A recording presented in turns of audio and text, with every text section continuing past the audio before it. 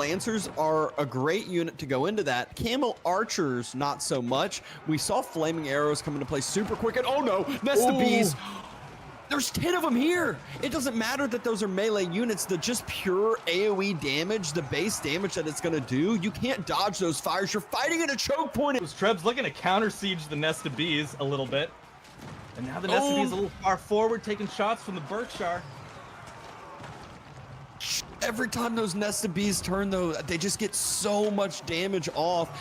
Frontline now is into the mix. There's only 6 Nest of Bees left instead of the 10, but back wood lines are Yeah, they're just trying to survive as much as they can with that static defense from the TC. Mangudai circling around, getting their shots in. Knights just trying to stay on the Archers. But he is forced to take this so he can get enough gold to do things. And I don't think he's going to kill any units here. No. You can see that amazing micro from Louis. He's pulling away those injured ones. We saw a Horseman get out of there early, take a gulp, get back into the fray. This Myriad not going to be able to create anything. There's going to be a final stand here. They have to engage, looks like, but it's not really going to go well for the Magyar Marauders. The Lancers onto the backside, onto the Archers. Archer mass now has Cataphracts in the middle. It makes it so hard to micro, makes it so hard to actually get good damage out, and you can see how the numbers get affected by it. It is an absolute decimation wipe. Magyar Marauders have gotten cleaned up. Core is here for some defense, establishing that Kuraltai like we've seen all game. Those Ayubid villagers running away, running to safety, getting out of this area, but this fight just looks like it's being dominated by oil and oil here. Look at it's just pure numbers. Baltoon has 80 units out on the field. Yona and Core have 38. It's just, he just has too much. He's even got the prelates here to help and heal, and they have 135 units. Sass running on here with the Ghulams. They want to take this fight. It's a good spot to take the fight. Cataphracts are watching, about to do a nice trample through, I'm sure. Watch for the trample. Units are so together. Crossbows onto the backside. The elephants are starting to get focused down, though. Yeah, there they go. There's 2 down. There's 1 left, and it's just dying under a hail of crossbows. Look at that. Ghazi's taking the dive, though. Baltoon trying to fight here in a choke point, but it is a huge, huge mass. Elephant there to play as well. Villagers starting to die. Sass running around his TC, trying to circle back, utilize that pathing. The slow elephants and take a winning fight for themselves in this defensive side. His Olive Grove starting to get taken down. Crossbows on the backside. It's crossbow v crossbows. Is there going to be enough here from Baltoon and Sass to hold this? And it will be under under the the keep and a full wooden fortress. Spears, Ghulams, everything starting to go on in. Elephant starting to be focused down and focused down quick. There were a ton at the start of this fight. You're already starting to see 2, 3, 4 fall. Starting to melt away. Cataphracts doing a good job on the backside, preventing those Ghazi Raiders from getting into the crossbows. Doing a good job of delaying them out. Great positioning there. Royal Bloodlines Knights. The only thing that can help against that's 18 spears, and he would wreck that in a fight regularly. So he's feeling pretty good. The Knights win the Knights pretty hard. There's an elephant even here to help out in the fight. Chooks aren't going to be doing too much damage even with upgrades. And so Baltoon and Sass look to again be taking a winning fight and a potential game deciding fight here. Cataphract number thinning. If the Archers get left alone, they are as good as dead. It's all about the Cataphract staying alive right now. And there it is. There was an opening. Those Knights get in onto the Archers. Look at the massive damage on that surround. So many Archers going down, others being baited towards the TC. Knights able to clear out quite a bit. Horse Archers basically untouched this entire engagement. Those spears, though, getting picked off every time they try to get close. We got a trample through. Though. Followed up by the gulp. The mounted samurai, though, they're A moving, and there's so many mounted samurai here. There just aren't enough cataphracts. You can see Mahodo just decided to turn and run. There's the mounted samurais trying to engage. Final weekend that matters in the eyes of the EGC fans, because that's right, we are back for one more weekend of top tier Age of Empires for action. Over the last few weeks, we've summoned some of the best be slain, some unexpected outcomes, and to paint a picture, we are down to our final 8. By the end of this weekend, there will be only one team left standing in Winter Team Championship 2, the 2v2 tournament. And it's going to be a crazy one. We've got representation from the East. We've got the domination of Europe, but we've even got rising up the NA region that is looking pretty damn scary. And we're going to be starting to figure out quite quickly who is the dominant party in these final 8. To help me get through this, it is my pleasure to welcome Tim and Lidicor to enjoy what is going to be a long and action-packed Saturday. Boys, welcome to the show for the final time in 2024. I can't... tears in my eyes, man. Like, it's already almost over. 2025 almost upon us. Tim, what's the new Civ? You clearly have the deets. What are we getting in the first months of 2025? Oh, yeah, I got all the sweet deeds for you, KP, and I'm thinking we're going to see some Aztec. I'm thinking it's going to be Aztec time. We're going to see some Jaguar warriors, okay? We're going to see some Eagle warriors, maybe. I don't know. I'm just pulling AoE 2 shit out. I was going to say that. Listen, this guy has been doing too much AoE 2 recently. Yeah. Dude, should we just get like a dartboard up with all the AoE 2 civs and then throw a dart? Maybe that's how the devs are going to decide now. I mean, there's like, what, 50 of them? You know, we need a pretty big wheel. And then we'll do if you want to spice things up, you could just have a board with AoE 2 and AoE 3 civs.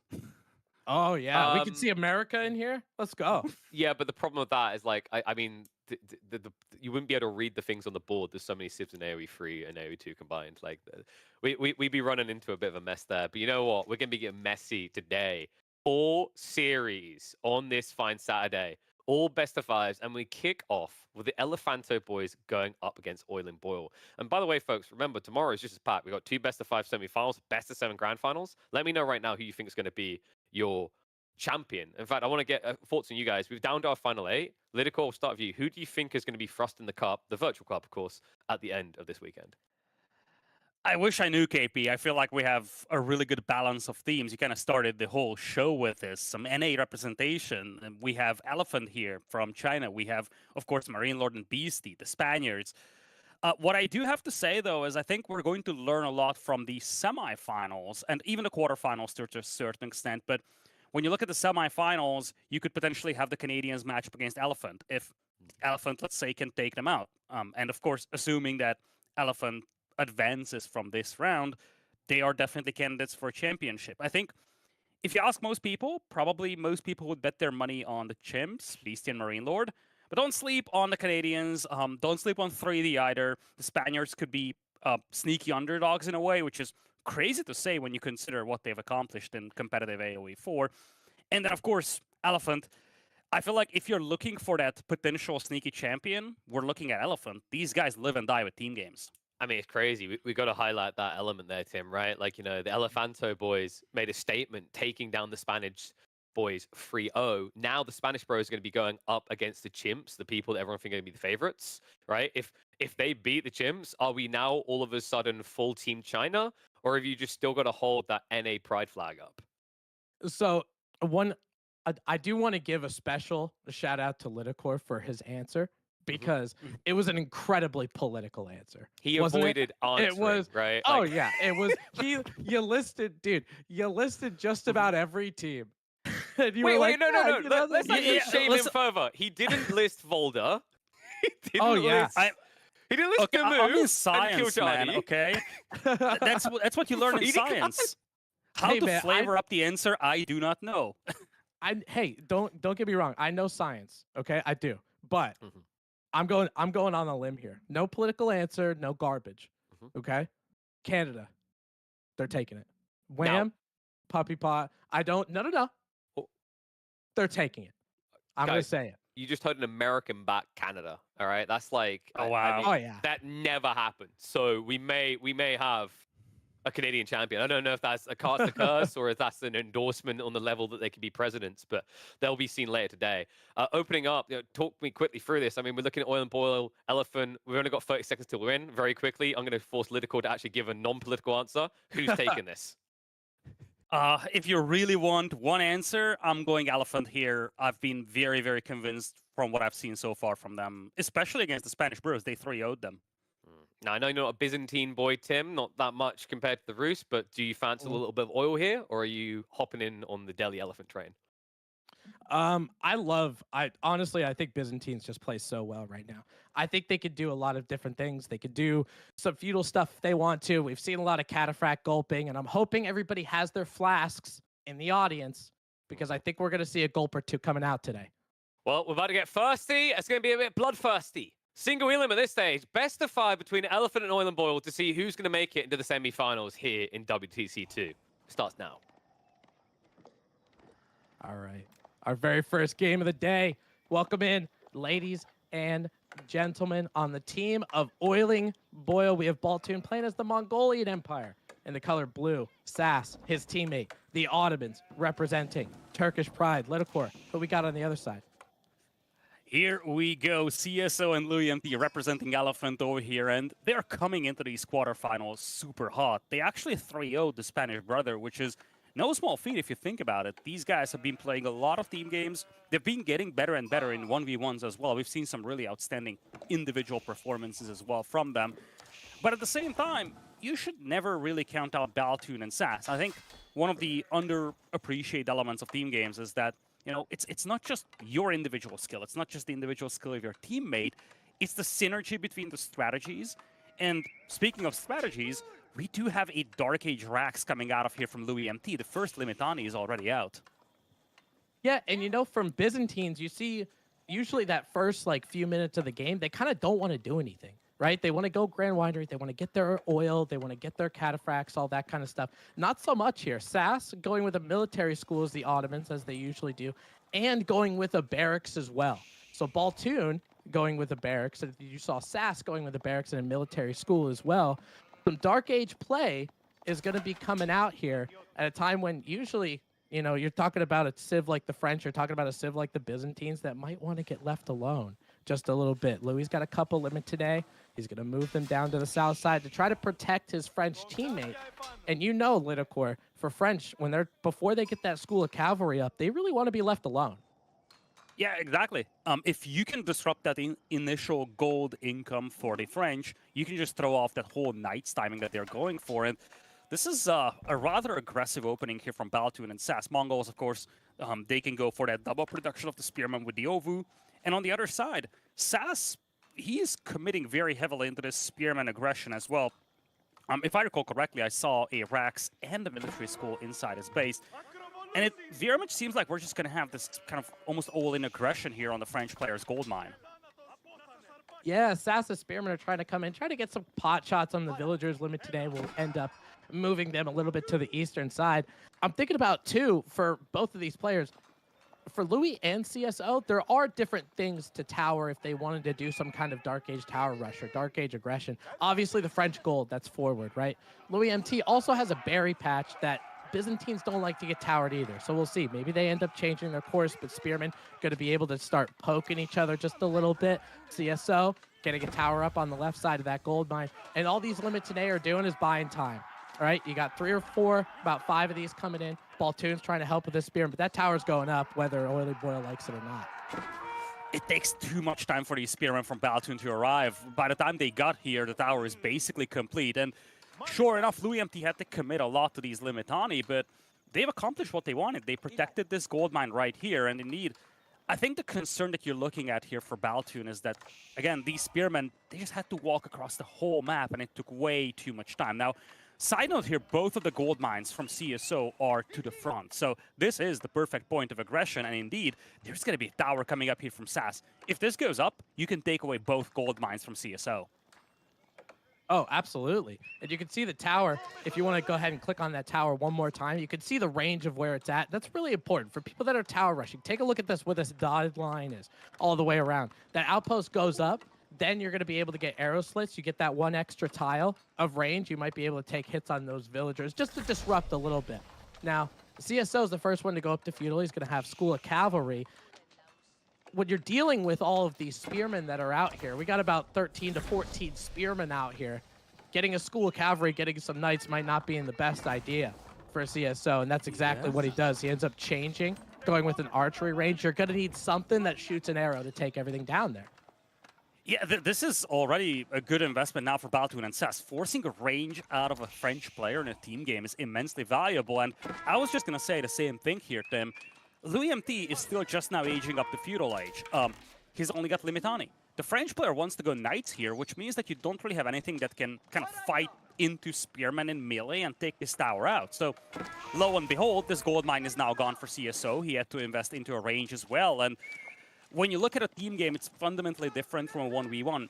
Every player just wants to go for one or maybe two types of units, but early game, you're trying to focus on just a single type of a unit. And that's not something that CSO will be allowed to do. He's going to have to pivot into some archers here, which is kind of a big win, I would say, for Oiling Boyle.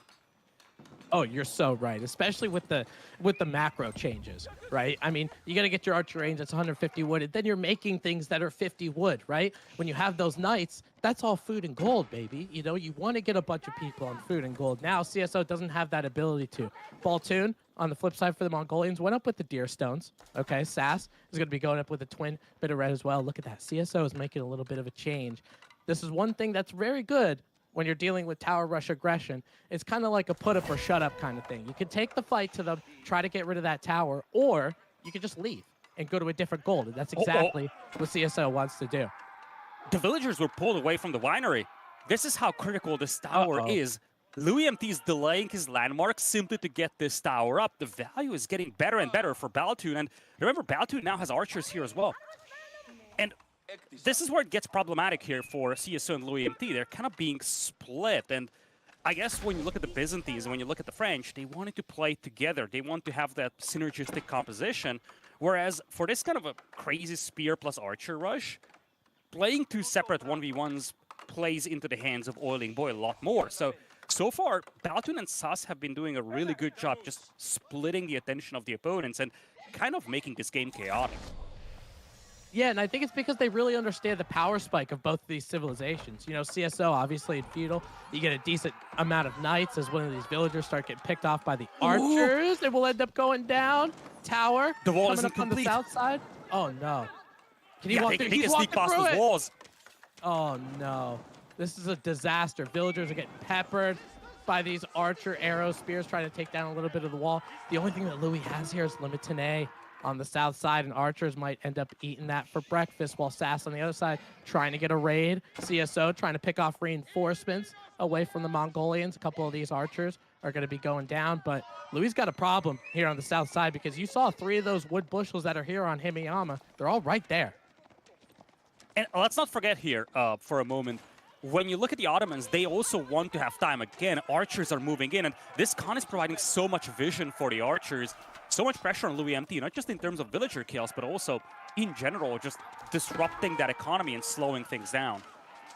Absolutely. And Limit today, I feel like are really forced to take this fight when they might not want to. But CSO on the eastern side, bringing in that little charge from the Knights. Spearman might be able to get a brace there. Tower does go up.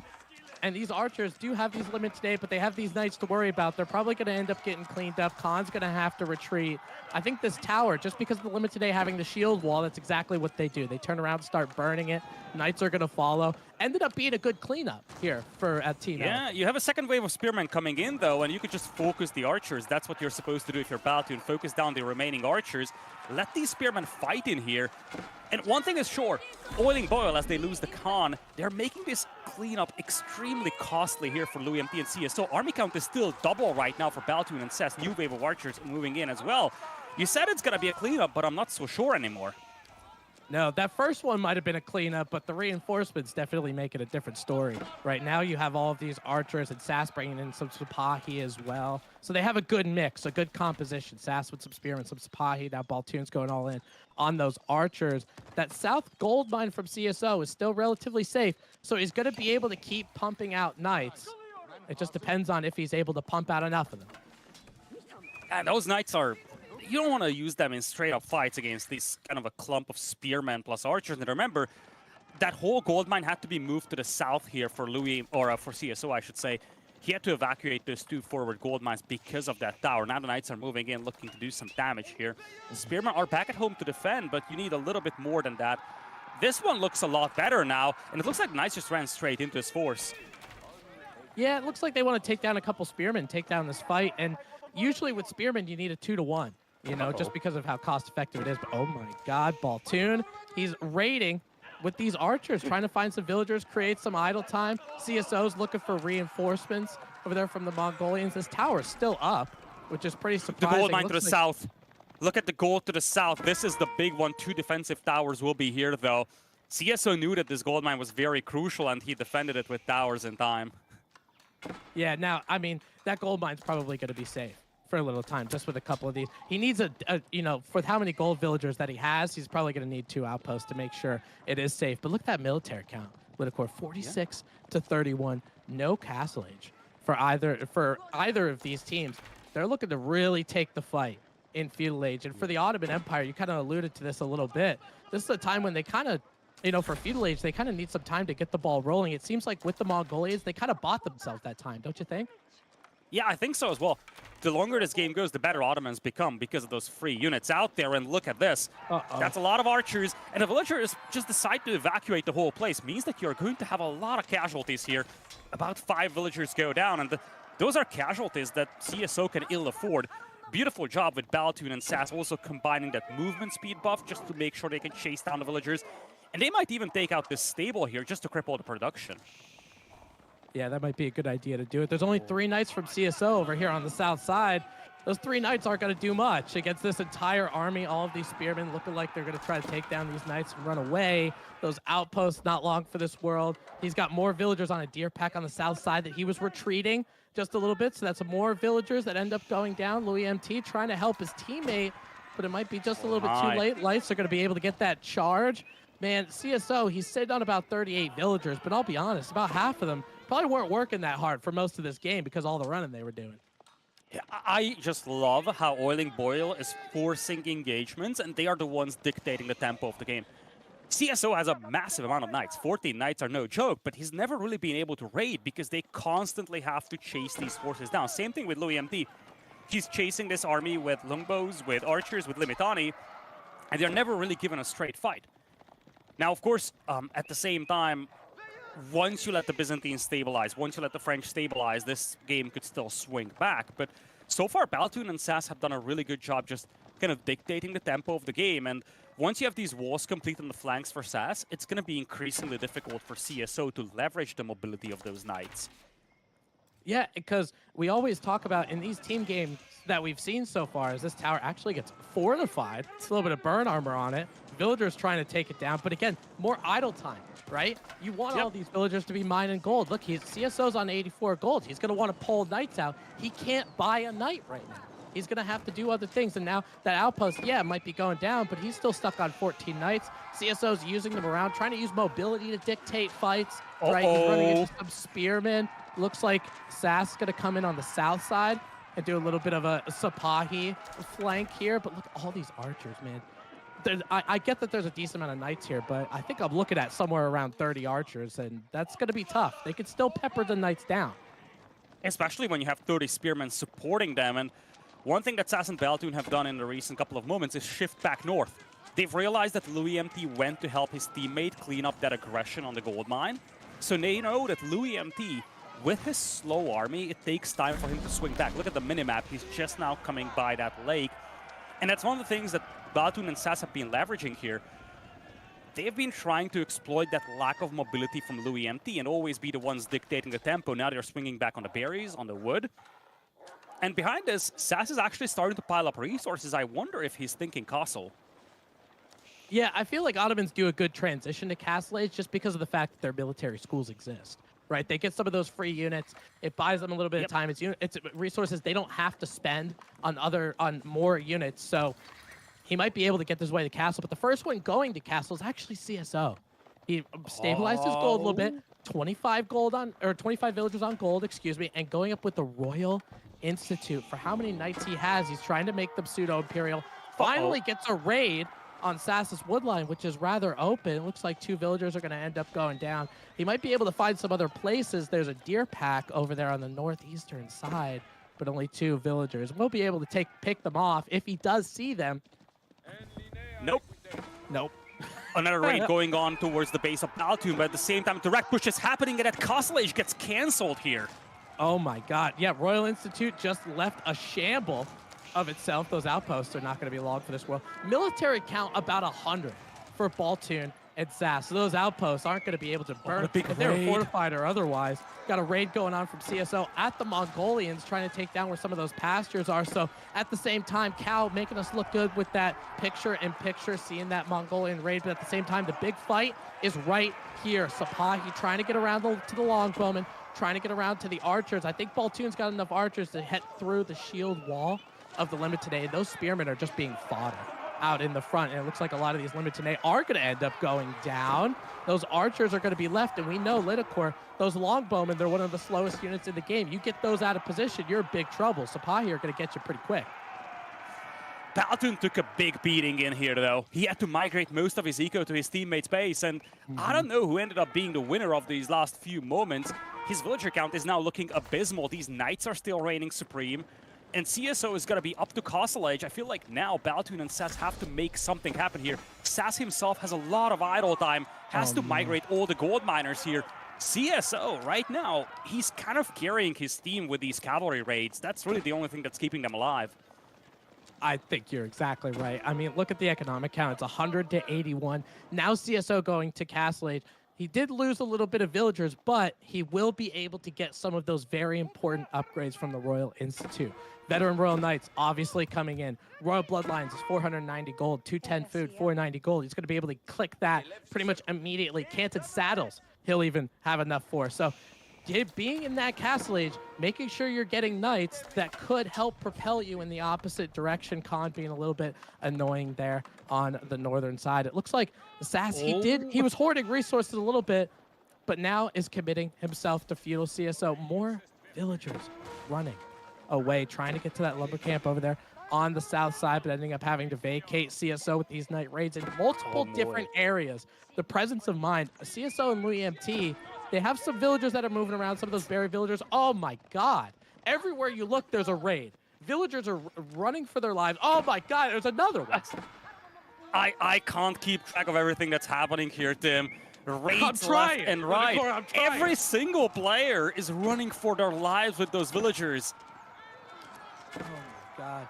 Look at it. I got to know how many workers are actually going down here on both sides. Even gold mine on the ballot. That's 5 more villagers that are going to go down by an outpost. There's a couple outposts here by SAS that are getting ruined. We haven't seen any big fights, right? We just saw that little one while CSO was going up with the Royal Institute. But this is trying to raid your opponent to death. This is what it feels like. Throughout most of this game, it's just finding villagers to kill. We did see 100 to 80 in terms of economic count. Now, all of a sudden, it's even again.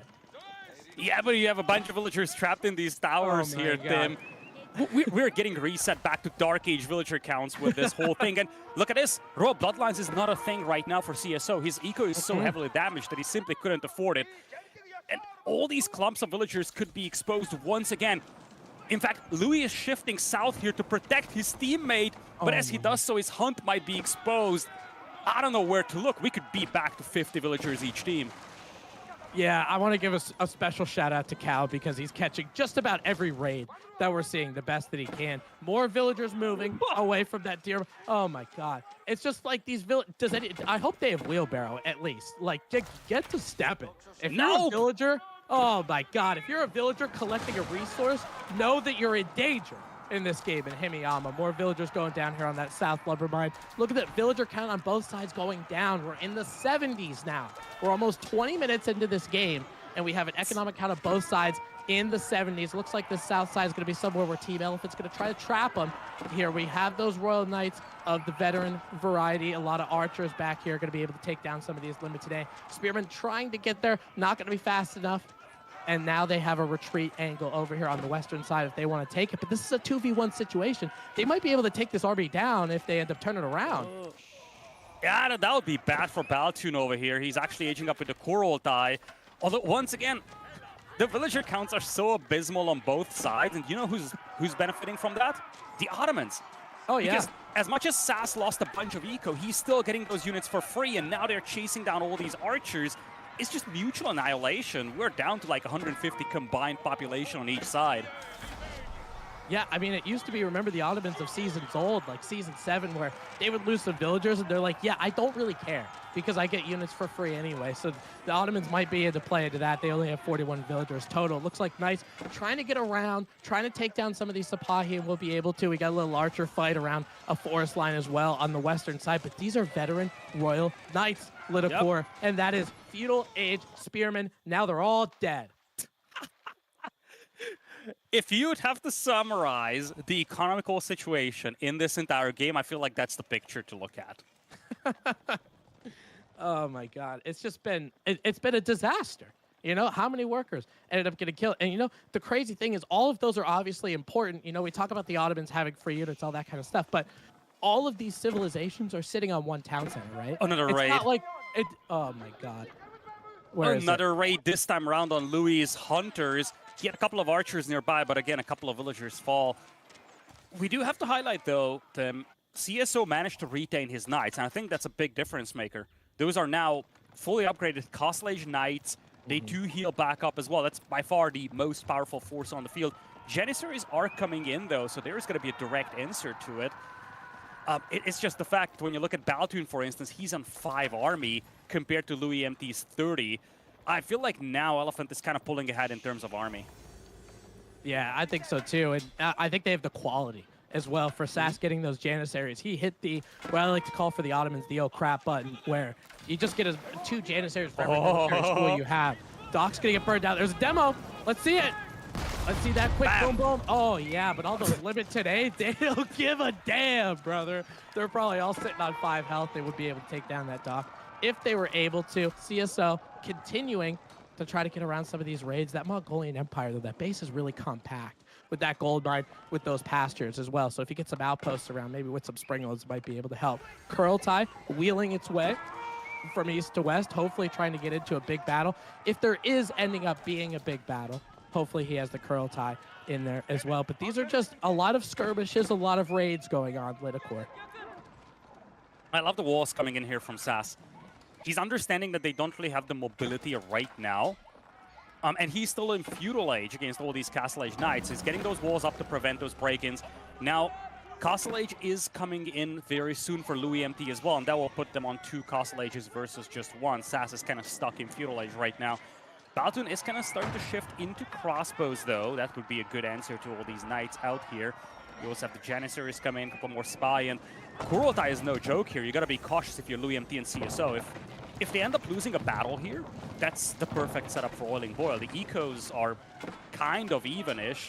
It's just a matter of Louis MT and CSO having a better army right now. And this is when I feel like the mobility for CSO is the most important, right? The Kurultai is going to run around and try to get these big fights and establish itself, but if you have the mobility, you can keep raiding. You can keep doing these things, and that's exactly what he's trying to do. A lot of outposts over there by that wood line.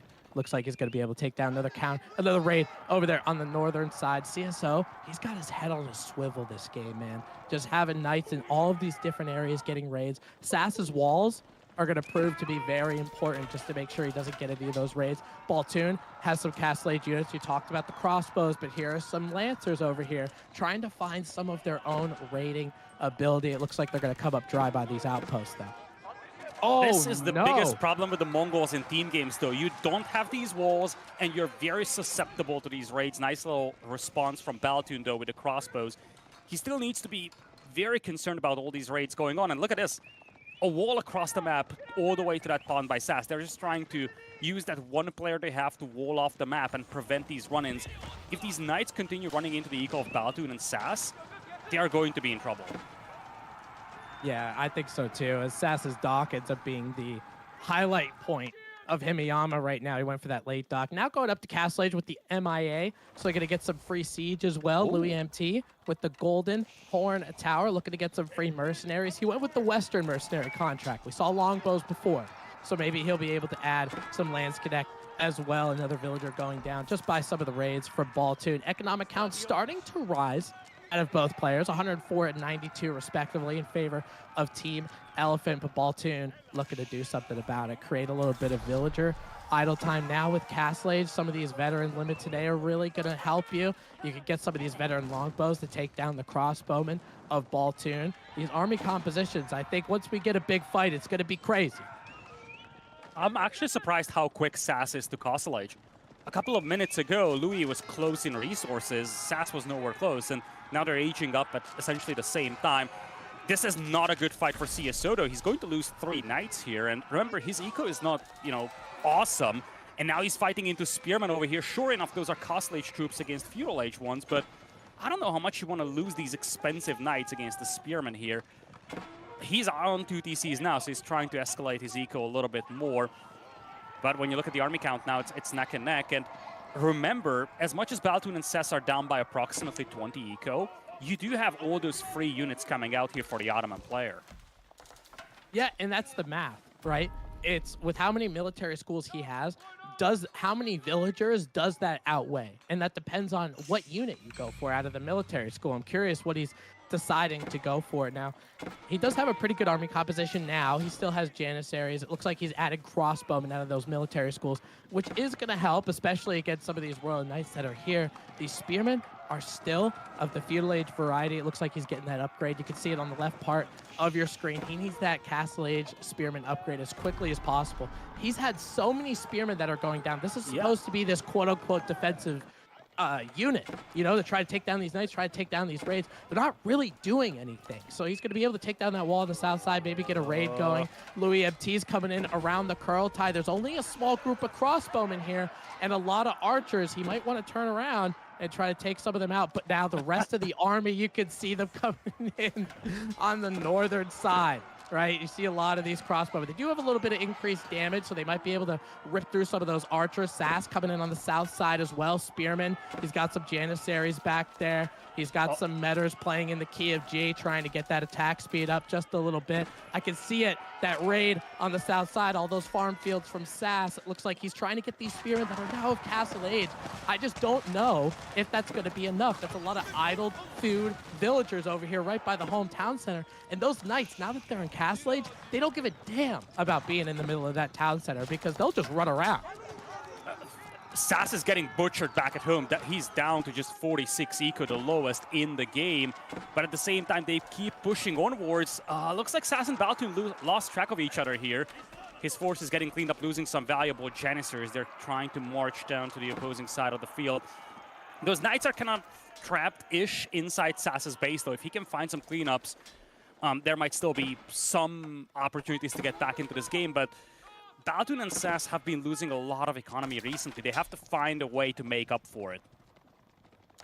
Yeah, and I think with how many knights there are, you can see them trying to take down that wall on the northern side. They might be able to escape just because of how many there are, right? They can take down a fortified or a palisade wall pretty quickly. Excuse me. Monastery from CSO housing 3 relics. That's really important for the French, right? You need some of that gold to get more of them knights, but that's going to end up going down. I think this is a force, Lidicor, that CSO and Louis MT, they don't really want to take straight up right now. Yep. It looks pretty big. It is. You can see that Louis is kind of shadowing this force. They're looking for an overwhelm. They know that Baltoon and Sass cannot really escape out of here. In fact, I think at this point, Baltoon and Sass might not even want to escape. They just want to make this game chaotic, make this fight very costly. The Spearman front line is missing from this fight. A lot of the crossbows will take the damage here from the Knights, but you still want to be cautious. Those Knights are super expensive. And right now, for Baltoon and Sass, they just want to take as many enemies with them as possible. And I mean, this was perfect synchronicity from CSO and Louis MT. Louis didn't take that fight because he knew the Knights were coming, right? He knew the Knights were coming. They were ever going to take down a decent amount of units. Colin is going to be going down on the east side. GG's in chat as well. CSO still has a raiding Knight area over there on what looks like the northeastern side of the map, but Baltoon might be able to clean that up pretty quickly. Military count now drastically reduced for Baltoon and Sass. We have a military count now of 104 to 53 and continuing to rise for Baltoon and Sass. So just because they ended up cleaning that up in CSO's base, might this be the time to strike, especially when Baltoon, he's got a couple markets here on the northern sides. 30 minutes into the game, we're going to be starting to get some donkeys out here.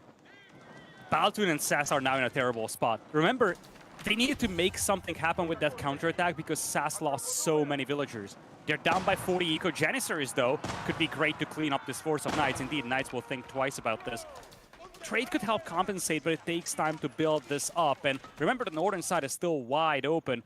Army count heavily in the favor of Louis MT and CSO as well. And that lack of mobility is also haunting Baltoon and SAS. I talked about this in the initial portion of the game. Baltoon and SAS did a really good job just making their opponents chase them. Now it's the other way around. It's CSO forcing the opponents to chase. And that's part of the reason why Baltoon and SAS cannot really combine forces and take decisive fights. And I mean, Lidicor, look at the unit compositions on both sides. There's only one Civ out of the 4 right now that has a unit on a horse, and that's CSO, right? With these Knights, he's going to be able to try to use that mobility, take the fights that he necessarily wants to, and you can see he's looking to kind of split the difference between SAS and Baltoon. We see that all the time.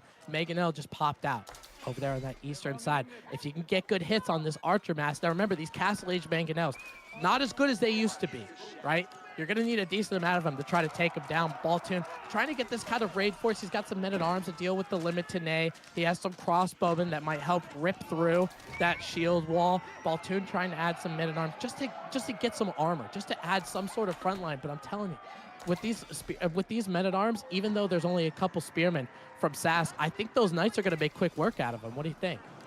Yeah, it's not just the numbers for CSO and Louis MT, it's also the quality of those troops. The army value is just so much more in their favor. Now, they have to be cautious. They cannot just dive headlessly into these crossbows. Those are expensive units. A castle drop now coming in on the right side. And it looks like they are just going to dive Baltoon's base here. Baltoon's forces are actually out on the map trying to harass Louis MT, but so many villagers getting caught in the middle of this. Baltoon and SAS throwing the towel, and Elephant remain undefeated here. Wow. They 3-0'd the Spanish team, Vortex and Lucifron. And now it's a wonderful win here, really, in game number 1. It looked dicey for quite some time. In fact, there were moments where Baltoon and SAS looked extremely strong, but you gotta look back at those cavalry raids and how CSO was able to start dictating the tempo of the game once he got to Castle Age. You know, it was pretty sketchy, wasn't it, in the beginning? I really love the initiative that Oiling Boyle had. I think it was just after that they couldn't capitalize on it, right? You made CSO move gold mines, which was great. You made Louis MT make a Dark Age barracks as a Byzantines add Limitine, something they don't really like to do, but once they got their feet out from under them, even though they lost a couple villagers, it wasn't a game-breaking loss. CSO was able to counter-raid on the other side, right? To make sure that economic count wasn't lowered too much compared to the other side. And then all of a sudden, you're right, just the quality of units ended up reigning supreme. So very good job by Elephant. Lidicor, these are your boys. These are the ones that you picked non-politically. So getting that 1-0 victory, it's got to feel a little good, a little feather under the cap, isn't it? I feel like one thing that we got to highlight is CSO's ability to keep those Knights alive. He's taken a big beating throughout this game, but one thing that he never really lost was that big ball of Knights. You never had an instance where he went down to 5 Knights and he had to rebuild from scratch. It was always an instance of him essentially saying, okay, I have taken a big beating on my eco, but I still do have my Knights helping out, and those allowed him to compensate for these losses. Now, going into game number 2, Byzantines is a civilization that Oiling Boyle wanted, but it will be taken away from them. They do have the Iobids, though, in combination with Jeanne d'Arc, and on the other side, we have a combination that I haven't really seen so far in this tournament, English and Ottomans. In general, we haven't really seen that many Ottomans being utilized so far. Yeah, I'm pretty surprised. I mean, don't get me wrong. I know the team game meta Civ picks and the 1v1 meta Civ picks might end up being a little different, but the Ottomans doesn't seem like a Civ that you would pick in either right now. I mean, obviously, the Ottomans have this good late game potential, with great bombards and all of that kind of stuff, but we just saw them in Dark Age trying to get aggressive with that military school and the barracks, and then we saw them in Feudal Age kind of translate. It felt like, to me, Lidicor, the Ottomans kind of fell flat in Feudal. Maybe Louis MT and CSO have a different story, but as far as Oiling Boyle goes, I really, really like the Ayubid pick. I think as a dark horse or dark camel, I guess, I really like the Ayubid. I think they're one of the best, if not the best, team game Civ right now. And I think it all stems down to the Desert Raiders. You know, it shakes up the team game meta where you're talking about, okay, here's a Knight Civ. Okay, here's an Archer Civ. Come together. You see Knights and Knights and Archers beat heads at each other. Ayubids are like, not so fast, my friend. I have these Desert Raiders with that melee damage that's going to be able to take you out. Yeah, I was gonna say the same thing here. I wholeheartedly agree with your assessment on the Iobids. I feel like they have a lot of flexibility, first and foremost, with all the wings and options they have when it comes to aging up. And that just gives them, again, a lot of flexibility in team games. It's, in general, a good thing to have in 1v1s when you look at that flexibility. But in team games, it's even more valuable because you can really adapt your playstyle to the circumstances. How is your teammate doing? How much are you winning? Those kinds of things help a lot with the Iobids. And again, Camel Lancers, immensely valuable unit. We have seen how Oiling Boyle kind of struggled to keep track of those knights raiding them, for instance. Camel Lancers can kind of do the same thing. Camel Lancers can actually help clean up those raids. It's not like they're going to see a lot of Feudal Age Knights over here, but you never know about the English. Maybe we're going to see a fast castle play into straight White Tower Knights.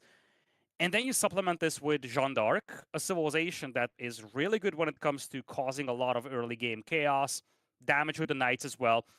It's going to be interesting to see if Oiling Boyle goes down this ultra aggressive playstyle again and tries to play it heavy feudal with the Desert Raiders and Jeanne d'Arc Knights, or whether they have this kind of a 1-2 punch where JD would be your early game setup just to buy some time for the Iobith player to get to Castle Age and get that death ball rolling. And with Jeanne d'Arc, they want to use Jeanne d'Arc in feudal, right? Once you get to level 2, you're going to need that 500 XP. You're not getting it from sitting there collecting berries, sitting there shooting a couple boars. You got to take a fight, man. You got to get in there with some archers and Iobids in the feudal age, have a good unit with those Desert Raiders. But because of, I want to go back to the flexibility of the Iobids. I'm not done with the Iobids, by the way. I think they're fantastic. The flexibility of Ibids, you're exactly right, because they could do that kind of fast castle thing, right? So there's multiple different strategies. It's like, hey, you want to take a fight in feudal with Jeanne d'Arc? Go for it. You want to use Jeanne d'Arc to be a distraction in feudal while you go up to fast castle with Camel Lancers? That's a viable option too. You know, I think on the other side with English, the longbowmen are going to end up becoming helpful if they do go with some kind of feudal. English is usually the archer civ in this team game meta. Getting enough longbowmen, you could snipe Jeanne d'Arc, you could snipe down Desert Raiders. That might be the key to Elephant's success, but we'll wait and see. They're up 1-0 now. They could force a match point in game 3 if they win on this map, Cliffside. I'm excited. Lidicore, I love Cliffside. Let's dive right in. I want to vote Cliffside back into the map pool for the next ranked season. Here we go. Baltoon playing as Jeanne d'Arc on the northwestern side. Sass playing as the Iobids as his teammate. On the northeastern side, Lidicore, I'm going to let you introduce them again. It's your team, brother. Tell me who's on the other side. Well, it's not my team, but it's a team that I'm very, very hyped up about, and I think they've showed a lot of really cool stuff in a previous game, kind of going through adversity, and now they are the ones leading this series, CSO and Louis MT, with the Ottomans and the English combined. Not a combination that you very commonly see. Usually in team games, you have kind of a cavalry-ish player and an archer-ish player. And that's not necessarily straightforward when you look at these two civilizations. If I would have to wager, I would probably lean towards more of a cavalry-heavy approach for the English player, just leveraging that extra food eco, and then your Ottoman player being the archer, later on Janissary player. But it's going to be interesting to see how much that actually holds true on a map like Cliffside. This map is definitely one where if you wall off the flanks, you can play with these slow-moving death ball compositions. Late game, this is an English map. Late game, I would dare to say this is an Ottoman map. We've actually seen the Delhi reign supreme with elephants on this map. So the longer this game goes, the less relevant cavalry will be, I feel. Yeah, I think that's a pretty interesting point because you're exactly right. Those flanks are very easily wallable, right? The natural cliffs in the middle of the map make it that way, right? So we'll see if it ends up getting to that late game. Now, SAS going with the culture wing to start 2 minutes in. Only costing 225 food, 125 gold. Takes 20% less time. So he's trying to get to feudal age as quickly as possible. What do you think about this choice, Lidakor? Interesting. I don't have any strong thoughts about it, but I can see why a rush to feudal age in general is something that you want to facilitate on this map. Again, you can start walling off some of those crossing points at early stages of the game. So as time goes on, your opportunities for aggression grow smaller and smaller. So in a way, first the feudal kind of means that you're going to have that aggression potential. You can actually harass hunters out there, for instance. I just want to highlight, Louis MT went for the hunt, which is pretty far away from his TC, but it just goes to show how significant for him was this whole hunt-based approach. He's actually picked up survival techniques. So this is really a build which relies on that extra influx of food from the hunt. Just wants to essentially pile up a bunch of food. And Louis is actually keeping villagers on the gold here despite going Council Hall. I wonder if he's trying to go fast castle. We talked about that in the pregame. English is definitely not a bad civilization on a map like this to rush castle and get a white tower Knights production style opening. Yeah, I mean, Fast Castle is definitely a play. With nights like this, Louis MT's going with Council Hall. I would have expected for a Fast Castle, maybe I'm just really tunnel visioned into a 1v1 meta, but usually for Fast Castle, they like Abbey the Kings, right? They like that free king just to provide that little bit of raiding potential while they go up. Going with Council Hall, another thing about the English, I don't know if you guys remember who Igus is. He was somebody who was an AoE 4 player back in seasons 1, 2, 3, long time ago. He came up with this build on Altai as the English, going with that deer and survival techniques. Louis extended a little bit too far for it, but we'll see if that food potential is enough to get him going there. He only has 2 on gold. I'm not sure if he's really pushing for that 600 or maybe some upgrades, but SAS looking to take the battle in feudal age. You can see it. I think that culture wing was just to get up as quickly as possible. He's not making desert raiders, however. You can see it on the right side of your screen. He's just going with normal foot archers. Interesting opening to go foot archers. It looks like a semi-aggressive play here for feudal age from Baltoon and SAS, but I'm not super sold on it yet. One thing I'm looking at here is that the bases are very, very compact. Louis MT is actually pulling all the hunters back, so now that he knows that there is probably going to be aggression coming his way, he's going to pull them back. It's just he tried to leverage the hunt as much as possible. Now he's going to go back home into safety. So I wonder how much damage you can do with this Knights and Archer play if you're Baltoon and SAS, because you're going to have a gold mine tower over here from CSO. English bases are notoriously difficult to push into. I'm just struggling to see the opportunities for Baltoon and SAS to actually do damage with these Knights and Archers. Knights are fine. You kind of expect that from the French player. It's more along the lines of heavily investing into these Archers if you're the Iobits. Yeah, I'm kind of curious as to what they're going to do. I think for SAS, he's probably thinking these Desert Raiders are a little bit too expensive. They might get peppered down by these longbowmen, so he goes with foot archers instead. He really just needs them to take down some spearmen, but because he didn't go military wing as the Iobids, right? If he had Desert Raiders, he wouldn't be able to do this. And that's what he's using with these foot archers, making a battering ram, trying to take down that tower. This is aggression to the max. 2 archery ranges from SAS. Baltoon going with consistent knight production. He's got 4 knights, 1 in the queue. Jeanne d'Arc went for the woman at arms. If I could see that correctly, I'm pretty sure that she did. Yes, she did. So we'll be able to try to help with some of those spearmen as well. While English, he's gonna have to come over here and help his teammate out, because that outpost is probably gonna go down. Yeah, I want to revise my opinion on this aggression. I don't think that Baltoon and SAS are going to kind of play all-in-ish at this point, but that's starting to be the pattern, I feel.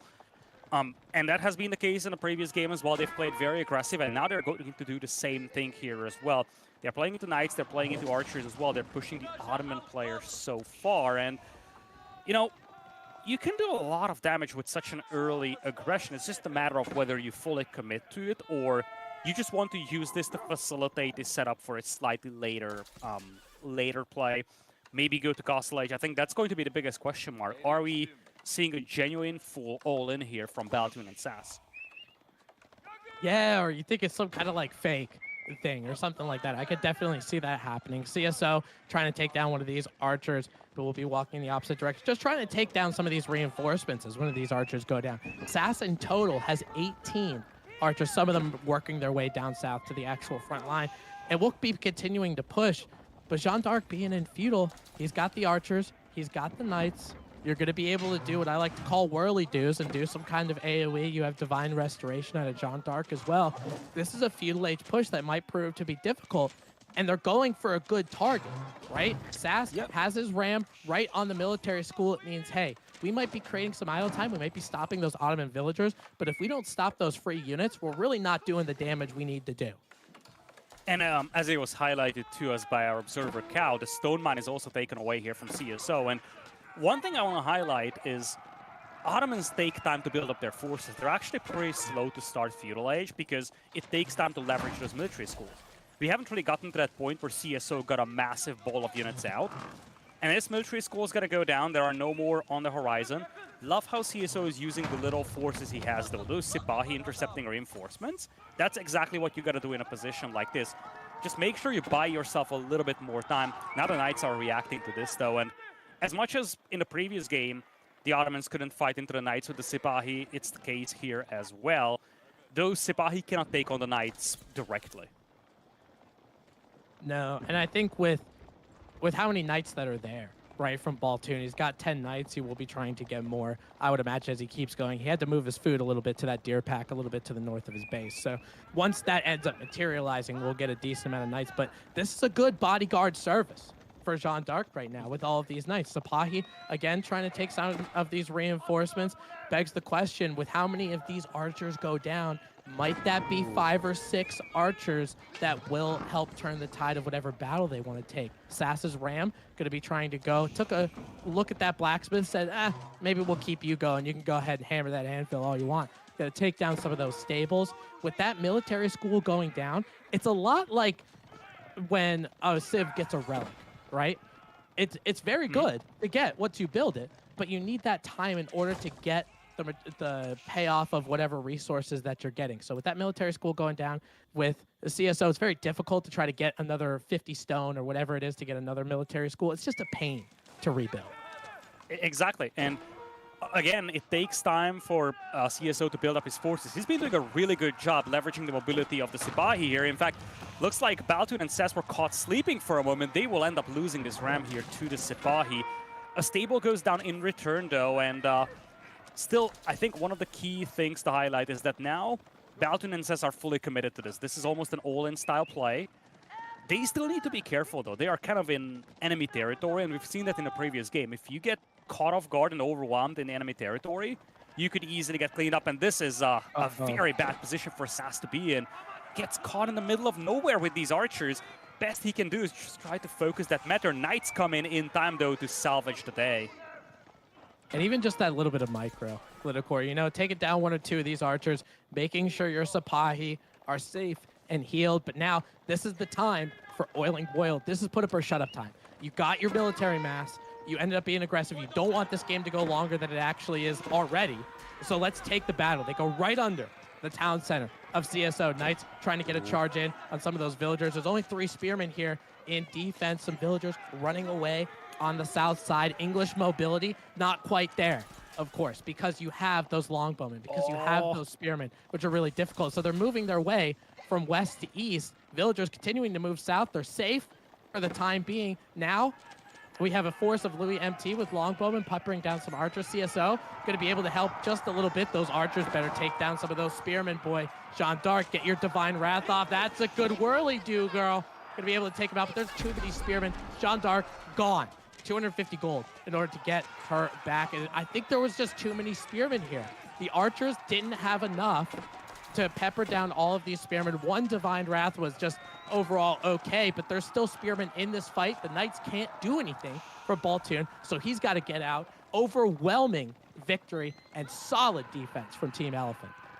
I feel like I'm seeing the same thing that we've seen in game number 1, and this is the concern, or the point of concern I highlighted here for Baltoon and Sass.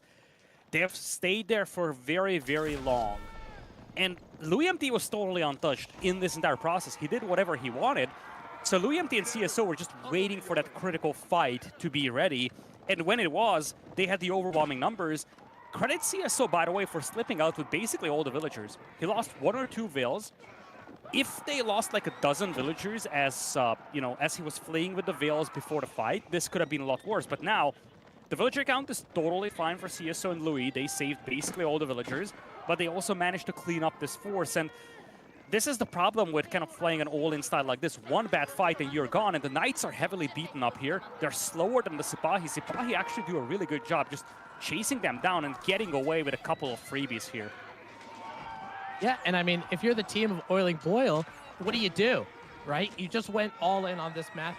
Sass is continuing to produce archers as quickly as he can. He already has another 25 out on the battlefield. Baltoon continuing to make lights. It looks like Sassy's trying to hoard for Castle just a little bit, but the thing of it is, if you spend 1,800 resources on Castle and you don't use it making units, you have the other side who just had that great hold that's going to trample you. And probably that's what CSO and Louis MT are going to try to do. Now, these fights, they're not on the side of Team Elephant anymore, Lidicor. They're on the side of Oiling Boyle, so he's going to try to do it. Oh, CSO's trying to go up to Castle. I think you were trying to point that out to me. Yeah, exactly. CSO will go Castle here. Meanwhile, army counts are kind of equalizing. I love the walls from both sides, though. So if you're CSO and Louis, you still need to respect the Knights. You still have 12 Knights out here for Baltoon. Needs to make sure that those are healed back up, though, because a lot of them are heavily beaten up. And if you are Sass and Baltoon, you just lost a critical fight. You want to have some walls up, and you want to slow this aggression down. It's not ideal for Jeanne d'Arc and the Iobits to drag a game like this. That longbow being cheeky as ever. Although if you have Wheelbarrow, you can actually chase this down. You probably want to pull back the low HP Veil just to make sure you don't have it sniped. Nice low. Oh, what? Okay. Make up your mind, Baltoon, because this is the worst thing that you can do. Oh my god. Dude, honestly, Baltoon, do it or don't. You know? Just make... I think you might have misclicked. Yeah, I think you might have too. But that villager will go down. Probably a second one will be going down. Cal using accurate picture-in-picture just to see if those villagers have their lives longer in this game or otherwise. Oh, now they're moving. I know this is just the picture-in-picture, the small frame, but when those French villagers, those Jeanne d'Arc villagers get pissed off enough, my god, are they dangerous. Now Baltoon and Sass trying to make a little bit of a push in feudal as well. Looks like that archer count ended up remasked. The Knights are there with Jeanne d'Arc. They're just going right in again. This is a good push. It's a really good timing. They actually kind of sense this Castle Age coming in from the other side. They cannot intercept the landmark, but the villagers are caught in the middle of nowhere, and this might be the first opportunity to really beat up those vills. And all the gold miners were idled out there, so there is not much gold for CSO to get upgrades here. No, this is a really good timing for Baltoon and Sass. I agree. Let's just see if it ends up being enough. Louis MT has so many units. He's got 47 military units of the 56. He's got spears. He's got longbowmen. Spears are going to be able to get a brace on one of those Knights. I think Jeanne d'Arc just might have hit level 3. There it is. Oh. That white horse, the Maid of Orleans, is not that snipeable anymore. Going to be using Jean's champions to try to help with those spearmen. Going to be able to be as a buffer for defense against some of those longbowmen as well. CSO trying to get a raid over here, and I think this is the highlight of the entire series. You know, CSO just raiding while they're getting attacked on the other side. And if you're a lower elo player, you want to improve, you're worried about being defensive, sometimes the best defense is a gut offense. Get yourself in on some of those counter raids. Jeanne d'Arc trying to get in, getting a divine whirly-do on some of those spearmen. Only a couple spearmen ended up getting hit. Archers continuing to chase. Knights continuing to chase. Louis MT, he's just by himself here, Lidicor. He don't want this smoke. Yeah, but look at all this damage now. We had this in the previous game as well. How long can you run away from Knights? It's 36 villagers. Louis wanted to age as well. And for the first time in this game, these Knights are really looking to just punch on those villagers. There's nowhere to go. And on the other side, Baltoon and Sass lost a bunch of villagers as well, but these casualties might just be too much. Love how the Knights are being split just to chase these. The Archers are a little slow to catch up.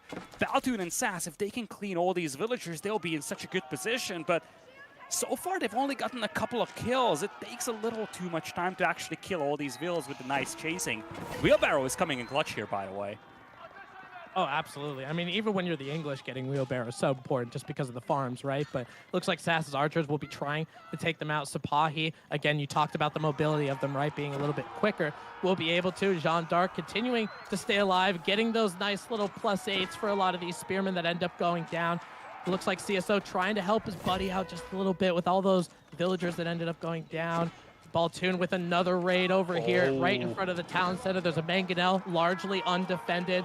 Louis MT switched his wood line over there to the eastern side. More villagers going down for him. He's at an economic count of 49, but might we see that get decreased? Jean d'Arc, just with a little bit of health, but we'll be able to still gather that XP if Louis MT doesn't look to target her in the near future. Louis MT is continuing to back up. He has so many idle villagers, Lidacor. He's stuck with 1,600 total resource. Jean d'Arc goes down yet again, trying to get another Divine Wrath. Maybe got a little greedy there, but a lot of these spearmen will end up going down. Sapahi and Knights coming out from the Ottoman Empire on the eastern side, looking to make quick work of these archers. So yeah, you did a little damage, right, as the rest of these archers get cleaned up. You did a little damage, Lidacor. Do you think it's enough, though?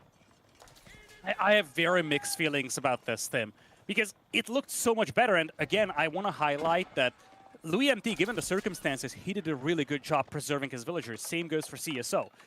At the same time, Louis MT had so much idle time as well. He was running around for the last 2 minutes, and he lost almost everything. He's at 16 army. Look at his resources. He wanted to age. He was caught as he was about to age.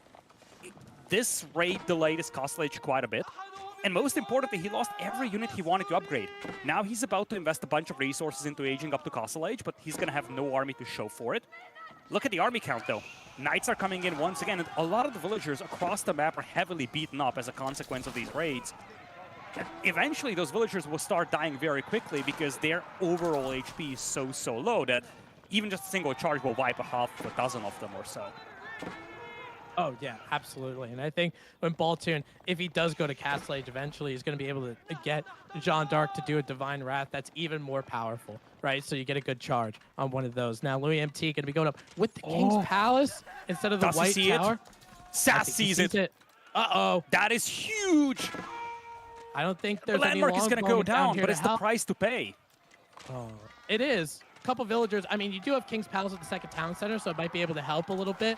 Looks like 3 villagers, maybe a 4th one ends up going down. I think Louis MT might have textiles. If that's the case, that saved him a lot of villagers, and a lot being about 3 or 4. King's Palace does go up.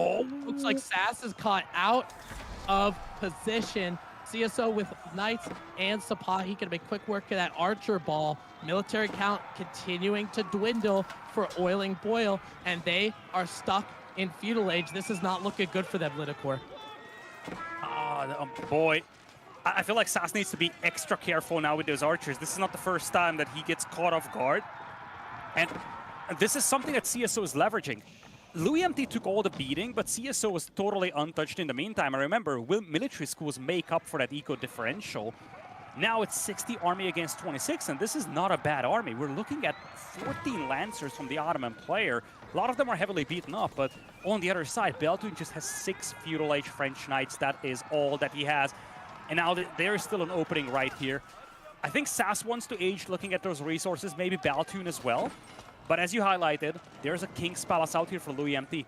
By the time they get up and by the time they clean this whole counter-attack up, I guess, Louis MT is going to be back on track in terms of eco. I feel like, just like in a previous game, there were some precarious moments for Elephant, but now they're kind of stabilizing and starting to take control over this game. Yeah, I mean, it kind of is a little bit of a mirror as we see this big fight take it through. Jean d'Arc and a little bit of XP on some of those Knights. It gets plus 24 for those, so they're pretty an expensive chunk of XP. So let's see if more ends up going down. But CSO and Louis MT, I think this is a fight now that both of them are in Castle Age. They're getting all of their upgrades, right? I can see that those Longbowmen are a veteran status. There's a meta here as well with some of those Castle Age units. For Sass and Baltoon, yeah, I get they want to go Castle. Sass probably did hit the Castle Age button, but it's still, with the Ayubids and the Abbasids, it's a minute 45, whether you like it or not. Going up with the military wing, it might be able to get them a few Desert Raiders every minute, but I don't think there's many minutes left in this game. I love the way that Elephant is torching houses. They understand that if they just take out the houses, you simply cannot get more military out here, and as highlighted to us by our Berserker Cow, SAS is actually dangerously close to getting housed. Sure, if you reach Castle Age, you can get the upgrades in, but even just slowing down your opponent a tiny bit when it comes to military production by having him housed is a massive thing. Looks like this fight is going to be taken under the TC, though. Remember, a lot of these Lancers were heavily beaten up, though, and you do have 20 Knights here. Now, from Baltoon, did Elephant overstay their welcome? You know, that's a really good question. But as of right now, with those Castle Age units, it looks like they're starting to clean up a little bit. Military count, 76 to 28 in favor of CSO and Louis MT. A lot of Knights up here might be able to round out the backside. Some Spearmen from Louis MT did go down, even though they're Castle Age. They are susceptible to Town Center fire. It looks like Jean d'Arc will go down for about the third time. So Jean d'Arc left without their hero, without the civilization that they necessarily need in this battle. But those Knights, they're going to stay in the feudal age. They ended up doing a little bit of cleanup lit, of course, so I do agree. Maybe there was a little bit of an overstep, but I think this depends and comes down to something like a reproducibility factor. Looks like CSO and Louis MT, because of the military schools, because of their economies, they're going to be able to keep making those units. Baltoon and SAS, I'm not really quite sure, as Louis MT is going to get a little bit of a raid here on a lot of the gold villagers for Baltoon on the south side, continuing to make spearmen, continuing to make longbowmen. This might be a time where maybe they just beat their head against the wall until the wall breaks. I gotta agree with you. I think it's a matter of sustainability here. Baltoon and SAS did a really good job cleaning this. In fact, I think Louis MT and CSO overcommitted a little. But at the same time, Louis MT is on 2 town centers thanks to his landmark, and CSO is getting a bunch of free production here from his military schools. So they can afford these casualties a lot more than their opponents can. Now, cleanups like this is not something that you can justify in the long run, however. You cannot afford to lose JD, but again, if you're Baltoon and SAS, your one saving grace can be taking very efficient fights. Not one like this, however. Louis MT and CSO, just a menace in the economy of the opposing team.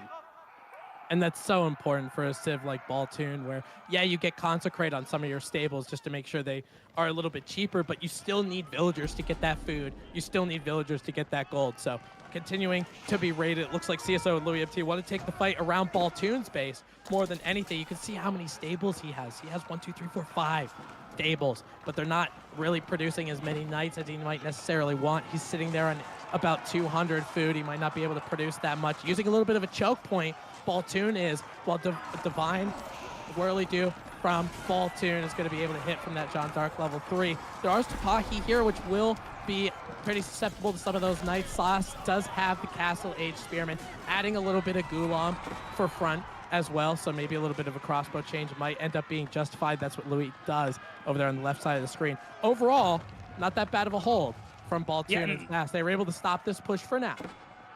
Really nice cleanup, and remember the previous game as well. CSO in the previous game, he was able to carry his team with the Knights because he always kept them alive, and we're seeing signs of that for Baltoon as well. There are some casualties, but he still has this ball of 20 Knights up. They're down by 20 eco now, so the recovery, or the road to recovery, is going to be long. But what they have to do is exactly what they're doing right now. Take cost-effective fights, make sure that you can sustain this kind of a slugfest by essentially cleaning up these small groups of troops like he's doing right now, and then essentially try to salvage the game in late game. It's going to be tough against the Ottomans and the English. We talked about this in the pregame. Oh, Monk.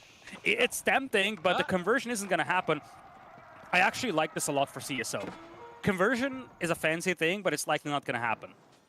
At the same time, if you just know that the gold miners are there, you can hit them with the Knights. You're playing for a victory. You're not playing for a fancy win. You're just playing for a win. Right, style points don't mean anything on the score sheet. You're exactly right. As some of these Knights on south side, there's a tactical conversion with a little bit of a choke point. Baltoon, you better run. Okay, perfect. Good job. That Knight group is pretty much what's keeping Baltoon and SAS in this game, right? If half of them got converted, we would have saw the quickest GG that your eyes ever saw. That Monk ends up going down with that relic being in place. But take a look here with Louis MT and CSO. They're using the map that they've been given, right? They got a little bit of map control here. Baltoon went up at the Royal Institute trying to get a market, maybe trying to get something like Royal Bloodlines, and it is in the queue. They want to wait before they take that fight, but they have all 3 sacred sites. They're getting relics. This is something that's really important. When you get map control, take the resources that the map gives you, and Team Elephant's doing a great job of that. Absolutely. And we talked about this the longer this game goes, the more difficult it will be to leverage the mobility of the cavalry. This is not Dry Arabia, this is definitely not Himeyama. And now, with all these walls up, you see CSO and Louis MT are actually having that Sacred Site countdown. Still 7 minutes to go, but in a couple of minutes, it becomes a very real victory condition. And at the same time, Baltoon isn't able to do what CSO did in the previous game. He isn't able to just run around with the Knights, distract the opponent by doing all these raids. This is, again, a good cleanup here for him. He's going to be able to heal all these Knights back up. But one thing that we shouldn't forget is that right now, as you said, it's only the Knights when you look at Boiling Boil. And now, if you look at the composition from Louis MT and CSO, they're ready for it. 26 Janissaries, 16 crossbows, 28 spearmen. They are essentially all-inning a composition that nukes Knights because they know that SAS doesn't have a massive army right now. Yeah, no, you're absolutely right. Royal Institute ends up going down. And we talked about the sustainability as well, as we have a little bit of raid over here from CSO trying to find some villagers. Not only did Louis MT go for King's Palace, right? CSO also has a second town center, and he's been using it for a considerable amount of time. 80 villagers now for him. Louis MT is almost sitting at about 100. And this is the point of English that honestly upsets me, but also is very annoying, right? They just have the King's Palace. They have those town centers. Ooh, the target practice on Jeanne d'Arc, not even. The Maid of Orleans is going to take 500 gold to end up coming back. Baltoon's got to run in the opposite direction. You hit the nail on the head, Lidicor, with this army composition. If there is a knight within spitting distance of this composition, it will die. And now 5 Mangonels coming in from CSO on the back end. I know we talked about Castle Age Mangonel maybe not being as good as it used to be. Well, maybe 1 not is that great. Let's go ahead and get 5, start throwing their rocks. And that's exactly what they end up doing. Crossbowmen, a couple of them end up going down. Looks like they're trying to get in on these Mangonels, but too many Janissaries. They're too high of a damage unit, right? A lot of these Knights end up going down, pseudo-Imperial or not. Crossbowmen continuing to get hit by the Mangonel. The Mangonel's trying to get its rocks off on some of that ranged mass. There's just too much here. Lidicor, there's too much. Knights trying to make up that front line with Sass's Spearmen. They're going to go down incredibly quick. Jeanne d'Arc is level 4. You can see, oh, baby, she's got a cannon. I don't think that big royal cannon is going to end up going down. Now it's 1,000 gold to bring that Jeanne d'Arc back. And I don't know if you have enough gold in all of France to get her back. Baltoon says, I certainly don't. That's the end. That's your ball game. Sass ends up throwing the towel, too. It's a 2-0 for Team Elephant right now. Match point on the way. Wow. I have very mixed feelings about this game, I feel. So first of all, one thing that we haven't had the time to touch on at the very end is that not only was Louis MT and CSO doing this, CSO was actually about to age with the Seagate Castle. So behind this, they actually had an Imperial Age coming as well. But what was more important is that, again, when you look at the overall game, it started out with that distraction by CSO and their ability to actually hit the opponent's ecos, slow them down. Whereas when you look at the other side, you really got to credit CSO and Louis MT for being able to preserve their villagers. There were some times where Baltoon and SAS were chasing 35 English villagers, and I don't think they got more than like 6 or 7. And that is not their fault. It is really just a testament of how well CSO and Louis MT have been playing and how well they've adapted to the chaotic nature of these first 2 games.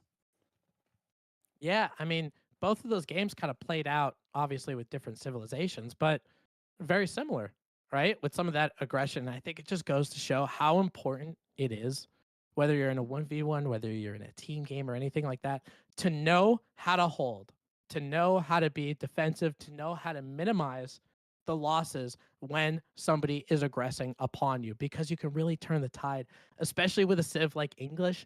Lidicor, you saw all of those villagers running around, right? They ended up going back to their farms, and they're going to be just fine getting them. But think about it, with those 30-some villagers that were running around, if you lose 20 of them, right? You don't have textiles, you don't have wheelbarrow, whatever the case, they're just normal 50 health villagers.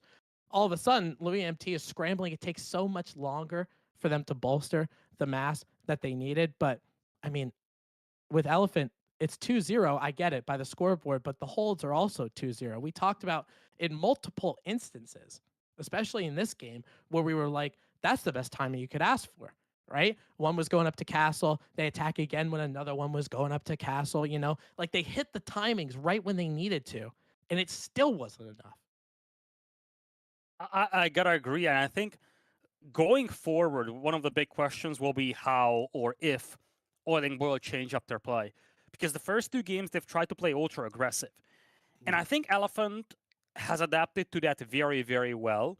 They understood that in these against these all-ins, they just need to be patient and wait out that moment until they can take that decisive fight. And that was the theme for the first two games.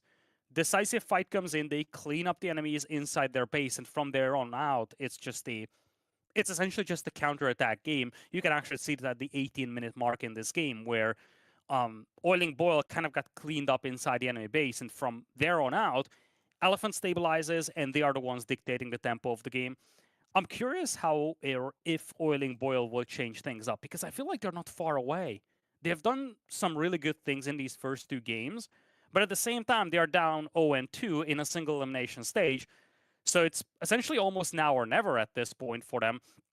Again, just looking at this early aggression, this is one of the actual big issues that they had here, losing this ram here early on. But there's going to be a moment later on in this game where you actually do have this whole contingent cleaned up, and that is the moment I think that kind of turns this game around. Yeah, and you know, you would think with a team like Oiling Boil going all in like this, right? With Assas going with that culture wing in the beginning and Baltoon continuing to churn out knights like Jeanne d'Arc and the French are so good at churning out, you would think they'd have more of a military lead right now, right? You would think that even though their army value might be a little bit better just because of the knights from Baltoon, you'd think that they would, because they chose to go with this all-in strategy. The reason why it works is because you just end up having more, right? You're trying to delay or disregard some of the economic prowess that the other side really has, but the other side just went one town center too. So usually when you're being aggressive, Lidicor, and you can correct me when I'm wrong, as you're seeing Baltoon and Sass get kind of chewed up here on this first battle, usually you're going with this all-in aggression because you want to stop somebody from booming or getting too ahead economically. CSO and Louis MT, they weren't really going for that. They were just holding and playing with defender's advantage. Yeah, I think that's the thing that Baltoon and Sass needs to address going into this. This is going to be the fight where they do get cleaned up. You see, right now it's 70 versus 40 army, but they're fighting inside an English base. And while this is happening, Louis MT is still in feudal age. Knights gone, however, and the archers had no protection. A cleanup. In the next few minutes, you actually see a rapid escalation of the army, and now you're looking at a fight where it's a 90 to 45 advantage in terms of the army count in the favor of Elephant. Yeah, and I mean, here, this is a point where we talked about this during the cast too. We were like, oh, is this a little bit of an overextension and blah, blah, blah. Maybe it was, you know, CSO and Louis ended up cleaning up. But the thing is, who cares, right? Who cares? You're able to, you had the English on King's Palace and you had all your farms already. There was nothing you could do about it. Good luck trying to get in there and raid. And you had Ottomans on the other side with their military schools that ended up paying off. So the reproducibility, it was there. So they ended up getting some villagers or whatever at Assassin's side. They lost probably about 30 to 40 army, but again, who cares? And right now, this is something you probably should care about. It's match point for the Elephant. It's Coastal Cliffs as well coming up. And this is, I feel like if there is a map where Sass and Baltoon can be a lot more successful with this chaotic early game aggression that they've been trying to play in the first two games, it's got to be Coastal Cliffs. It's a game, or it's a map where you're just so much more condensed. And I feel like now they're not going to change up their strategy. They do have two feudal age knight civilizations here, Rus and the French, facing off against the Japanese and the Ayyubids. And the game is ready to go. We'll be heading into game number 3 here. Elephant up 2-0 against Oiling Boil. Oh man, we're taking no time, no intermissions. I hope everyone, and nobody needed to go to the bathroom, because you better sit down and buckle up. Match point for Elephant. We have on the Oiling Boil side, Baltoon playing as the French in the color blue, Sass playing as the Rus in the color teal. Lidicor, I'm going to say it again. This is your team. I know you corrected me. I'm still saying it. What's on the other side? Tell me. Japanese Ayubits coming up here for Elephant. Not a combination, again, that I would have expected. But then again, this series has been quite different from most of the series we've seen in this tournament. A lot of early game aggression, an incredible amount of chaos. So I'm wondering how the Ayubids and the Japanese will be leveraged over here. In particular, Ayubids are probably going to be your Desert Raider kind of an approach. And as Kao is highlighting to us, a lot of options to wall here to the front here for CSO. He's got his little fortress here in this corner.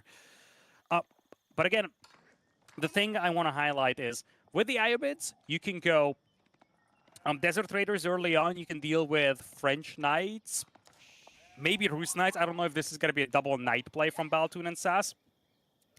I feel like just seeing what they've done in the previous game, I think the most likely scenario for Baltoon and SAS would be Knights from the French, and then maybe that classic Rus heavy feudal archer rush, trying to finish the game quickly. It's a condensed map, and I think this is actually a good approach for them to take. I don't know how the Japanese plays into this, though. Like, what's going to be your unit comp? Are you just trying to fast castle? I don't know. Yeah, you know, it seems like Japanese is rather, especially in the 1v1 setting, Japanese is pretty one-dimensional, right? I mean, the feudal age and their ability to do things in feudal age, it's just not there, right? It's too slow. They try to change the Daimyo Palace to have 225 stone so you can get your bannermen pretty quickly. But think of it as, if you want to mine stone on a map like Coastal Cliffs, good luck, because there's no starting stone for these players.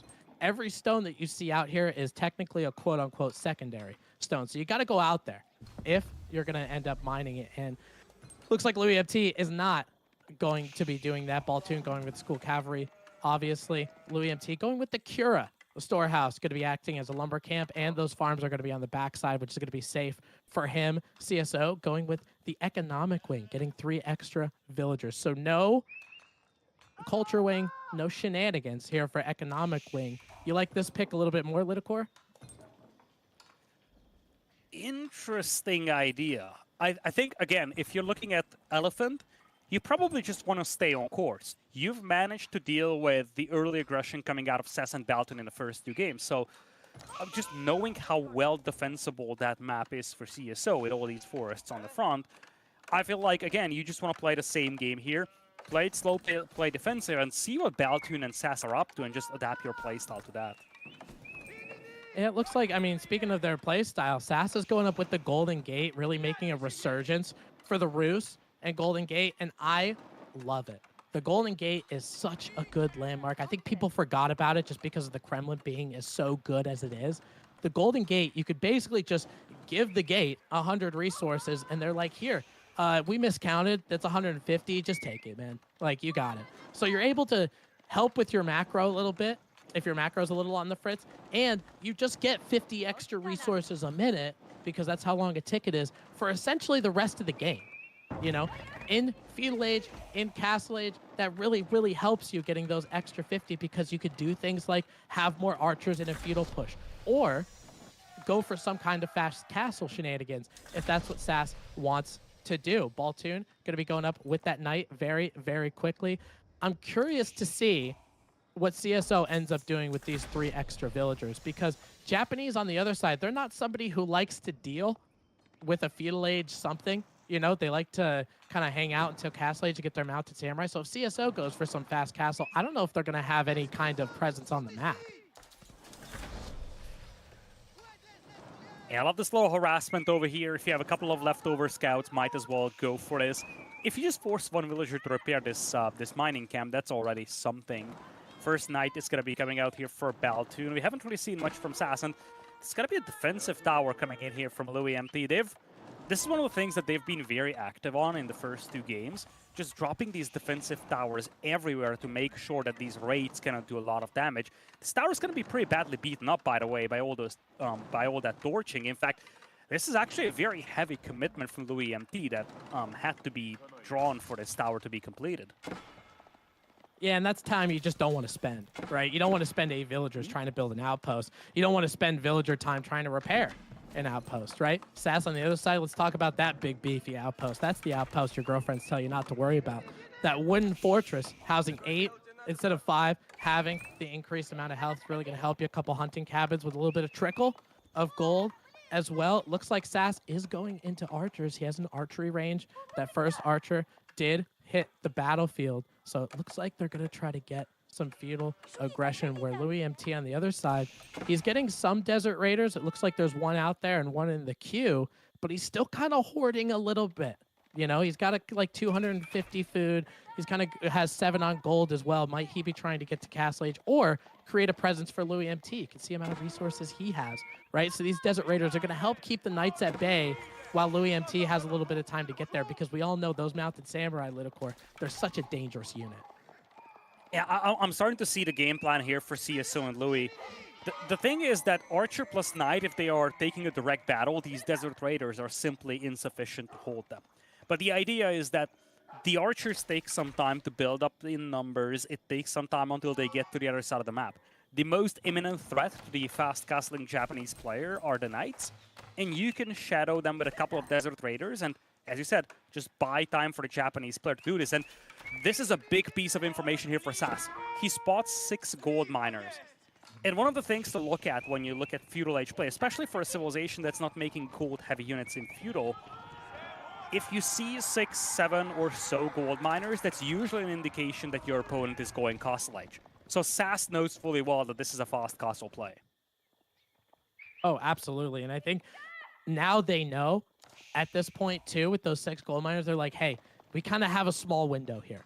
You know, Japan isn't really going to try to make units. He's going to rely on CSO, right? He's going to rely on the Iobits to make sure he gets some of that map control. But now with Sass getting some archers, he's got 11 now and continuing to add more and more. Might there be too many archers for those Desert Raiders to do something about? Those Desert Raiders, even though I hardly know her, they have a melee armor of 5, range armor of 0. So a lot of those archers will end up taking down some Desert Raiders. Looks like Baltoon getting a little cheeky with this tower, and this is all because of where the tower was placed by Louis MT. It might have been a little bit of a panic tower, but you see with that tower, if that does have the ability to go up, it's going to be pretty difficult for Louis MT to get gold. But Lidocor, as soon as I say that, he's already working on suspending a gate in midair, floating gate, starting to get built. Now, here's the thing. Getting to Castle Age is one thing, but if you cannot get gold, you're not going to be able to afford those Mounted Samurai. And that's the game plan here for Baltoon and Sass. If you're able to deny the gold, even if you have that extra production from your stables boosted by the Yorishiro, it's not going to be enough. You simply don't have the gold to produce those units. So if you're Baltoon and Sass, you are just looking for this gold mine. Once Castle Age hits, I'm sure they are going to dive. And right now, Louis is sitting on just 33 gold in the bank. That is alarming. What is this? Some stone being mined here from Baltoon, probably for the tower right here. You do have 23 archers. This is no joke, and I feel like there were moments in this series where Louis MT and CSO were in dangerous spots, but I feel like this might have been the biggest danger that they've faced in this series so far. Yeah, and I think it's because most of the time in those games previously, they weren't going for this like super fast castle, right? And now Japan is. They did hit Castle Age. Sass is going to be able to get a battering ram out there. The Roos wood economy is just there all the time. Desert Raiders are going to be able to take a fight with these Knights. Now remember, Knights, not only do they get the unease of the Raiders, their melee hits aren't as good because of the armor of the Desert Raiders, and those Desert Raiders do a little bit of extra damage. And if they start to run away, they can just pull the bows out and start sniping. So these Knights aren't going to be in this battle too much. It's just Sass with those archers and the battering ram. He's got 2 Mounted Samurai. A lot of them are taking it. I was expecting this to happen, of course. CSO is now slinging Louis to try to get as many Mounted Samurai as possible. He does a really great job pulling that Mounted Samurai out of the battle really weak, because remember that Shinto priest you get with the floating gate, you're going to be able to heal that thing back up. And then it's like getting another Mounted Samurai that you otherwise wouldn't have had. So yeah, might need to vacate that gold a little bit. But if CSO puts more villagers on gold and slings Louis MT a little bit of gold, he might have enough Mounted Samurai to really take this fight. Now, this is some really good synergy for CSO and Louis MT, because these Mounted Samurai are virtually invincible to all these archers. And it's not even the sling. The sling is a nice little touch here, but it's the fact that these Knights from Baltoon have been isolated from these archers. The ram goes down way too easily. And you see a lot of these Knights are heavily beaten up here because of those Desert Raiders. I absolutely love how these Desert Raiders are just posturing in the middle of the map, and all they want to do is ignore every archer that comes in, deal with the Knights. if you can isolate this group of archers from SAS from those knights, the mounted samurai will just maul them down. And now you're looking at 7 mounted samurai. I feel like the window might be closing very rapidly here for Oiling Boyle. I absolutely agree with you, and it just depends on how many mounted samurai he's able to get, right? He's continuing to use the Yorishiro infused stable. He's got about 7. Thinking maybe a couple more you might want to take a fight. Desert Raiders have to be wary of some of those archers. Now, this is when Baltoon and Sass really, really need that choreography, really need that synchronicity.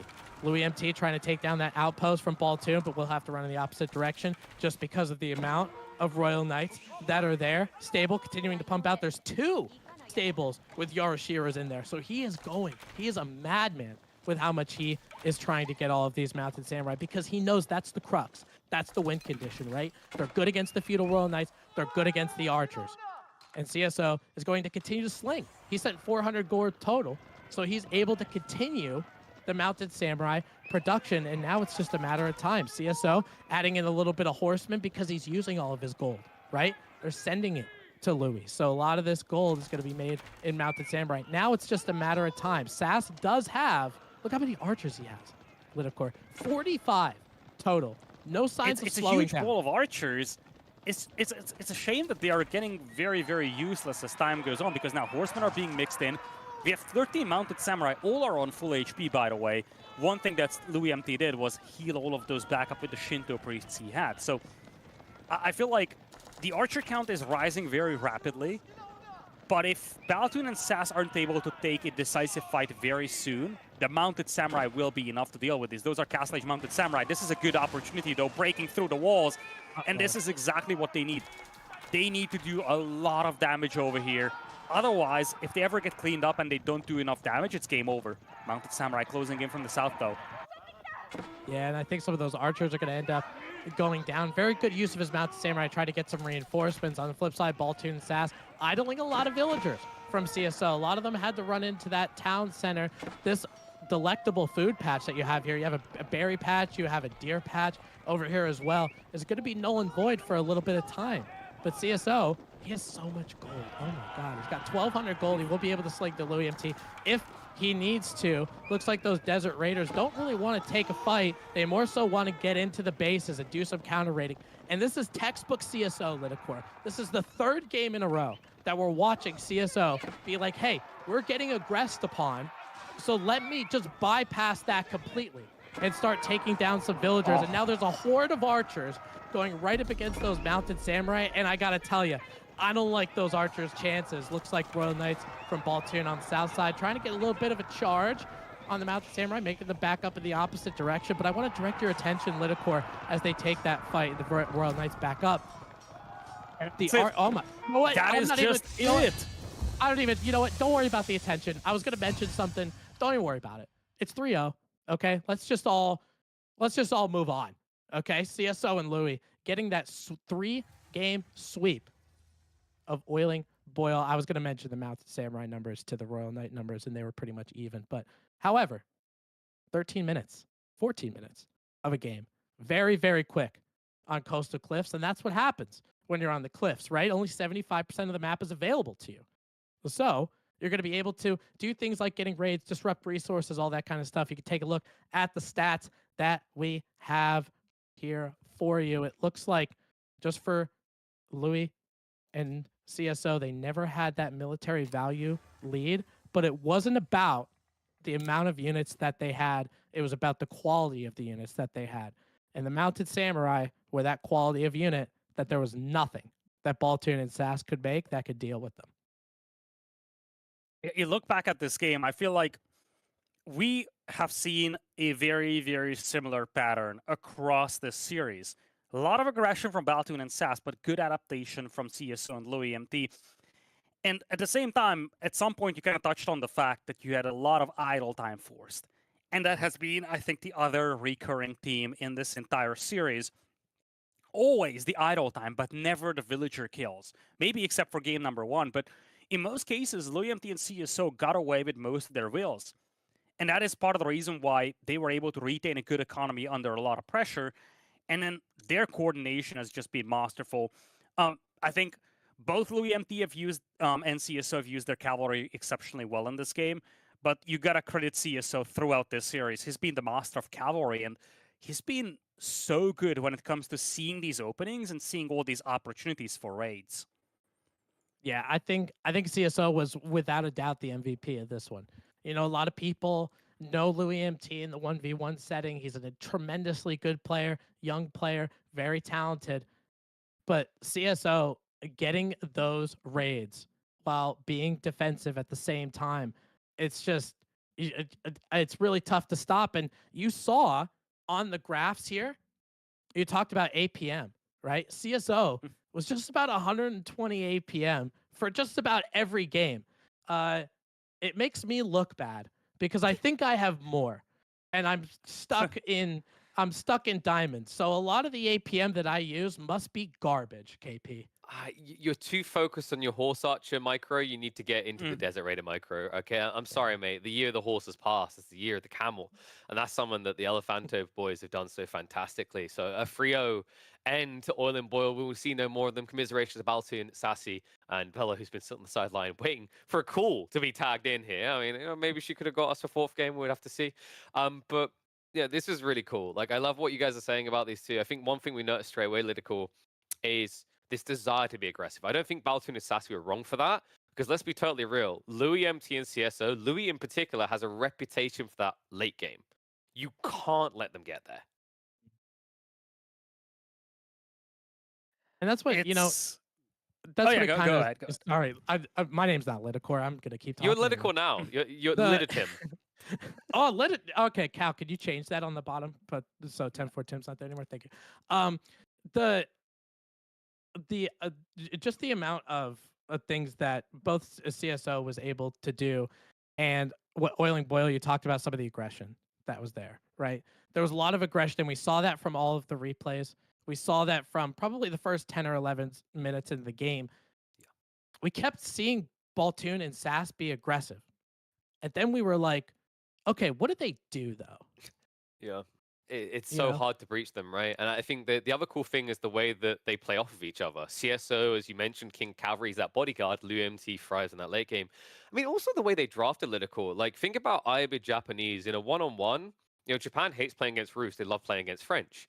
Ibid's pads against both. I think this is an elegant approach with Sin, is that the Elephant's experience in team environments is definitely showing through. That's not to discredit Baltoon and Sassy, but I definitely saw Baltoon as like, this was his signature play being on the French, right? It's like his go-to civ.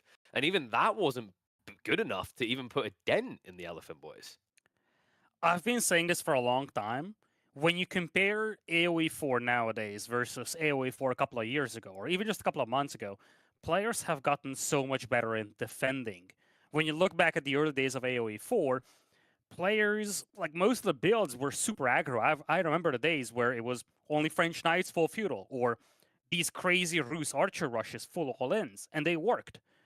But players have gotten so much better when it comes to defending that now it's very, very difficult to pull off these all-in style attacks. And CSO and Louis MT have shown that really well in the series. They buffered up their attack. They bought time. They sometimes even sacrificed a couple of villagers for that. But once they had that cleanup, that second layer was just not there for Baltoon and Sass. And now it is going to be Elephant moving on to the semifinals. Royal Cup of the North, Dimu and Kiljardi facing off against Canada is the next series of the day, and the winner of that series will face off against Elephant tomorrow.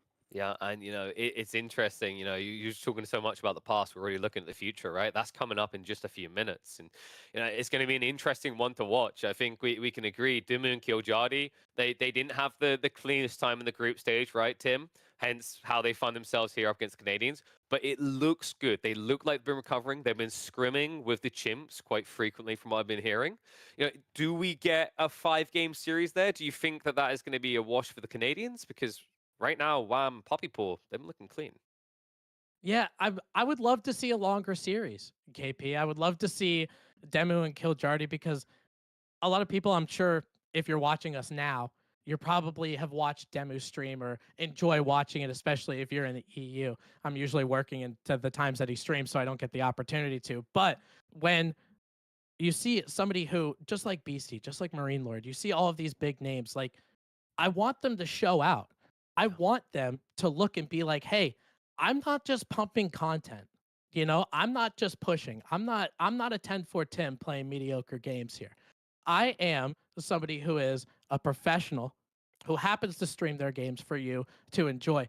So I hope that Demu ends up pulling out a couple games here. Same thing could be said for Wham and Puppy Paw because they're also very good content creators as well. But we know their journeys. You know, Puppy Paw being in the Wololo show match, right? So having the ability for them to get to those higher tier levels is something that they know of. Demu, not so much. We haven't seen a lot out of him lately. Maybe we get a couple games here. We're making a different conversation later down the road. Well, I mean, from what I've heard on the streams and their scrims, they've been kind of positive reinforcing, communicating, which is the polar opposite of Marine Lord and Beastie that just seem to have a hull of abuse going around. But then again, like the chimps beat them. So we'll have to see if the carrot or the stick work. In a few minutes, we'll be hopping into our next series. It's going to be Team Canada up against the Royal Couple of the North. Stay tuned because this one is going to be a banger. Okay, I was about to say, having to save the reinforcements, doesn't want to take the engagements into the Camel Lancers. Don't see a ton of spears here for Scarlet Devil yet. No, they're just dancing back and forth, trying to keep as many archers alive as possible. Decent mango hit, though, on the jab throwers.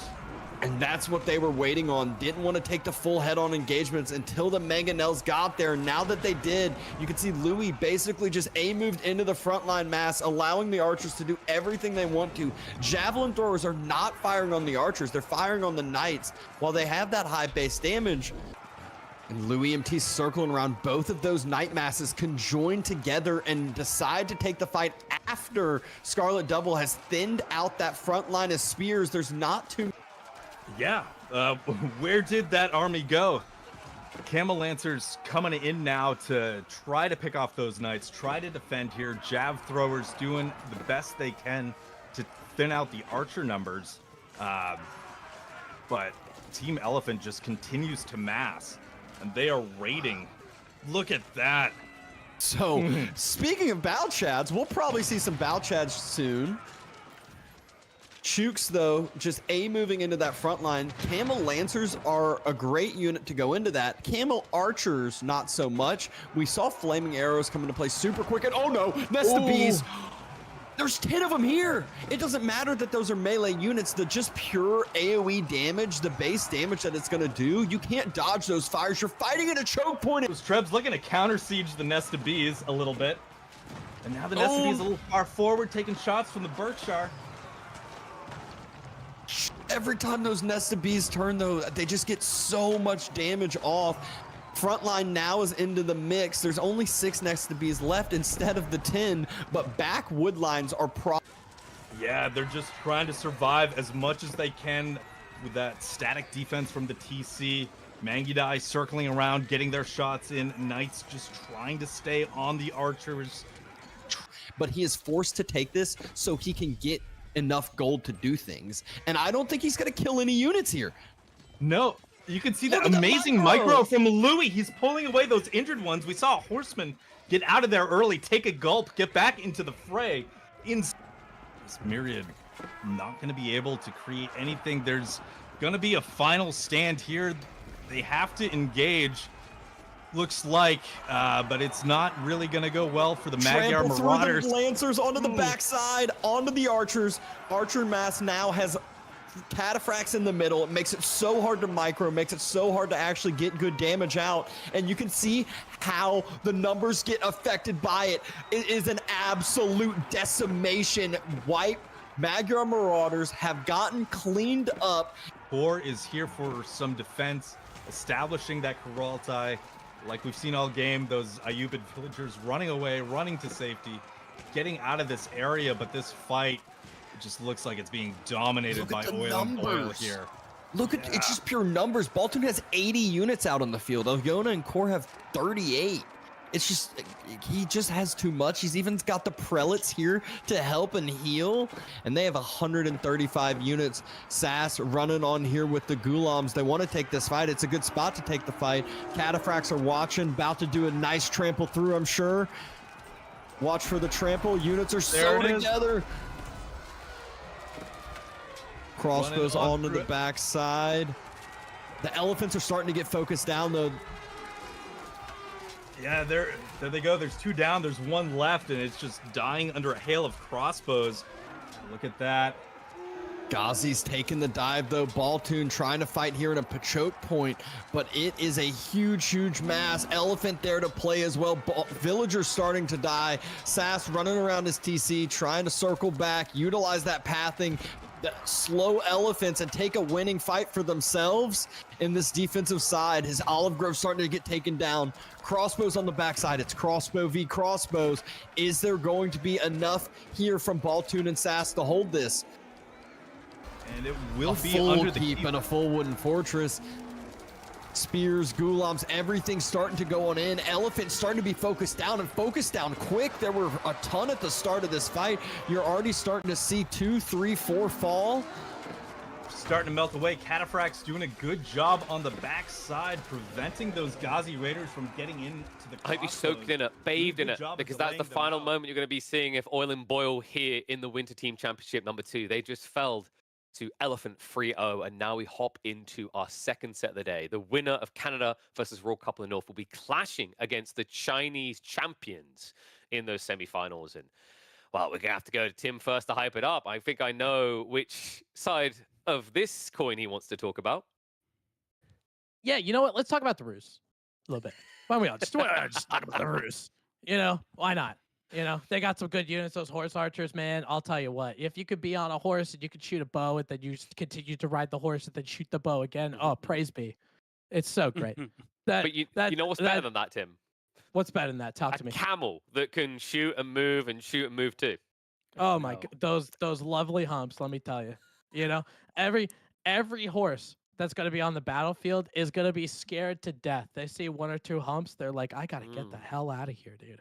I think that's why CSO is so good with the Ironbirds, is like, even though he's Chinese, he probably has like a Chinese ripped version of my humps playing on repeat the entire game, right? I mean, they have been the bane of these team games' existence, right, Lidico? I think for a while people were trying to make Abbasis work, but then they realized, oh, Ironbirds can just build 1 unit in a meta that you build 1 unit, and that 1 unit seems to do a lot. Yeah. I was going to say the same thing. If you wanted to ask me what my favorite or what my go-to team game civilization would be or what should be, I would probably go Iobits. As you highlighted, Desert Raiders, great, but it's also the flexibility that we talked about, the possible combinations that they can go with in terms of the wings, how they can leverage that for hybrid maps, for water maps. They're just good in every single scenario, and having it on your roster is just such a boost. Now, frankly, if there is a map where I have some level of doubt, it's actually Gorge, because this map is just so different from essentially everything else we have in the map pool. Do you think maybe we get a Chuganu Ram Rush type play here, Tim? I mean, you know, it's definitely laid out that way. Chuganu close to you is a nightmare for anyone, team game or not. Yeah, I mean, the potential's there, right? With French and Zushi Legacy together. French, obviously, we know those Royal Knights. They've been haunting our dreams since October of 2021. Zushi's Legacy, with those Zugnu, you're able to pop them out as quick as you can. You don't need to get Song Dynasty for it. I feel like Zushi, always when compared to China, they felt like more of a tempo civ to me. You know, just because of their ability to get those unique units quicker, right? Their castle age is quicker if they wanted to go an FC route. So there's a couple different avenues they can go, right? French, obviously, they're going to make feudal knights and all of that. Yeah. We're not talking about those anymore. For Zushi, they have the ability to, they could either complement them with Zugnu, or they can get to castle age in 6 minutes and 30 seconds. Let's see what they choose. They got all the options in the world. This is going to be a fun one. Canada looking so strong right now that an American defected to their team. On the other side, Royal Couple of North. Will they ever let their adopted Dane son play? I'm not sure. We've got 5 games potentially to see if it's going to happen. Canada versus RCN, and it starts in Gorge. What a gorgeous way to start this series. Welcome to game number 1 between Royal Couple of the North versus Canada. Dimu and Kiljari representing Royal Couple of the North in red and orange, and on the other side, Wham and Poppy Paw for Canada in teal and blue. Yeah, you know, we talk about Gorge a lot, even just in 1v1 setting. This is one of my favorite maps. And in 2v2, it's one of my favorite maps also because of the way that these civilizations spawn. They spawn right next to each other, right? With a big gold mine in the center. So you got to interact with your teammate right? You have to make sure that your side is very protected. And then when you go out to the gorges, those areas, there's very raidable pockets. So usually this becomes a little bit of chaos. And we can see what civilization spawned in front. Kiljardi's Ayyubids spawned in front for RCN. And Wham's Zushi Legacy spawned in front, which is really nice. I mean, for Wham, you have that gold in the back that's going to help you along with some of those taxes. You know, hopefully you get enough sheep. And a lot of the times the Zushi base in Dark and Feudal Age isn't really that raidable because of the fact that those sheep and that mill is very close to the town center Lidakor. So let's see, is Demu and Kiljardi going to be a little aggressive with it? Are they going to try to take down the Zushi, or do they have their own plans?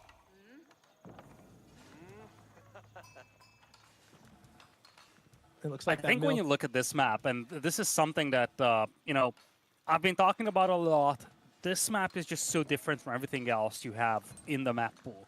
There are some maps where the two teammates spawn next to each other.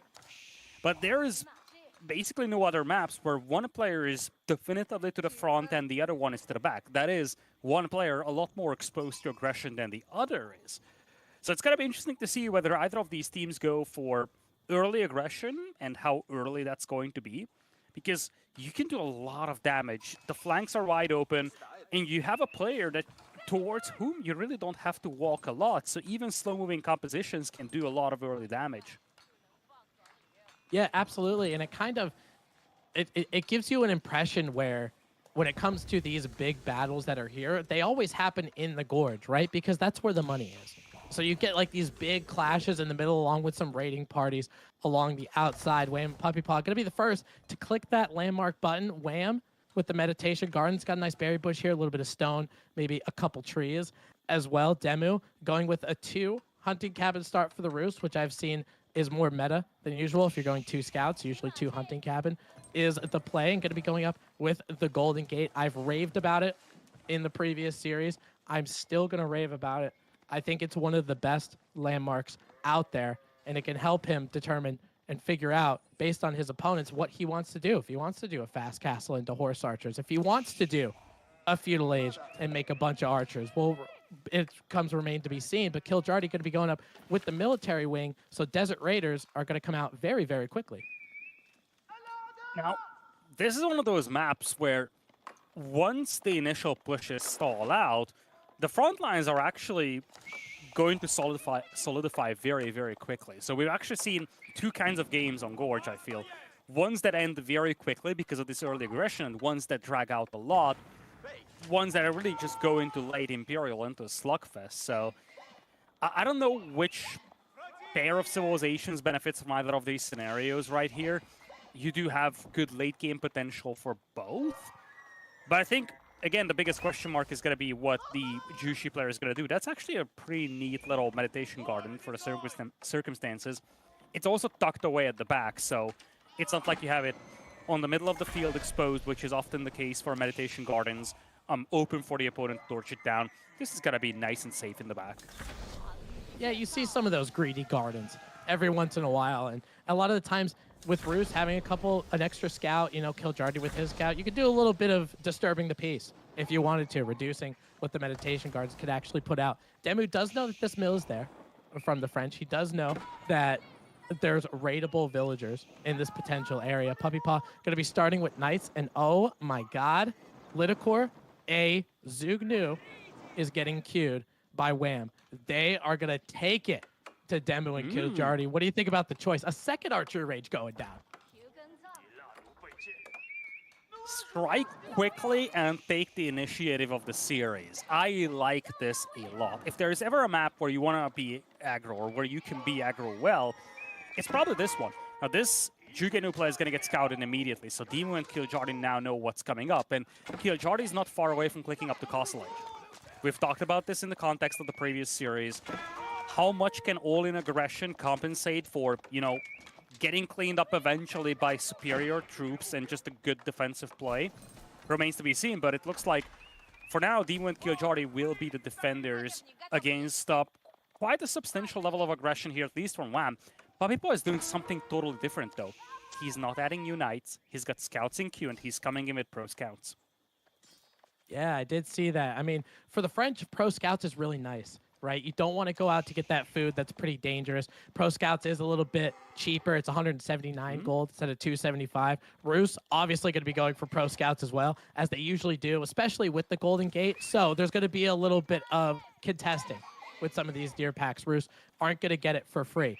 But look at Killjardy's macro.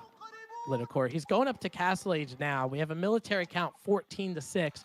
We saw this fail 3 times in a row in the last series, right? Is Puppy Paw and Wham, are they going to be able to execute this a little better? Now, Puppy Paw does have Pro Scouts on his backside. He's got 5 Scouts. Demu's got 6. So they're trying to get a bunch of these deer packs kind of at the same time. I think with these Zugnu, if you get enough of them, the Desert Raiders, the free ones that are going to come out for Killjardy, aren't going to be as helpful. He's going to have to switch to Castle Age, some of those Camel Lancers, but it's going to take him time for him to age up. That's a lot of Jugenu out here, and Jugenu are fundamentally different from the normal kinds of archers that you see these feudal age aggressions be committed with. Because they fire multiple projectiles, they're actually a little bit better against armored units. In fact, they're also they're also better against these buildings. You see, they actually just pepper down that one house right there. It's not the largest level of damage ever done, though, and that kind of means that Killjardy will be allowed to go up to Castle Age. He's about halfway up. And because of how this map is kind of situated, this large gold mine in between the players makes it easy for Killjardy to just safely mine gold. I don't think that Wham has done a lot of damage so far. No, I mean, it was just that one house, right? They're looking for areas to go. Looks like they turned around. They didn't really see those scouts. And you saw Demu's scout actually dropping off at Killjardy's base to get his food a little safer.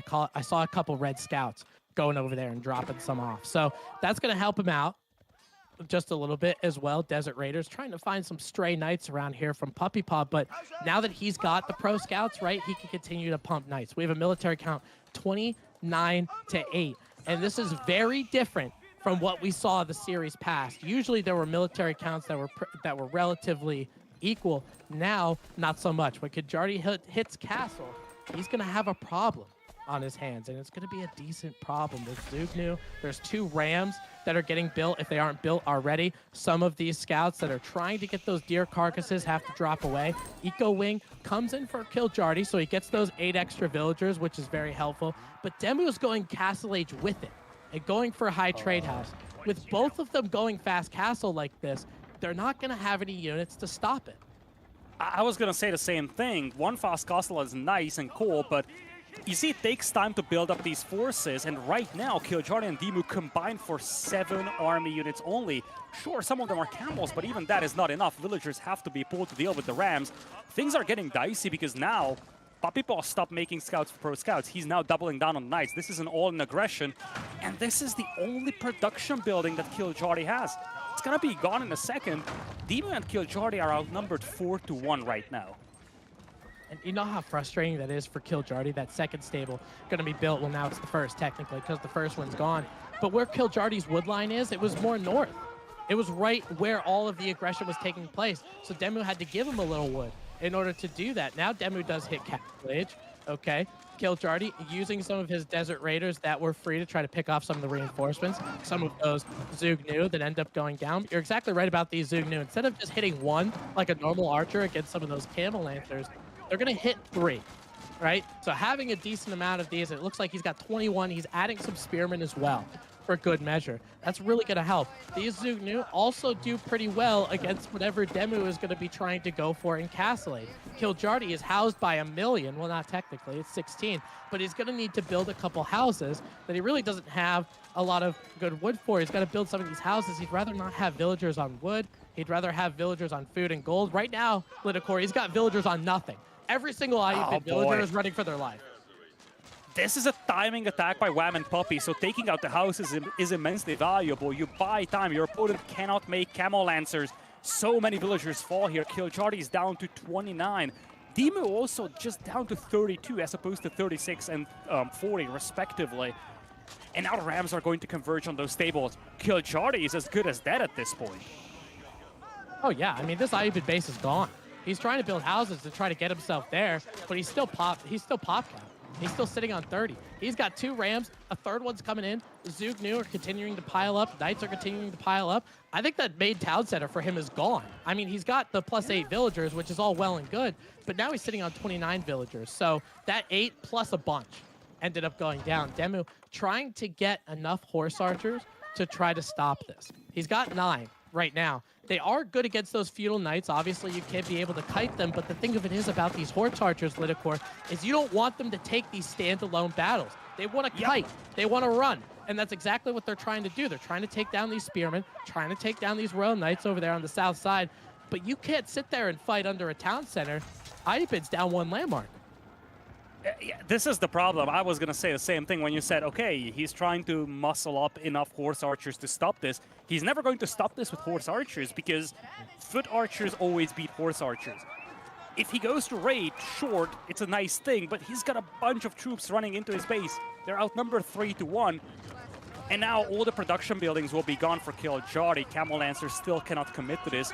Spearmen arrived in large numbers as well, so it's not just the knights anymore to provide a front line, it's also these spears. And again, the moment these horse archers move away from Demu's base, Wham and Puppy will just commit and steamroll his whole base. Oh, yeah, you're exactly right. And you know, with that last series we talked about over and over again, as the stable goes down again, House of Wisdom, I don't think there's enough books in that house to stop it from going down. It will be going down because it's the only building that's there.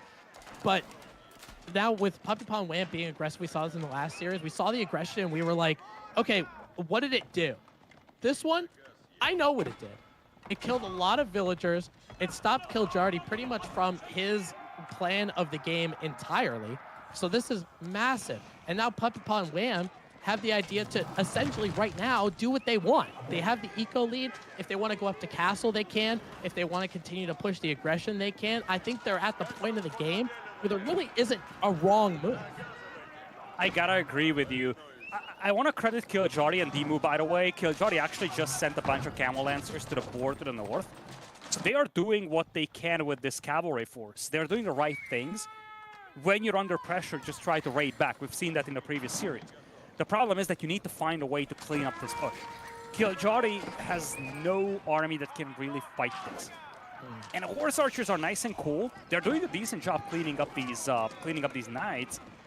But Demu needs a tool that deals with the Jugenu. Until he has that, they don't really have comeback potential here. And remember, Kiljari took a gigantic beating. This has to be a full Demu show, basically. Yeah, and that's the thing. I mean, you're relying on horse archers to stop a defense, right? For things they want to kite, they want to raid villagers. You can see a lot of them now. He's got 26. He's continuing to push them out. That's the thing about horse archers. You can get a lot of them out there, but you're seeing Zug Nu just chomp them to bits. Those Camel Lancers for the front from Kiljardi, they're going to try to be that front line for him, making sure the horse archers can get their pot shots on some of those knights. So they're standing and taking a fight. They're doing okay right now. Camel Lancers, only 3 or 4 of them now with all those spearmen gone. That was enough to get this to push back. And we've seen this in the previous series a lot. Feudal Age pushes, if they stall out, things can turn around very, very quickly. And I gotta credit Demu. He dove in with the horse archers, focused down the spearmen, and Kiljari didn't have a lot. He only had a couple of Camel Lancers, but once the spearmen were gone, that's all they needed. They're still down by 30 eco, but for the first time in this game, Demu can actually break out of his base with the horse archers and start raiding the map. Wham is gone. Royal Institute now coming in here for Puppy Paw. He wants to go to castle, he wants to get those upgrades in, but they're still fighting Camel Lancers. The debuff is still there. A lot of these knights are heavily banked up as well. This is still a tough position for Demu and Kiljari, but their position improved so much compared to where it was a couple of minutes ago. Yeah, it just goes to show how strong those 3 or 4 Camel Lancers were in that fight. Now Wham trying to wall up in the back, but horse archers are going to shoot over those walls. Camel Lancers getting past them. Looks like Puppy Paws, Royal Knights from the north. They don't necessarily want to take this fight right now, but they don't really have much of a choice. They want to make sure that Demu and Kiljardi can't get to the base. This battle in the middle of the gorge, those horse archers continuing to shoot down spearmen whenever they can. Now they saw Puppy Paw reach castle, so they're like, okay, this might be our time. They're going to continue to push. Demu doing a great job on his horse archer production. He has so many in queue and continuing to have them in queue. So he has a good mass here. He's going to be able to take down a lot of those Royal Knights. And Lidakor, that's so important with that Royal Institute because they want to get Royal Bloodlines. They want to get these really important Knight technologies. But if you don't have Knights on the field, it doesn't make that immediate impact, you know? I gotta agree with you. Demu is doing the perfect thing right now, focusing down all the Knights before they can really get upgrades. Puppy Paw, on the other hand, managed to salvage 13 Knights here. Royal Bloodlines takes a long time to research, though. It's like a minute 30. Bit of a miss micro here by Demu running into all these spears. But again, right now they just gotta play tile, and they need to look for opportunities to cut into that eco deficit they have. They cannot sustain a 30 villager discrepancy, although Demu is now gathering relics as well. If you're Killjari, that's kind of the contribution you're going for right now. You don't have many forces. In fact, you have a single Camel Lancer. Focus on recovery and try to find any kind of an eco damage. Yeah, and I think absolutely taking this fight straight up with the Horse Archers is kind of the antithesis, of what you wanted, right? You want to find villagers, you want to do something. You don't just want to take down and pepper some Zoot New. You're going to get eaten alive, right? But Demu trying to thin out that mass just a little bit. We'll see if they can go around to some of those little resource out pockets. But think of it is, with Puppy Paw getting professional scouts, most of his scouts remained alive. It's going to be difficult for him to find them. There might be a lot of Zushi pockets. You can see them on the map of some of these Royal Knights trying to get a raid from Puppy Paw. We're going to see some Horse Archers going down again. Can't take that fight straight up, moving in the opposite direction. They're looking for things to raid, but there's a distinct difference. The base of Demu and Killjari, it's still relatively compact. And even though Killjari's sitting on 29 villagers, I don't think he's made a villager in quite some time. Hopefully, he could get himself back up there. It's just going to be difficult to do things like a reboom strategy while also getting Camel Lancers to support your buddy. And I think if you're Killjari, you ignore Camel Lancers. Two Camel Lancers will not make a difference. But if you can get a second TC down and get back into this game quickly, that's going to be your ticket back. And he just dropped his second TC, although Wham did as well. So it's not like it's going to be easy for Killjari and Demu to recover in terms of economy, but Killjari is doing the right thing. If you are Demu, you still need to find villager kills, though, because without it, it's just... This game feels so distant. There is a massive pocket to the far left from Puppy and Wham. But keep in mind, one of the problems with the Horse Archers is that you need to keep them as a large group, because in smaller groups, they're not as effective as, let's say, Knights are. And oh, but that's ugly from Demu. Oh boy, a lot of these Horse Archers are so badly beaten up. Yeah, I mean, Horse Archers are something that I say it time and time again. They're such a high scaling but low floor unit. And the reason why is because if you're not babysitting them, if you're not making sure that you're continuing to kite with all of these Horse Archer groups, you're going to get picked off by a lot of them. And you see, just because they're low health, they're having that problem. Demu, trying to get a second town center over here all the way in the back. Let's see. Oh, a couple more torches. Let's see if he can do it. Puppy should have torched one more time. If he releases one more volley, I think Demu canceled it, lost all the stone, or most of it. Oh, that's bad. That's as bad as it gets. If Puppy torches that down, it's all the stone. Okay, at least he's got this stone in there for an ENTC, but still, that's definitely not optimal for Demu, and those kinds of losses he simply cannot really afford. Now Wham is going into Castle Age. Everybody is going to be in the castle. Knight numbers are massive, though, for Puppy Paw. He's got 30 Royal Knights now with Royal Bloodlines. Yeah, and Lidakor, look at his macro. You know, he's macroed perfectly. He's got all of these. Oh my God, these Horse Archers are going down. I feel like my heart is getting shattered into a million pieces. They keep dying, Lidakor. They keep dying. And you're right. With these Horse Archers, you got to have a bunch of them. But if you keep clipping them off, every 8 to 10 of them, they get clipped off. All of a sudden, you don't have that critical mass. And that critical mass needs to be even more because of Royal Bloodlines existing. Getting that plus 80 health is so important for a thing like Horse Archers because you need so many. Whereas Demu now, with those Horse Archers, he saw the ineffectiveness that they have. He's like, forget it, I'm just going crossbows. The problem that he's facing is that for the last few minutes, it was basically Puppy alone. Now Wham is back. He's been on 2 TCs. He's up to 6 eco. And now he's getting back with Castle Age Spearman and Jugenu. And we talked about this. Fighting straight on against Jugenu with Horse Archers is just not a good thing to do. When these Jugenu arrive, it's a totally different story. Wham is actually pretty heavy on stone, so I wonder... No. Oh, that's gotta be the game. Killjari is down to 34 vills. They actually combine less villagers than Puppy Paw alone. And Killjardy's trying to he spent all this time rebooming.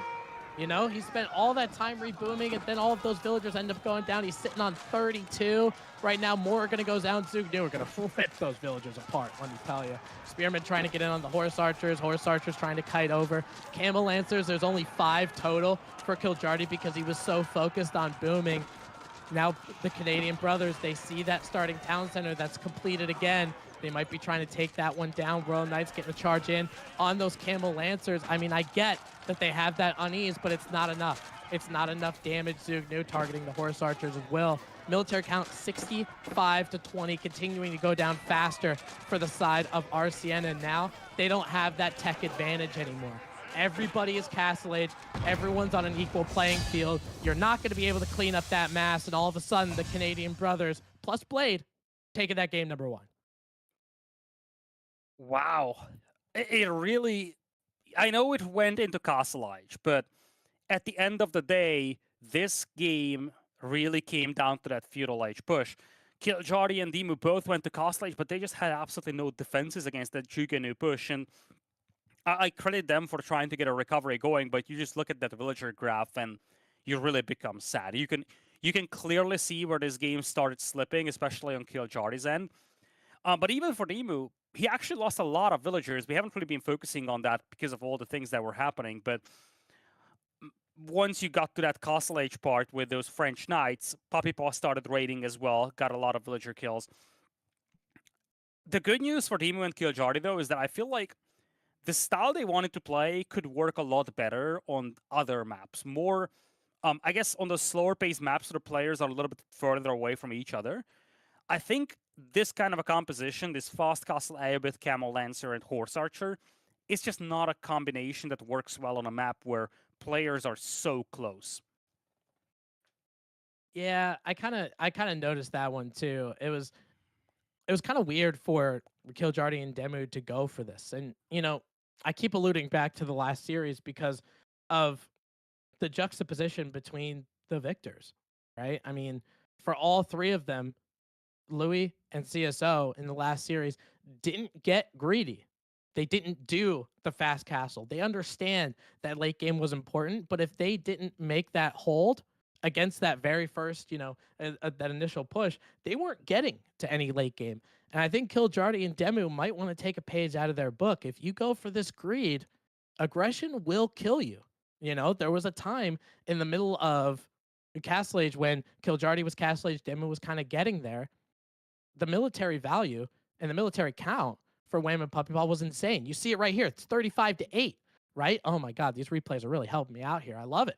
For these Zugnu, taking down some of these villagers, that obviously helps. They're taking down stables, so Killjardy can't get the Camel Lancers that he needs. Like, we talk about what aggression does for you. This is what aggression did. It stopped Killjardy essentially from playing the game he wanted to play. So overall, this is a great aggression.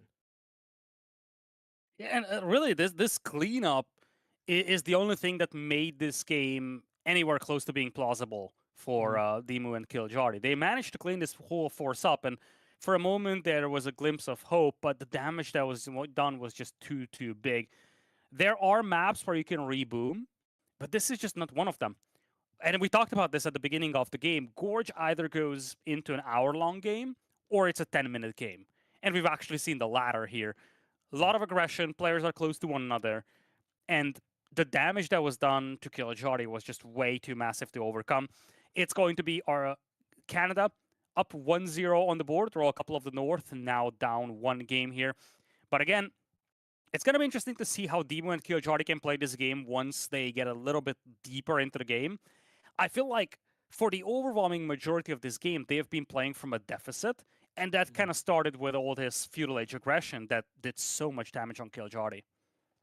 Well, it's all about going back to the purposes, the effectiveness of what a fast castle does, right? A lot of the time, when you're going for that fast castle, you're giving up a little bit of that map control, a little bit of the proactivity, because you're going to get it back later with a big power spike. Because of that feudal aggression from Wham and Puppy Paw and their ability to do it, there was no getting it back. They had no potential to get it back. So they lost it without the ability to regain it. That's just a dead game for you. And coming back into game 2, let's see. I mean, RCN, you can see their picks on the right side of your screen.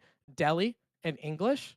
There's a potential to have some feudal age shenanigans. Delhi, obviously, with some of the best horsemen, with Ghazi Raiders. English having longbowmen. Team Canada on the other side, going for these quote unquote boomy, quote unquote greedy civs with Ayubids and Malians. Now, it's interesting that you go for a boomy civilization setup on a map like Baldland. Because when you look at the little image we have in here from the map, you would think, okay, you don't have a lot of wood to start with, you cannot really go greedy. But the theme that I've been seeing on a Baldland is that you have players, and I'll just continue once we get into the game here, but players will be close, so you can help defend each other. Difference is that your opponents are much further away from you. So it's not the exact same setup that we had in the previous game. We're heading into game number 2 here. It is on a Baldland, Demu and Kiljardi, down 1 with the English and the Delhi. And on the other side, Wham and Puppy Paw spotting close to each other as you should on Baldland. They do have 2 boomy civs here, Malians and the Ayubids. And listen, this is the thing I wanted to kind of allude to. Spawning close to your teammate, very similar to game number 1 on Gorge. But you're much further away from the opponents, so this kind of an early aggression takes a lot more time to actually come together for the opponent, which means that Wham and Puppy Paw can play a little bit greedier than Demu and Kiljardi could in the previous game.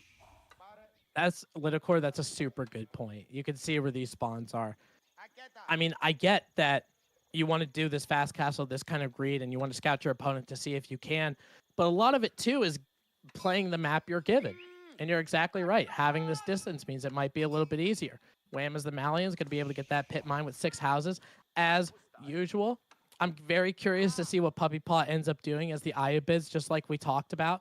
Ayubids can do a multitude of different things. They can go for some feudal. They can, to protect their teammate. They can go for some castle as well. So we'll see what they end up choosing. Demu, playing as the Delhi Sultanate, might he end up choosing some feudal age stuff? You have some boomy civs on the other side. I know we talked about how far away you spawn from one another, but Demu and the crux of Delhi's feudal age power comes with their fastest unit, the Ghazi Raiders. So are they going to be able to maintain aggression with the mobility that they have? That's going to be the big question mark here.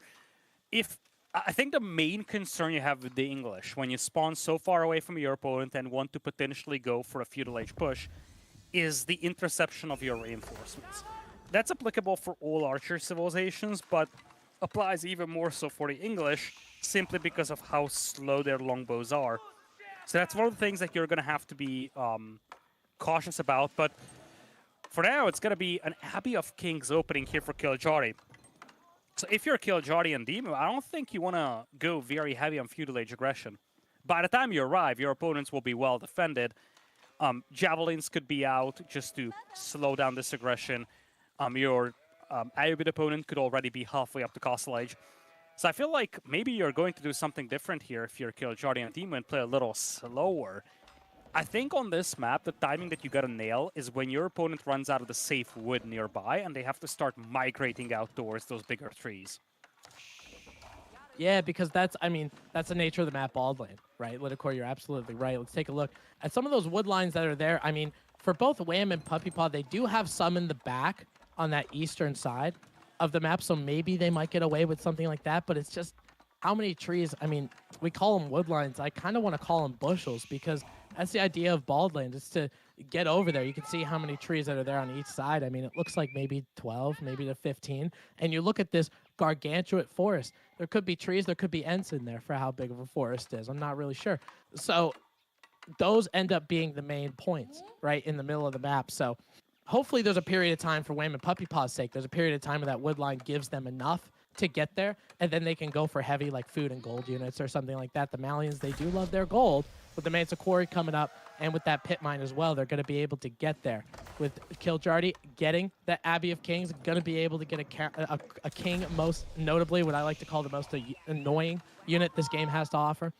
Delhi on the other side going with Dome of the Faith, trying to get their scholars up, trying to make sure that they study enough to get all of those technologies that they need. And there's a possibility for Demu to go pro scouts with Dome of the Faith. how have you liked this new Lidakor, this new Delhi build that we've seen in Feudal and Castle Age, and going into those non-stoppable dumbos? I have mixed feelings about this. I don't think it's a good choice on this map in particular. The map is just way too open, and it takes so much time to get to your opponent, right? I feel like if we go for some more condensed maps, they actually become extremely viable. I wonder if that's going to be the unit of choice here for Demo. I don't think it will be. I don't think it should be. But I definitely can see Delhi being utilized in that way, like that being Elephants being your primary force to play around, but not on this map. Yeah, I mean, a lot of the times, a lot of people worry about the Elephants, and they're like, well, I don't really know what to do about them. I don't know what unit to make. I don't know whatever. But Baldlands is such an open map. I'm kind of just piggybacking on your point. Baldlands is such an open map where you could try to just go around them, right? And you don't need to really take them head on. Maybe you could raid some villagers or the like. Wham, you're going to be able to get a couple Donzos in Feudal Age. Super nice, you know, especially against the King of Kiljardi. They can go ahead and throw their spear when they want to. They have a certain cooldown for the ability to do that. But when they do, it just makes sure that King stays at bay. It makes Puppy Paw get an outpost to make sure his gold is preserved. And it looks like Wham, he's going to be brunting the force of this in Feudal Age. He's got some Donzos, he's got some Javelin throwers, while Puppy Paw's hanging out trying to get the Castle Age, and he already, from the looks of it, he already hit that button. Might that have been the culture at Wing Lidakor? Yes, it is. Indeed it is. Now, looks like Kiljardi is going for longbows over here, so we are going to have some level of aggression coming in. I don't know how heavily he's going to commit. He has that king out there heavily damaged, but they see a forward wood line here. Ghazi Raiders are approaching. Longbows could set up as well, and I wouldn't be against, like, I don't think going full all in here is a good way to play this, but I could see Demo and Kiljardi just kind of having some level of aggression put up there and just try to cause some level of disruption to the opponent's game plan, slow things down a little by harassing those lumberjacks. Yeah, absolutely. I mean, you saw that they were the victims of that aggression. So they're trying to take the aggression on. Ghazi Raiders do take down, it looks like, 2 villagers on their western wood bushel that's over there. Demo Kiljardi with really good choreography, right? He has the longbowman with the Ghazi Raiders. They're trying to find some things to do. They're getting map control, taking a couple sacred sites, as the Delhi loves to do as well. Some longbowmen will be able to keep those Donzos at bay. Javelin throwers from Wham, just because of their high DPS, how much base damage each javelin is, you could do some damage. Some of those Ghazi Raiders, you can see one of them at half health. Puppy Paw now going into Castle Age, and it's almost like Lidakor, it's almost like passing a baton. Wham is like, okay, I made some Donzos, I made some javelin throwers to make sure you didn't get run over. Now, I'm giving the baton to you, my friend. Make some units and bail me out. Indeed, Camel Lancers will be on the way. So far, Puppy Paw has been preserved in a nice and safe condition. Again, the problem I'm running into with this kind of an opening for Demo and Kiljardi is the level of damage that they've been able to inflict. It's kind of negligible, I would say. Some idle time, a couple of houses going down, but at the end of the day, they haven't done anything crazy powerful yet. And they don't really have good answers to Camel Lancers, especially if Javelin Throwers are also accompanying them. Ghazi Raiders do get bonus damage against heavy units, but at the same time, Ghazi Raiders are also cavalry, so they will get debuffed by the camels, and they will also get that bonus damage against them from the camels. You know, I'm really glad you brought that up, Lidakor, because everybody talks about the Ghazis, and they're like, yeah, they do good against heavy units. They do good against heavy units. It's only +2. Okay, let's not go crazy. You know, if you take a look at some of those Camel Lancers, yes, the unease is going to be there, obviously, but the Camel Lancer has 210 health. Do you think they care about +2? Probably not. I think it's not even about the, you know, how much. It's the fact you are fighting a horse unit against a camel unit. And that, by definition, is always something that favors the camel unit. You also have these javelin throwers down here doing a really good job of trying to snipe off the backline. And Wham and Puppy Paw doing a great job just building up those Camel Lancers over time. The King gets trapped here for a brief moment. The King might just go down here. Indeed, it does. And, you know, we talk about Jeanne d'Arc being an expensive unit to bring back. The King is also expensive. 200 total resources to get another king out, and you need a little bit of time for them to do it. Now Puppy Paw going to be able to get some Camel Lancers out there, maybe 1 or 2, start to decap some of these sacred sites, which you love to do. It looks like Demu and Killjardy, in terms of their aggressiveness, they're giving up, and they're backing up. And this is so different from game number 1. Wham and Puppy Paw, when they were being aggressive, the Ayabid player was dead in the water. Now, Puppy Paw essentially wasn't touched. He has the most villagers out of all 4 of these players, and will continue to pump out these Camel Lancers. I think Demu and Killjardy might be in for a rough time. I gotta agree with you. I think Demu and Killjardy have 2 options. They try to maintain this level of aggression and lose the game. They don't have the composition to break into the enemy base. Or they try to do something else, in which case they will have a tough game ahead of them. Their composition is still very underwhelming. Like, Javelins and Camels is the perfect answer to Gauzy Raiders and Longbows. But at the same time, at least they give themselves some level of hope. Maybe, you know, at some point you might have a slip up from Wham and Puppy Paw. Someone might just forget about a couple of villagers. You get a good raid going. I feel like Demu and Killjardy did the right thing, not overcommitting to that aggression, because that aggression was definitely not going to win them the game. At least they kind of keep their hopes alive in this game against a very tough Civilization matchup now. Yeah, I absolutely agree. They could have tried to beat their head against the wall, but they chose not to, and they're going to be able to live another day. Demu going to be continuing to do his best in learning. As Killjardy's villager goes down on the south side, Demu going to be going up with the House of Learning, using professional scouts to get as much safe food as you can. And honestly, pro scouts with the deli just mixes so well because they have to go out to get those food resources. Why not just bring the food resources right in? But now that Castle Age did hit, again, for deli, it takes a little bit of time. You need those technologies to get researched. You need to get some of those Castle Age units from efficient production. So Puppy Paw's trying to take it to him with those Camel Lancers, and it looks like some of those deer packs have to get vacated. Puppy Paw looking for some areas over here on the western side, the northern side, trying not to extend too much. Those Gauzy Raiders, they're doing what they can to try to get there, just to feign some kind of defense. But I don't think that's a fight that he particularly wants to take. He's going to need more regular Knights and Lancers, and that seems to be what he's going for, even though they get the unease Lidakor. What do you think about that choice? I feel like he doesn't have a choice right now. He is set up for cavalry production. He doesn't even have a Rex, probably. So at this point, I think Demu and Killjardy are just trying to do their best to prevent a complete dive from Wham and Puppy. Now, Wham and Puppy leverage this opportunity very well. They're getting some dervishes out. They're trying to get some relics in. In the meantime, Demu is doing a decent job ferrying carcasses with the deli. I think if you're Demu, the only condition under which I can see this fight happening is if you have a bunch of battlefield healing from the Scholars. Demu does have 12 Scholars. He's getting the techs quickly. If he can micro this well and pull back the injured units, that's the way he could take this. And indeed, he has a nice little overwhelm. That +2 from the Gauzy Raider starts becoming relevant when you overwhelm your opponent like this. Sure, you have the unease, but it's a big difference maker compared to what you would get from Horsemen. Oh, yeah, absolutely. And especially for how many there are, right? For all these Gauzy Raiders that are there. He is getting the veteran technology. It's going to take about a minute for him to do it. Demu trying to get some relics. Camel Lancer. Not quite. It will stay. Calculated. Big Camel Lancer. Yeah, that's exactly right. So that Scholar will end up going down. Gauzy Raiders continuing to chase those Puppy Paw Camel Lancers. And now you're taking a look at the ecos here that are in the back as Cal kind of looked at. Camel Lancer reinforcements are going to be here. When do you start going into maybe a second town center? But hold that thought. Some Camel Lancers are going to take this battle against a lot of these Gauzies that are uneasy, a lot of these Lancers from Delhi that are rather uneasy. Let's see if they can take this fight. It looks really good for Puppy Paw. Demu might have bit off a little more than he could chew in that one, Lidakor. I don't know what the mindset was behind that fight. Well, maybe Demu just wanted to trade. Maybe Demu feels like he cannot let his opponent build up a big ball of Camel Lancers. If he does, it might just be game over.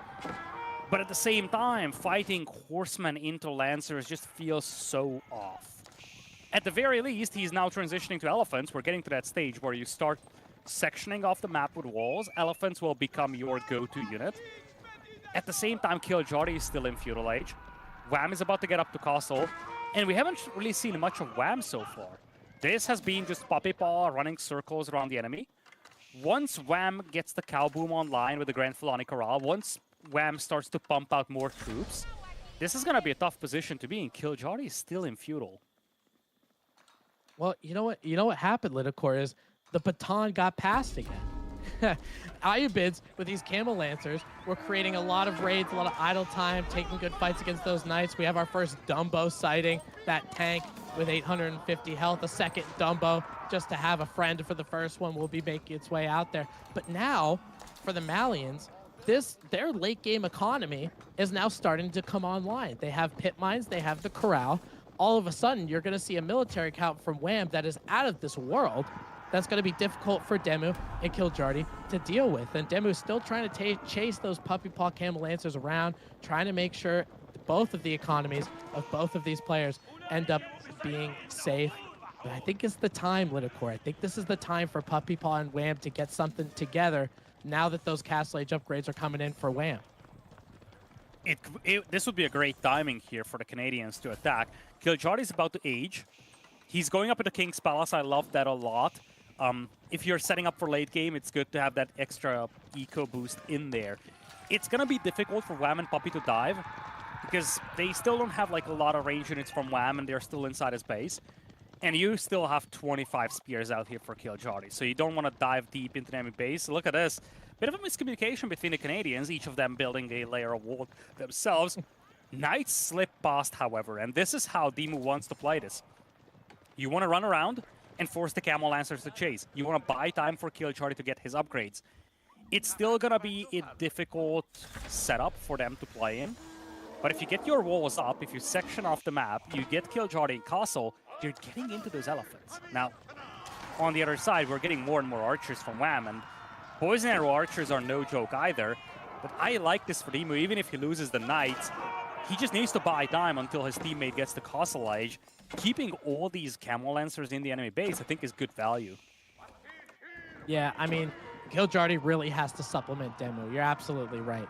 And obviously in a 2v2, you're going to need that. But also, just because of what Killjari is able to make as the English, right? As Demu's still trying to get a little bit of a raid, but ends up getting a little sidetracked. Some Donzo's Camel Lancers are going to end up taking care of it. For Killjari, for his army composition, it's going to be really important to support the Dumbos that are out. He's got 6 elephants out right now and continuing to make more, I would imagine.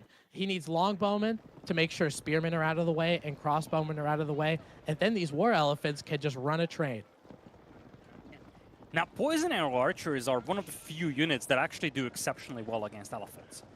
So, like, this combination, this death ball from Wham and Puppy, even though the military counts are dead even, I feel like the composition is still in the favor of Wham and Puppy. Especially when you consider that Demu's got 18 scholars out there that won't really contribute much into the fighting, besides actual combat healing. I feel like the firepower is so massive here for Wham and Puppy Paw, though, that they might just, like, one-shot these units way too quick. Here's the dive. And I think that lack of mobility for the elephants, they're still trailing away on that north side. Puppy Paw tried to get a little bit of a dive with those Camel Lancers, ended up not becoming quite there. Javelin throwers are going to be able to take some hits on those elephants, but boy, full steam ahead. Those elephants are coming in. They are sprinting their way over there, trying to get a charge on some of them for those Camel Lancers from Puppy Paw, but ending up backing up. Is this the unstoppable force of the Delhi that everyone on Reddit is complaining about? Is this going to be the moment where the Delhi elephants just reign supreme and take over the Bald Land? Because this is a big force over here in Lidakor, about 120 military total. I know that some of them are scholars, but if you're just getting peppered with things like poison arrows, with things like a little bit of crossbowmen, you might be able to out-heal it, and Demu's micro is fantastic.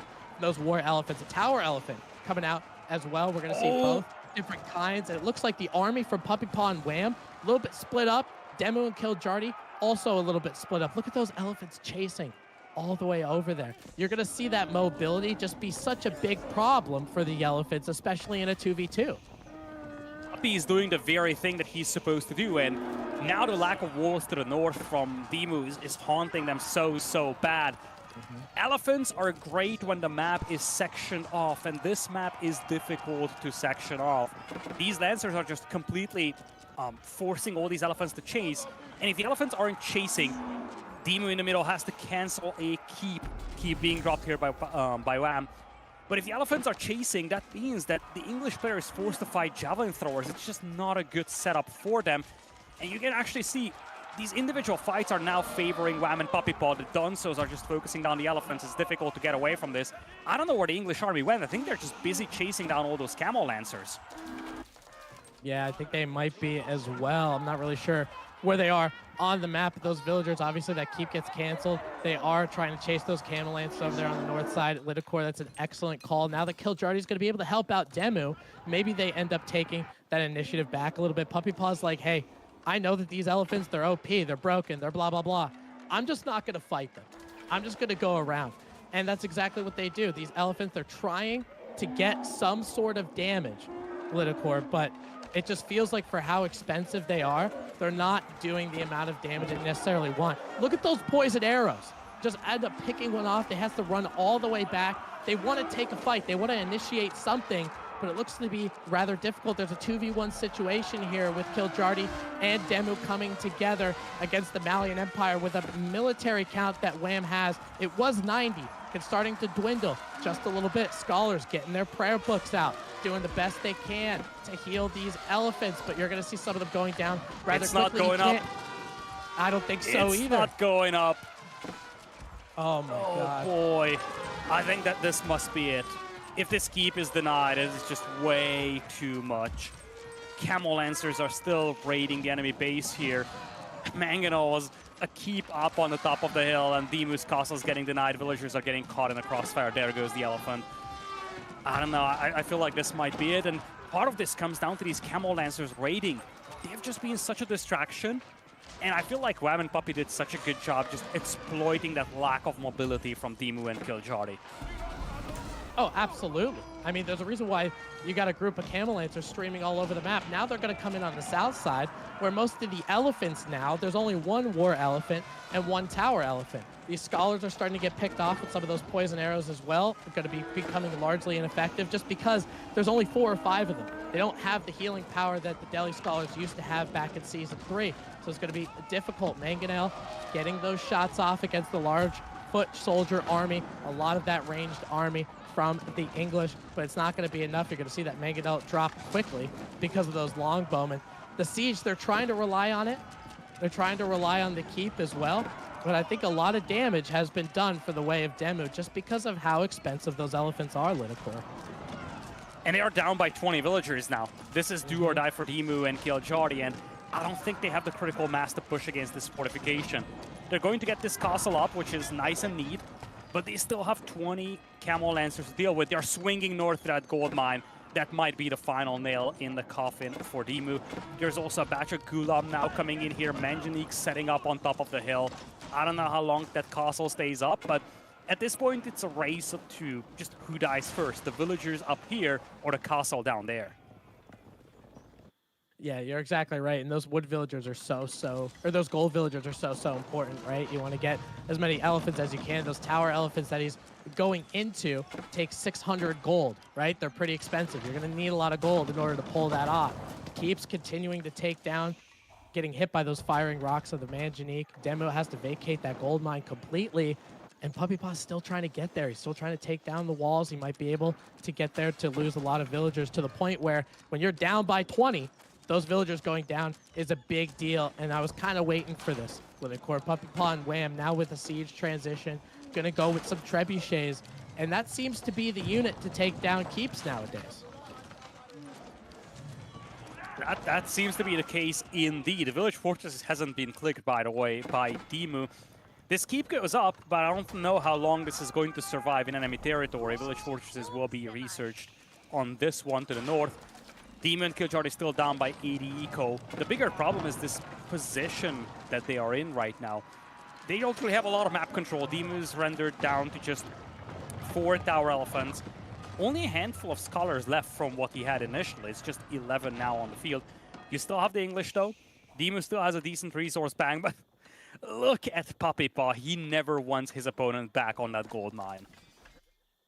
Oh, no. I mean, with those outposts going up, they'll make sure that they're not going to be there, and Camel Lancers will be skulking around as well. Puppy Paw and Wham continuing to push this initiative.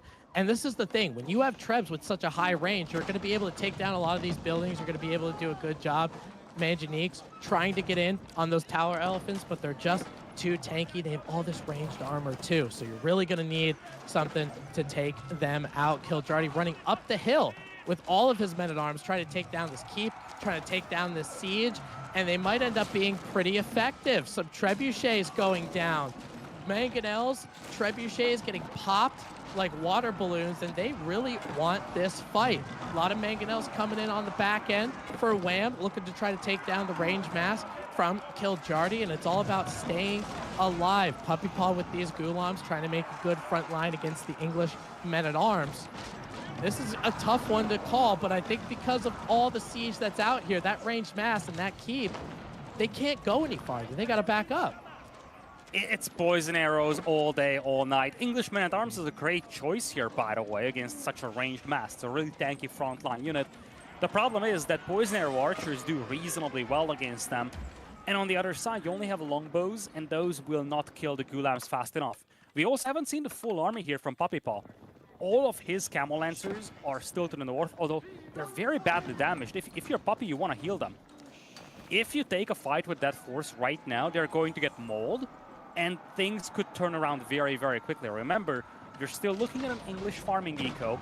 Demon and Killjardy are down by 20 villagers, but there is also a big boost in terms of technology for Demu. 56 farms out there for Killjardy. Yeah, and this is one of the scary things as English is you're going to be able to do that, right? Continuing to take this 1v1 essentially with Puppy Paw and Wham, but Puppy Paw adding some Manganiques of his own over on that northern side, going to have to back up. But this is the frustrating thing when you're playing against English, right? You get the King's Palace, which is your free second town center. Then all of a sudden, with all of the farms, and because they're 37 wood each, you're able to get all of these and just steamroll and continue to make units over and over again, whether they're effective or not, who really cares? But Wham on the other side can kind of do the same thing with the cow boom, with the gold. So whose economy is going to reign supreme?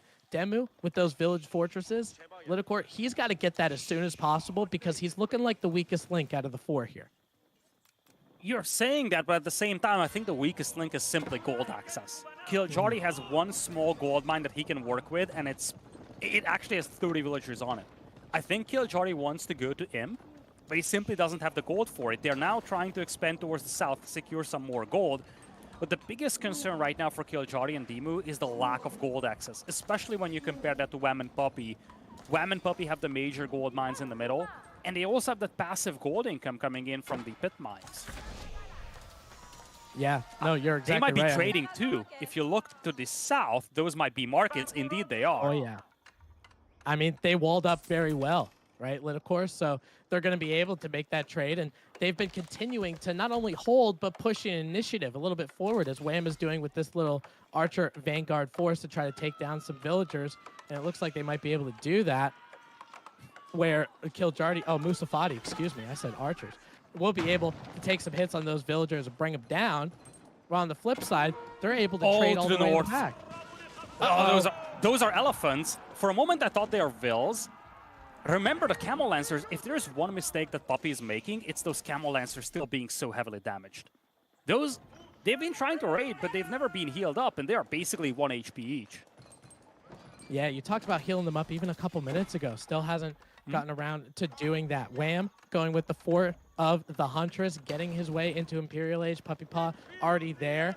English, Killjardy going with the Berkshire Palace to try to protect some of the eco that he has. So we are going to see some Imperial. It looks like with that Berkshire, as it will go up, we're going to see its range and how it can hit units from a different dimension. Anywhere that is close, they're going to be able to try to take down and pepper just a little bit. Remember those English keeps, adding network of castles, network of citadels, if they happen to research it, that could help them out even in the siege department as well. Look at that Berkshire. I don't even see it. I can see its arrows, though. I love this, and now Demu is trying to go Imperial as well. Killjardy just sent a bunch of food to Demu to get him to Imperial. And remember, Delhi, once they get to Imperial with that many scholars, Demu can get upgrades quickly. I still think that Demu and Killjardy need to address the problem of having a wide open north. But if this game gets kind of focused in this middle area into this slugfest, you cannot ask for anything better than Elephants and English. That's the combination that's just impossible to stop in a direct battle. So if you're Wham and Puppy, you gotta stretch the field. You gotta expose that northern side of Dimu. And I also love how they're getting these walls up to prevent these break-ins. Gazi Raiders shouldn't really be able to do much here, although as I'm saying that, you look at Wham's comp, it's a slow-moving composition. And Puppy Paw is just full-on Gulams. There isn't very many camels out here to deal with this. Yeah, just a handful of camels heavily beaten up. Yeah, still haven't been healed with it. Like you said, Wham trying to get those stone walls over there on that side will end up getting deterred by some of those Gazis. Now English has trebs of their own. They're going to be able to tread down some of these keeps. Berkshire firing into the nether regions, essentially trying to get hit, and as they come closer, these Gulams are continuing to be the target of fire. Puppy Paw and Wham, with how many mangonels they have, it's a total of 12. And there's a really interesting Siege Workshop technology that I'm interested if they got adjustable crossbars. These mangonels are going to be super tough to take care of. That's a lot of firepower on the Berkshire here, and if you have that English ball, you need to be extra careful. If you lose the Berkshire here, your position is just going to be so bad. Villagers are being pulled to repair. But I think Kiljardi and Dimu have to commit. And that's exactly what they're going to do. Dumbo's trying to make that front line. Men-at-Arms, Spearmen trying to make that front line as well. These Gulams are so tanky up here for Puppy Paw. I'm not seeing any Scholars in the region. I don't know if these Elephants are getting healed. Demu got Imperial Age during this fight, right? So all of those late-game Dumbo technologies that we talk about being so powerful, they're not there. The siege superiority for Puppy Paw and Wham, however, is there. The Gulams maintaining that front line through all the crossbowmen of Kiljardi. These mangonels make quick work, even though Kiljardi's trying to do the splits as best as he can. This Berkshire is not long for this world. You got trebuchets hitting into the back. This looks like a good fight for Puppy Paw and Wham, Littlecore. It is. It might just be the game here. The Berkshire is going to fall. Dimu and Kiljardi just have no standing army left. And really, the lack of armor-piercing power haunted Dimu and Kiljardi in that battle a lot. The Gulams just had nothing that could kill them quickly. Longbows took way too much time, and in the end, Dimu and Kiljardi do get cleaned up in this fight and probably in this game. I gotta say, I think one of the issues we're looking at here for Dimu and Kiljardi is that they have the right Civ combinations, but for the wrong maps. A previous game, Camel Lancers and Horse Archers, they're a good combination, but not for Gorge. And same thing here, if they have English and Delhi on Cliffside, I will say, what a wonderful combination, really good for the map. But it's just not a combination that works well on this map, which is just so Castle Age heavy. In this map, you gotta be able to move out on the field in Castle Age, and that's something that Wham and Puppy Paw did so much better, I feel. Yeah, absolutely, because their power spikes of their civilizations really happen in Castle, right? With Wham getting that Grand Filani Corral, with Puppy Paw getting to Castle Age as quickly as possible. He was able to get map control and maintain it throughout the duration of this game. Palace of the Sultan, you wanted to see some fancy Dumbos with a gun strapped onto them. You're not going to see in this game, ladies and gentlemen. That's going to be going down. Madrasas are going to end up going down. Books will be burnt from the Delhi, the Sultanate. There's one Dumbo with the gun on it, but I don't think it's going to be quite enough military count. Trying to go up for Demu and Kiljardi about 82, but I think, Littlecore, you're reaching this Malian Empire era where look at how much they have stockpiled. They can go to Imperial again if they want to. It's just too much to deal with. The efficiency of these fights have been way better on the side of Wham and Puppy, but now they have this death ball of siege rolling in. 11 mangonels. And Elephants are slow, remember that. Like, it's not like they can dodge these volleys very well. Gulam are chasing them, and they actually have to flee from all these mangonels out here. I don't think it's a matter of who, it's a matter of when at this point. Wham and Puppy Paw showing why they're one of the favorites to win this whole event here. They will be up 2-0 here in a matter of moments. Yeah, I mean, Demu and Kiljardi are trying to mass up.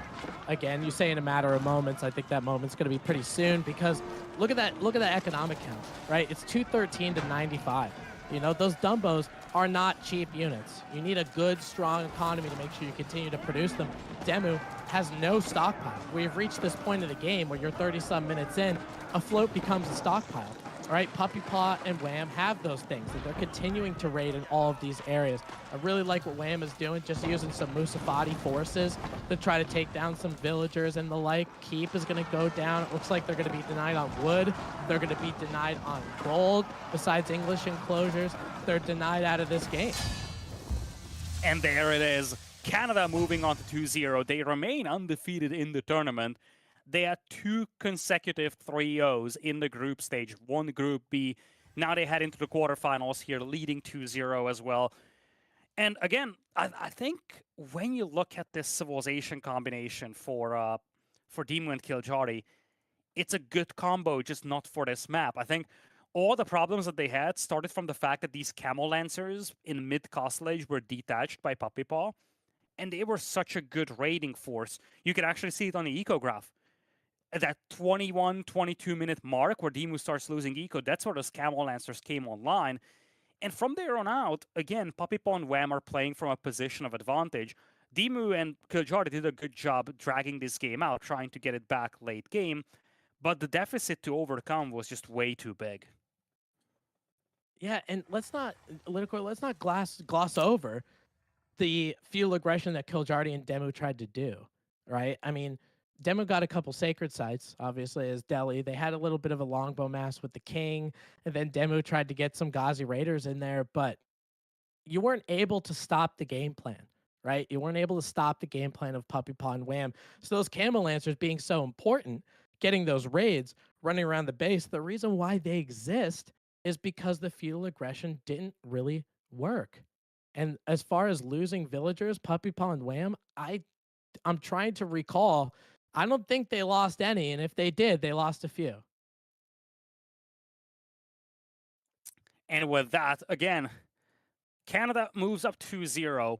They are 1 game away from getting into the semifinals tomorrow and facing off against another very tough team, the Elephant.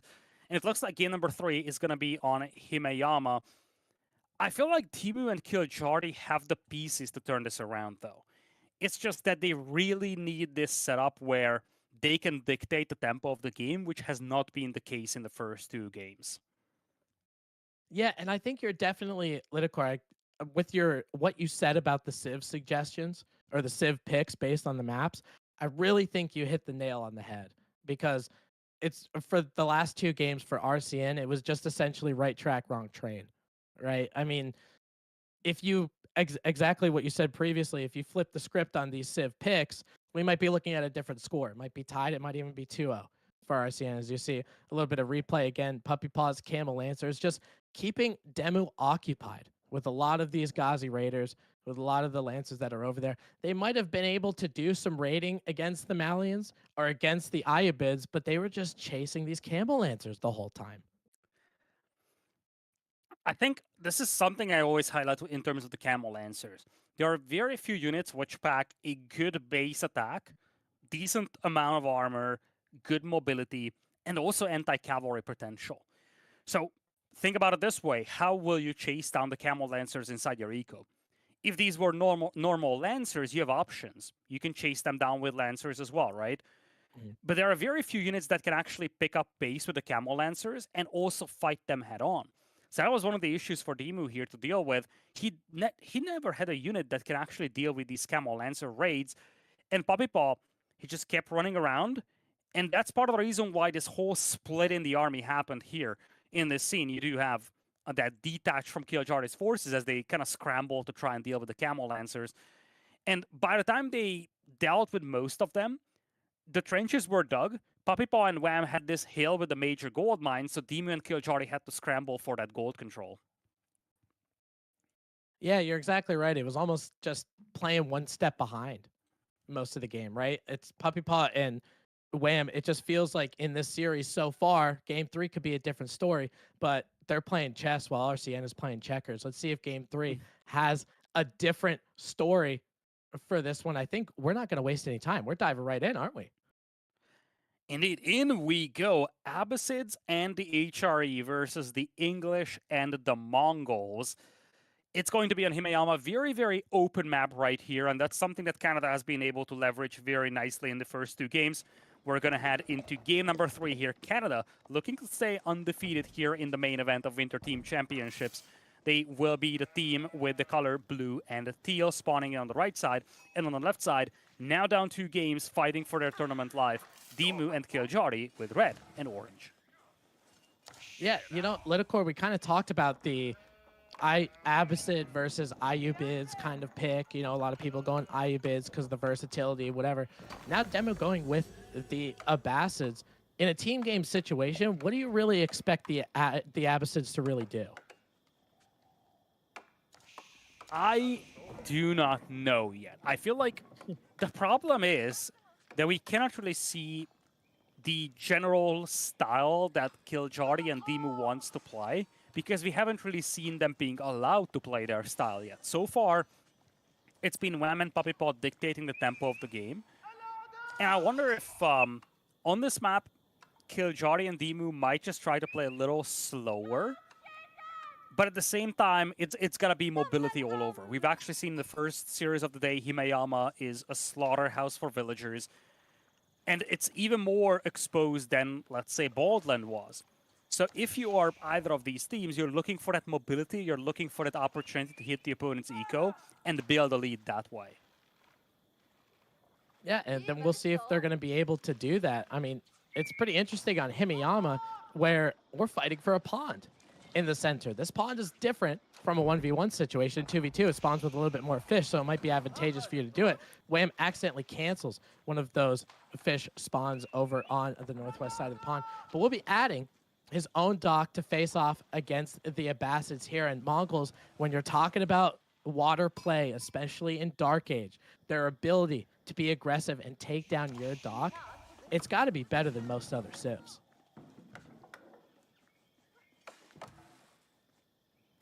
And we'll see if he's going to be able to do that. Don't see a barracks there right yet if he wants to put in a lot of damage. That's yet to be seen, but Kiljardy is going to be the first one to Feudal Age, going to be adding the Auk and Chapel to him as Puppypaw on the other side, going with the Council Hall. So we saw Abbey of the Kings last time. This time, a little Council Hall. Maybe we expect a little bit of feudal aggression coming out with the English with the Mongols.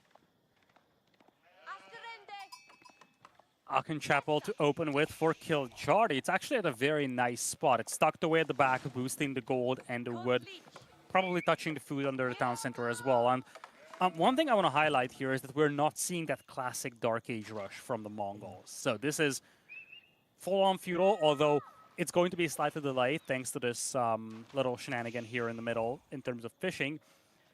It's going to be a race between Dimu and Wham, though, and this is a problem for Dimu. He cannot expedite his feudal age progress. It's just what it is with the Abbasids. Whereas if you're Wham, you're trying to rush up that feudal age, so you secure that little pond and take away little fishing from Dimu. Yeah, and I think it's nice with the teammate that you have also.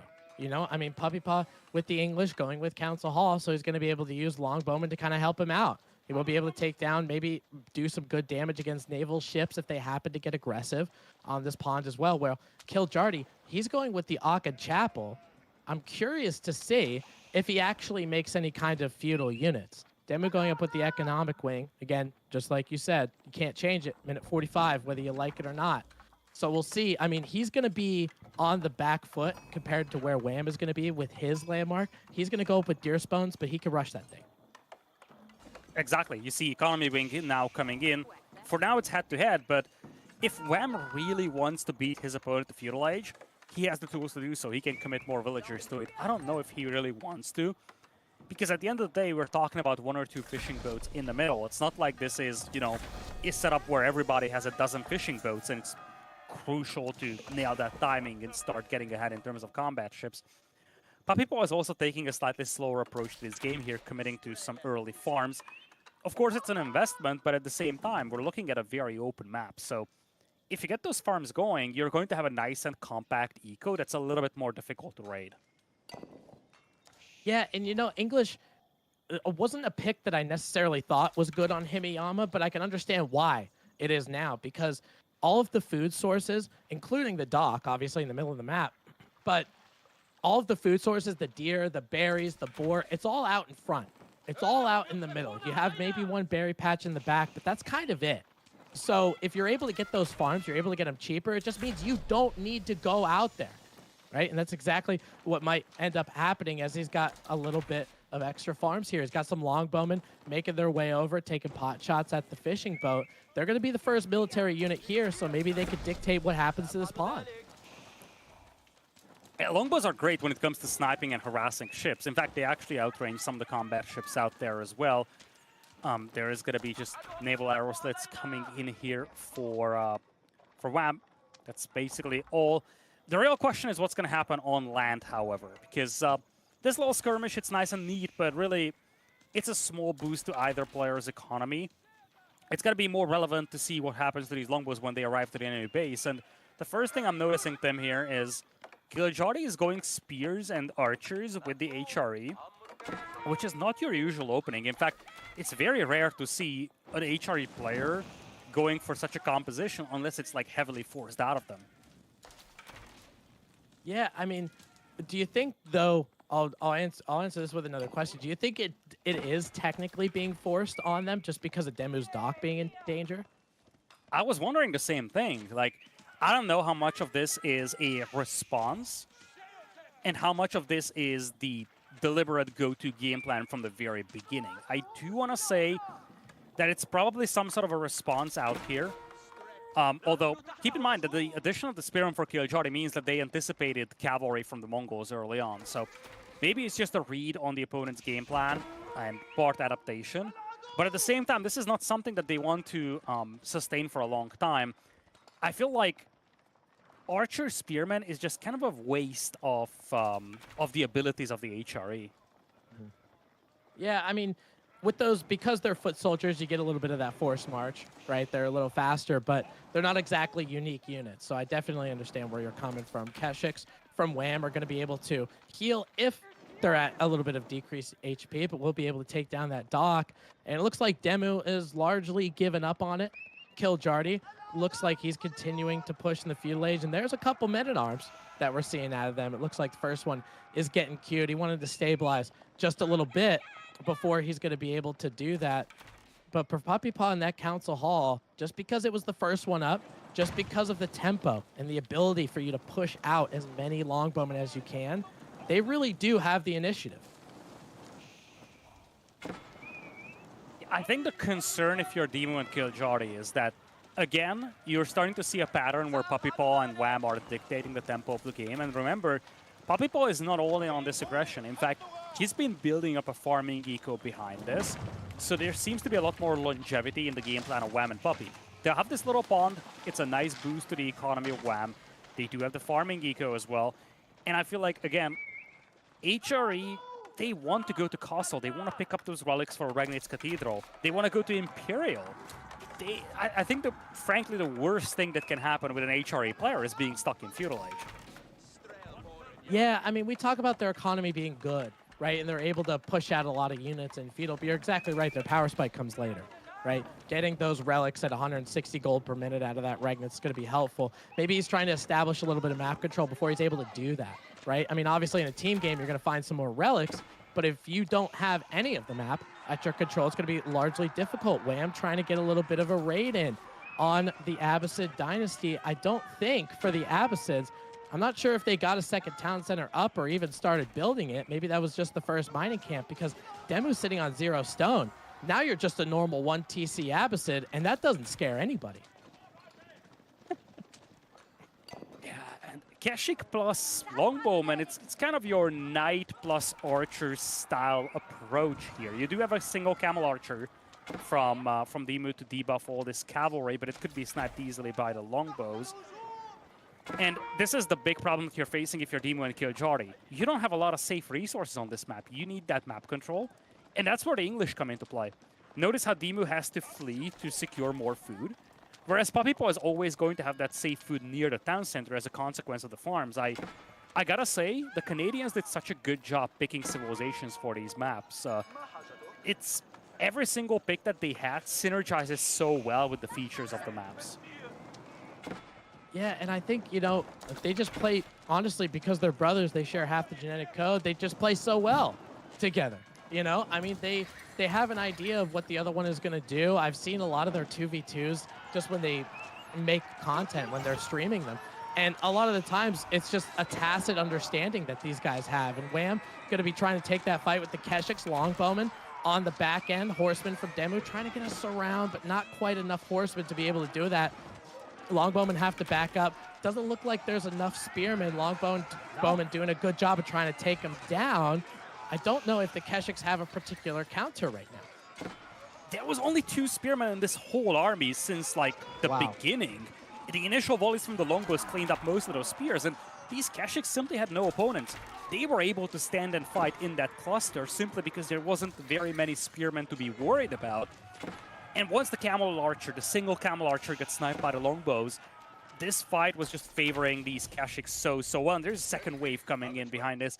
Army count is still slightly in the favor of Demu and Kiljardi, but the army value is starting to swing in the favor of the Canadians. And we've got some men-at-arms coming in from Kiljardi. I'm not so sold on that. I think men-at-arms are expensive, and they're not contributing much to these fights here. So many longbows out there. It's almost a one-shot. And you also have the Keshik, and I think that's the big problem. You don't really have anything that deals with the Keshik right now. Yeah, those men-at-arms, for the feudal, for Kiljardi, they're not really that, they're not going to put fear into me. You know, those feudal age men-at-arms, because they don't have, especially with Longbowman having that 1 extra damage, right? You could really cut through a men-at-arm, and you could kite them as well, especially against Keshik's going to be able to do a lot of that damage and even absorb some of that damage back with their vampiristic tendencies of getting that +3 every time they get a hit. Puppy Paw in the back, this is the crazy thing about English, man. You're able to get all of these longbowmen, and he's sitting on almost 40 longbowmen, while at the same time getting that farm economy. The only thing he's going out for right now is gold. The wood is relatively safe. That might change for Himiyama, but it's very frustrating where you're dealing with English. Even in the feudal age, you want to try to counter-raid them. You want to try to get back in the game, but there really isn't anywhere to go. Kiljardi also realizing there isn't anywhere to go either. Keshiks taking down just about every villager, making them run around. Kiljardi's going to have to back up and add some kind of reinforcement up in here with a lot of these archers. But those golden Aachen fields that are supposed to be so great, when they're vacant like that, they're not doing anything. And it's again a story of mobility in this game. Wham has 20 Kashik roaming the map, looking for opportunities to hit the eco.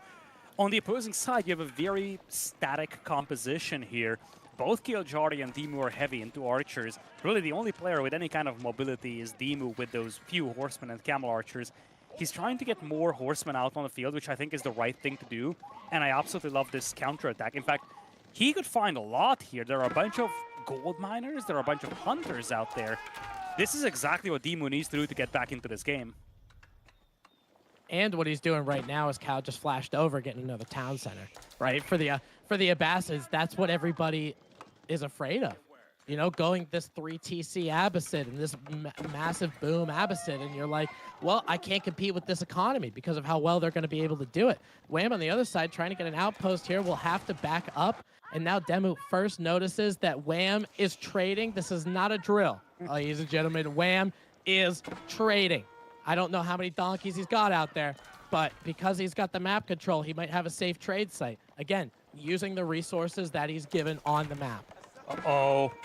This could be an ugly push, though. Remember, it's a slow-moving composition on the other side. It's only Demu back at home here.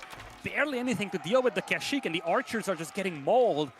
Villagers, as they flee, they do get cleaned up as well. And Kiljardi is closing in, but it might just be too late. This is a beautiful fight here for the Canadians, and it might just be the one that takes them to the semifinals. I think it just might be. Wham and Puppy Paw say, okay, I'm ready to take this fight. I'm taking a look at the spearman count from Kiljardi. He's got 9 total to 20 Keshiks that are over there. And Puppy Paw and Wham have the superior archer in the longbowman. He's got almost 50 out on the battlefield. Whether they're in this main front of this fight, I'm not really sure, but only 1 or 2 horsemen from Demu ain't gonna do it. The Keshiks are making quick work of them as well. Villagers, again, remaining idle. Spearmen and men-at-arms trying to chase those longbowmen, but that's not a good idea. A lot of them end up going down. So, yeah, Puppy Paw and Wham are backing up, but my God, the amount of damage they were able to do here. Yeah, they're up by 14 eco now, and they've done a really good job sniping off all the spears. So keep in mind, they're backing off for the time being. They're trying not to overstay their welcome. But at the same time, many archers fell for Killjardy. Even more importantly, he's down to 6 spears. In fact, Demu and Killjardy combined for 6 spearmen against 23 Kashyyyks. And at the same time, look at this. Puppypaw wasn't all in on this by any means. He's aging up to Castle Age, and he preserved his army. He's going to be at 42 veteran longbows in a blink of an eye. And at the same time, he's supported by a substantial force of Kashyyyk as well.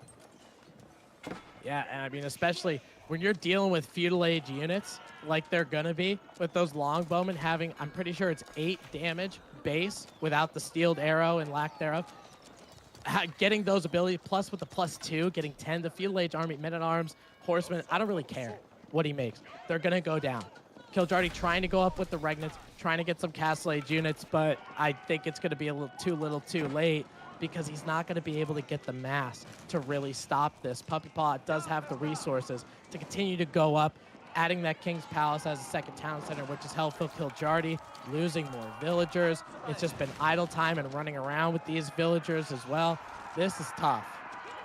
Yeah, he actually saves one of those villagers, but at the same time, he's being pulled all the way to the north. And remember, if he's chasing this force, it means that it will take so much time to get to Demu's base. And this is what Puppypaw and Wham have been doing so well throughout this series. Stretch away the attention of the opponent, or just in general stretch the field with the cavalry, and then let your teammate do the dirty work. That's what's going to happen here. Killjardy had to go up there, and now Killjardy is far away from this battlefield. In fact, he might have to face those Kashyyyk alone, while at the same time, Puppypaw is pushing up with the longbows here. I'm not the biggest fan of this fight here for Wham, but it looks like he's still taking it, and he's actually winning this.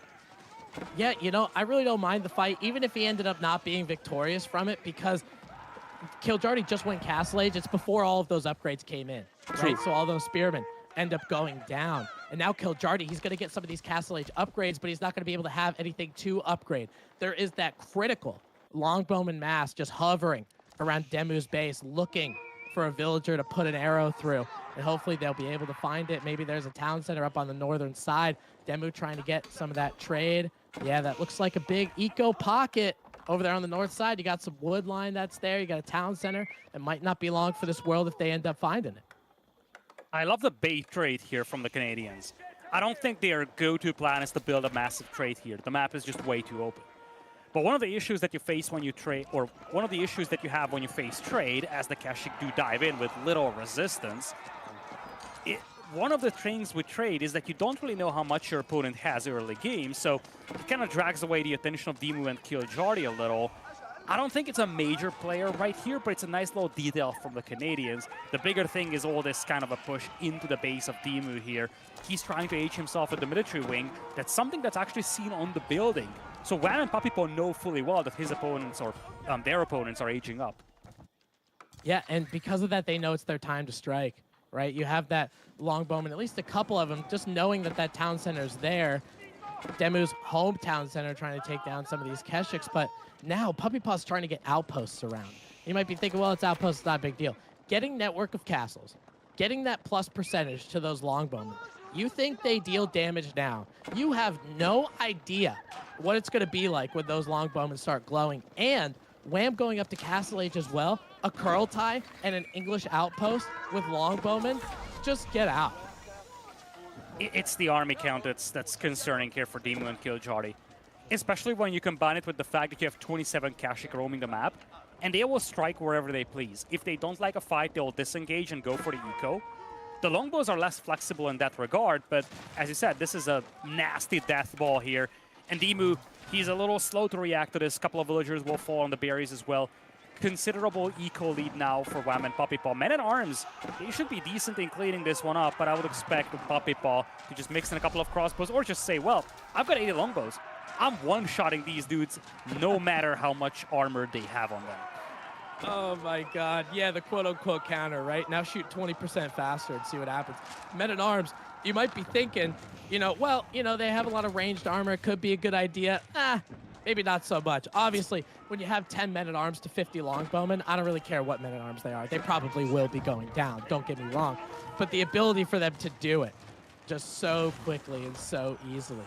And now that they have Rams here, Wham just went to Castle Age, got that veteran Keshik upgrade.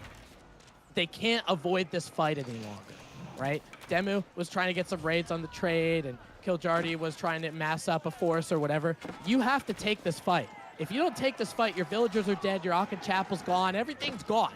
So you got to take it. We're in a 2v1 situation here. Kiljardy fending for himself over there on the northern side. They basically split the teammates of RCN, and now Demu coming back on the south side. And they're going to do what they can. He's got some horsemen, he's got some camel riders, maybe a little bit of veteran archers, depending on if Composite Bowman got researched by the Abbasid Dynasty. But I don't think there's enough for it to matter, Lidakor. It certainly isn't.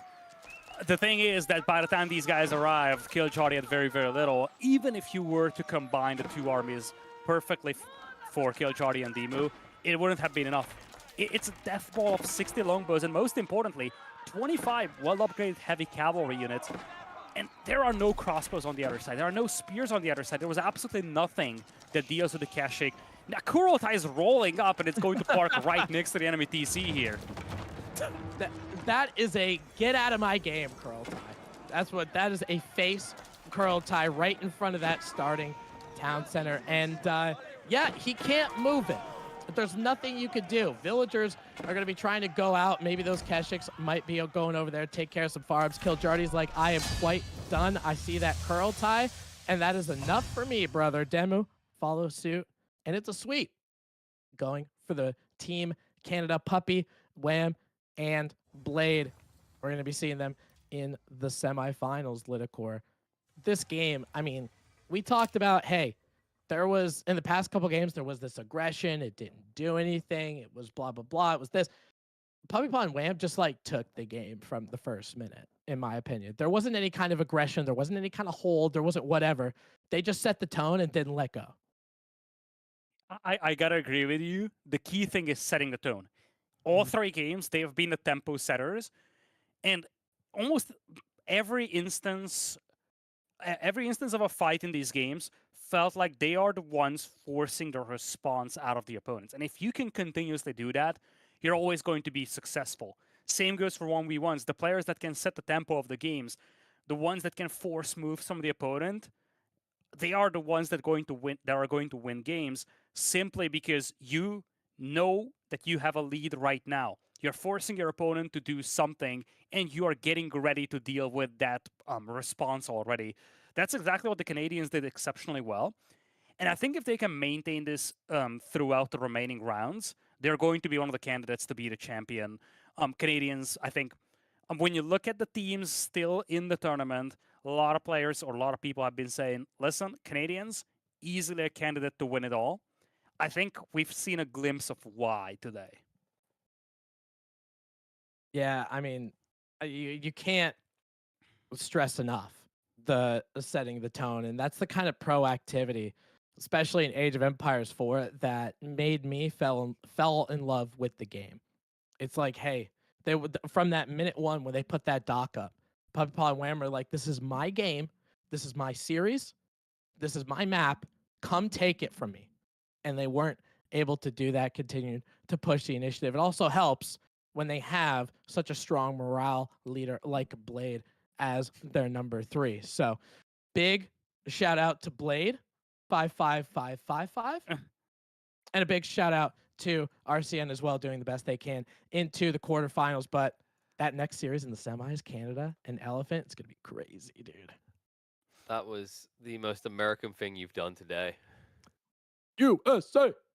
Just like, oh yeah, but we're here as well, by the way. You know, we really shout out to Blade. I know he's watching the chat. The boys all long. But what a series here for the Canadians. I mean, I love the way you guys described that. I think, you know, Lidko, you're talking about this, the fact that they were aggressive, tempo controlling from the very beginning. I want to say a little bit different than what they're known for in 1v1s. I mean, I like to tease Wham at the moment. Regularly when I'm streaming, I'm like, Wham's walls are incoming. Like in a meta where no one else can wall, he finds a way to enclose himself. But I guess when you have a map this big, when you have maps like Gorge, Himiyama, you have to play aggressive, and they proved they play it well. They certainly did, and I feel like it's not just a matter of playing aggressive. It's a how do you play aggressive. It was different flavors of aggressiveness that we've seen. Gorge. Play around the Jushi slow-moving composition, but it's a map where you spawn very close. You can leverage that. Game number 2, Baldland, you played a fast castle here. In fact, in that game, it was RCN who played that initial Feudal Age aggro, but again, using the features of the map, the distance between the two opposing teams, you get the Castle Age, and then you start dictating the tempo with Camel Lancers. And then here, it was just a super classic Cavalry plus Archer play, really. Mhm. This, as we do have the series highlights coming in here, it started all out like this, super aggressive. And I actually said this at the very beginning of the game when I saw that aggression coming, like, this is how you want to go into the series. You just want to say, hey, I'm here, and if you don't fight back, I'm just going to steamroll you in 15 minutes. And maybe a little bit greedy from RCN's draft in both, especially game 1 and 3, I'd say, Tim, right? Like this opening game, double fast castle is kind of wild on a map like Gorge. Then in game 3, was it a Bassett's HRE? It kind of feels like Dimu and Kiljadi were looking for that comfortable mid game, but it never came. Yeah, that's a really interesting point, KP. And I alluded to it when Wham was playing Mali and Puppy Paw was playing Ayubid, where if you're gonna be aggressive, you gotta, or if you want to be defensive, if you want to be greedy, you gotta pass the baton back and forth. If both of you are gonna be greedy at the same time, then no one's gonna come save you because you don't have military, right? So if you have one civ getting greedy, going for the fast castle, the other civ just making some kind of map presence, it takes the weight off of you, at least a little bit, to get you the time to get to castle and do these things. And you see, because of that, Puppy Paw had all of those Camel Lancers in game 2 as you're watching them go across the screen. Demu and Kiljardi, they kind of had this game plan of, are we going to greed this game or are we not? And it was an all-in both greed or both not. Yeah, I'm a little bit disappointed in RCM because what they've just done here is they've given a Delhi loss. So now all of the Delhi mains that are like, no, not Civ, no, it's totally balanced. Please don't hide. It now they've got proof. What have you done? Like, all of a sudden, Elephantos that are never meant to lose, but they end up losing here. I mean, incredibly well played. And, commiserations to Dimu and Kiljadi. I mean, maybe they need to slap Voldemar in there for a game, mix it up a little, bring in the kid. But I think the big thing here that is kind of like a takeaway is this potential, right? Like we saw that actually in the Chimp series. It was kind of crazy. I felt like we're going to have a much closer set today because of the fact that Dimu and Kiljadi, for moments in that series against Beastie and Marine Lord, looked like they had them on the ropes. They certainly did. And when you look at this series or as a whole, Canada now looking like an absolute candidate to win it all. But then again, you do have the chimps out there who've been champions of previous team game events, two of the most accomplished AoE for esports players out there, Marine Lord and Beastie. And this is going to be an absolutely beautiful series coming up, KP. The chimps against Vortex and Lucifron. When you look at the accomplishments in competitive AoE 4, you have some of the most accomplished players in the history of AoE 4 crammed into a single team game series. Yeah, and it feels like right now we are just seeing the top level players crammed into those semifinals so far, right? From China, of course, we've got the Elephant Boys that I think a lot of people would expect to see this deep. Now, of course, the Canadians joining them. Dimu and Kiljadi not there. A bit of a mixed bag. I think Ben hasn't really been able to crack that top 4 in the S tier tournaments for a while. It has been a bit frustrating. Kiljadi has been rising, but not quite there yet. Then we think about that Chimps versus the Vortex, Lucifron, those are going to be very intriguing games, right? I think there's a big question mark now about whether KQP can recover, folks, because they got absolutely spanked by Louis and CSO. There's no other term for it in the group stage. It was a 3-0 washout. Only one of those games, I'd say, really looked that competitive from them, and I think that was a big jolt, a wake-up call. I mean, Vortex, who was playing in the midweek musters, he's taken a break from them to focus on this. A few players actually did to focus on this weekend. So we're gonna have to see if they've aligned the stars to come together. I mean, it might be a boon, a benefactor from Chimps' perspective, or rather Chimps' shall we say, weakness that obviously Beastie's been busy with World of Warcraft, and then Marine Lord has been busy leaving Discord calls when they're meant to be communicating. So we might end up with a much closer series there than would be first anticipated. But folks, we're only halfway through the day. We've still got so many games to come. That's right. We're going to have 2 more best of 5s, and I think that Chimps versus KQP could deliver. Then remember, we'll be finishing the day with the Free Deader versus VES, which of course is going to be Volta Esports going up against the 3D Clan members. That's going to be Anatand, Cat, and B. Cat not making too much appearance so far, but Cat also another player who took a break from the midweek musters. So you have to be wondering, are we going to get some substitution? There's been a few teams that actually have been rotating frequently through their free players, some that have been committing to it. Will we, for example, see Warman in the Chimp series? Got to be a question in it. And then Volta Esports, of course, have shown that they have a propensity for rotating their team regularly. Also cool to see that we actually, in the top 8, have 2 official orgs. In fact, going into this event, we only had 2 official orgs. Remember, Volta Esports is a team, as is Team Elephant. Everything else is made up or meme teams or whatever.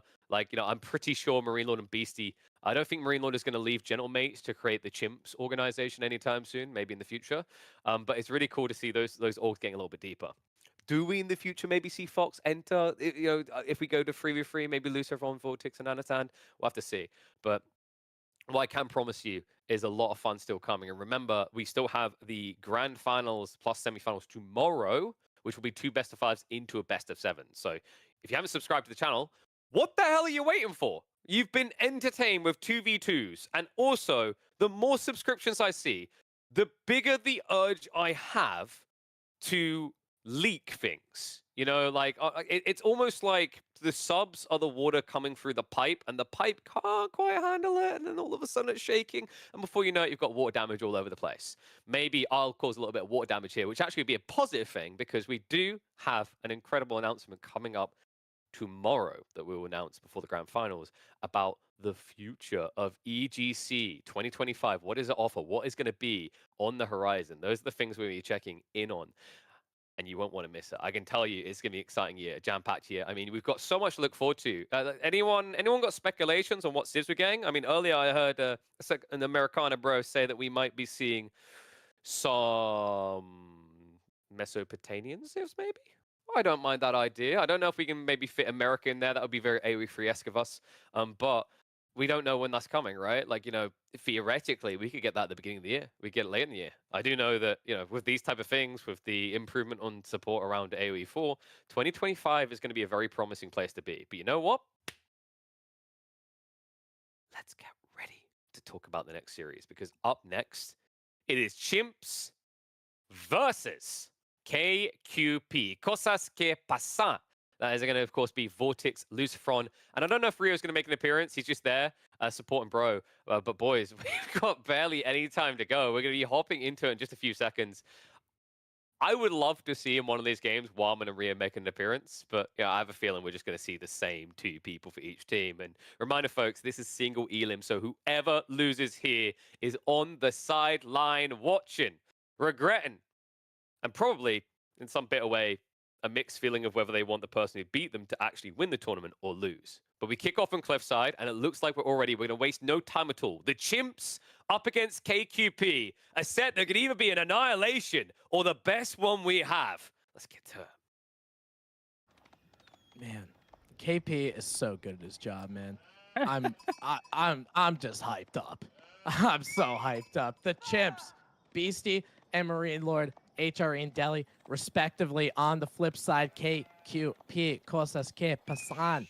Vortex playing as the English, the color purple, Lucifron as the Roos in the color pink. So looking at it, just because we just dived right in here, Liticor, taking a look at it on Cliffside, which civilization, which combination do you like? Now, this is an interesting one.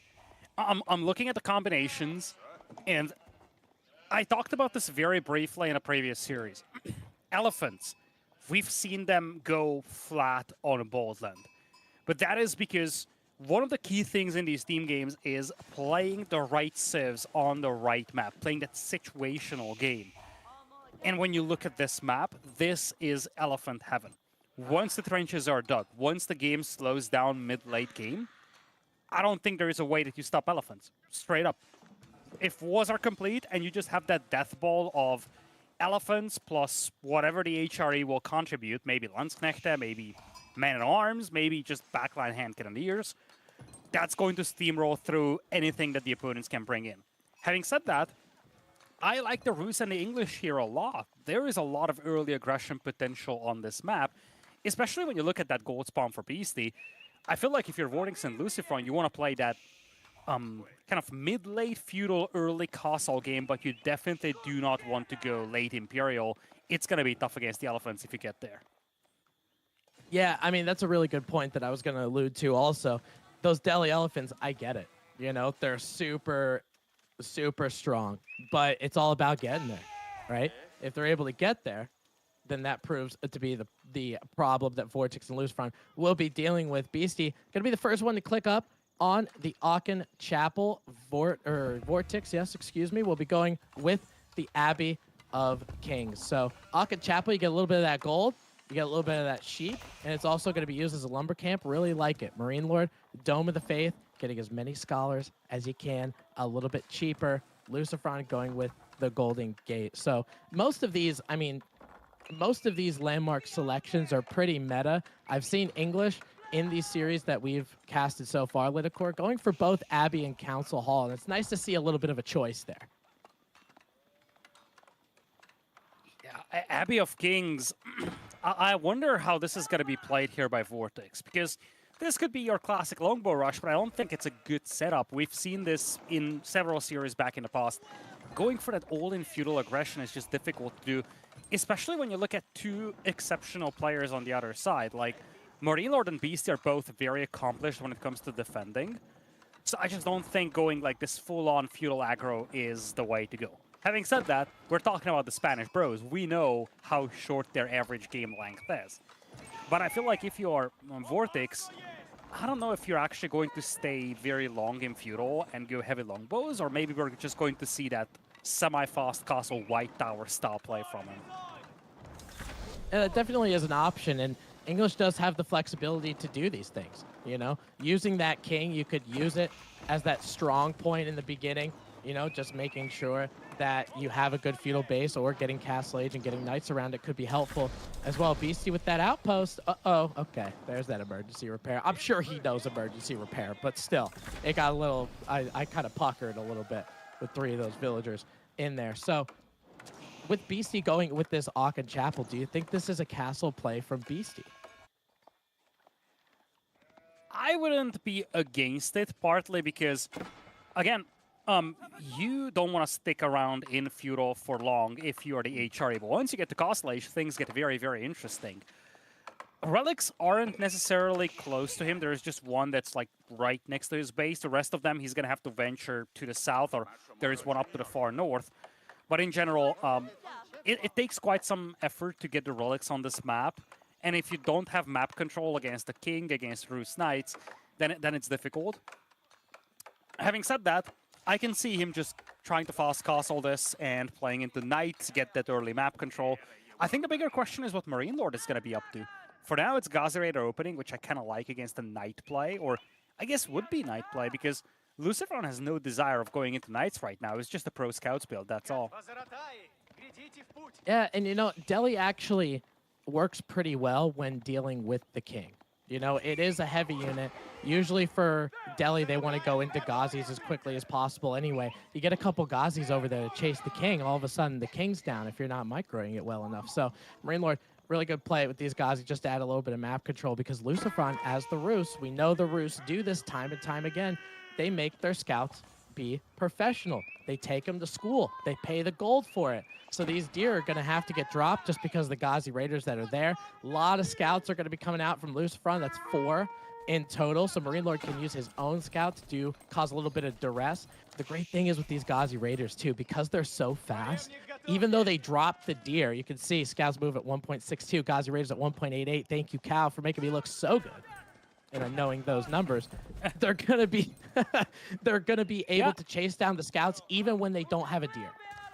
That's a good point, and one of the things I'm looking at here is I kind of touched on the fact that if Beastie wants to go straight castle, go for the relics without map control, that's a problem. But the same goes for pro scouts. I'm actually a little surprised that all we have from Lucifron and Vortex is just essentially 1 king and I guess 2 more longbows in queue, because I feel like that just doesn't synergize well with the Pro Scouts build. And even if it wasn't for Beastie mixing in some spears and archers, Marine Lord alone with the Ghazi Raiders should be enough to deny or at least slow down that influx of deer carcasses. But it looks like Beastie's not messing around. This is a highly unusual opening from the HRE. Triple ranges and Iraqs. Yeah, Right now he has no more archers in queue, so I'm somewhat skeptical about this build, but maybe Beastie was just concerned about a potential longbow push from Vortex, and this is more like a defensive setup, allowing him to deal with longbows if Vortex goes aggressive.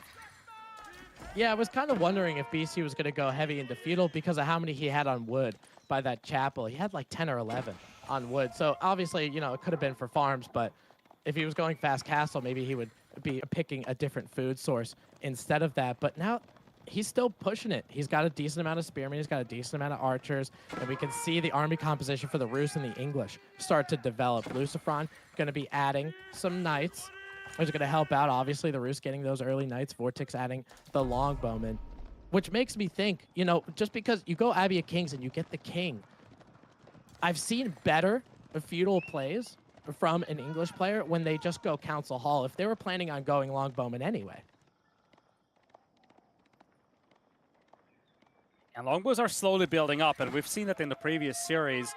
If you can retain that that big ball of longbows, once you get to mid-late Castle Age, it becomes devastating.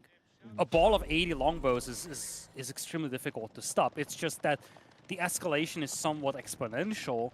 So right now, this group of longbows isn't a major contributor. It will become a major contributor very soon, and Lucifron is now getting into knights here. He's got 5 knights, though. He's facing off against 13 Ghazi Raiders, and that's a matchup that should favor the Ghazi Raiders. Yeah, with how many there are, you know, and obviously that little +2 to heavy, when you get more of those Ghazi Raiders, it's really going to help you. It's like Lucifron trying to get some raids in with these knights. He's trying to take that mobility, trying to use that mobility as much as possible, but going to end up getting caught by some Ghazis, going to end up getting caught by Beasties units as well. And this is that little bit of choreography, right? Lucifron has a couple knights. He's just trying to get some raids in, but he gets caught. Beastie and Marine Lord are on the same side, obviously, but on the same wavelength, just to make sure they're able to keep those sacred sites as well. He's got one on the south side. Looks like he's trying to get that one in the middle side as well. And we both know, Lidicor, whether it's elephants or otherwise, how dangerous Delhi is once you get a couple sacred sites under your belt. And now, I feel like Beast and Marine Lord are happy staying in Feudal Age. 16 Ghazi Raiders is perfect, and the concern from Vortex and Lucifron is that I don't see a single spearman. It's full longbows, it's full knights, which means that Ghazi Raiders will be exceptionally happy with these fights. And the cherry on top is a decent force of spearmen and archers from Beastie here. In fact, I don't know what the plan is here for the Chimps. I don't know if they want to go on the offensive in Feudal. I think they have the forces to do so. But I could also envision them just saying, okay, we have an army that they cannot really push into, so might as well just go castle. Speaking of which, that seems to be the plan for Lucifron. He's piling up resources for Castle Age. Yeah, and how many villagers he has on gold. It might help him trying to get a couple knights, but it's also going to help him try to stockpile enough to get there, and obviously the Golden Gate can help you get to castle as well. Lucifron using these knights and the mobility of these knights just to make sure those deer packs are safe. You saw him take down a couple spearmen. Pro Scout's going to be able to take another 5 on the way, going to his town center. Look at this mass, though, Lidicor. I mean, a military count of 73. We talk about Delhi being this ultra awesome late game civ with their elephants, but you cannot sleep on their feudal. They still got one of the best feudals in the game.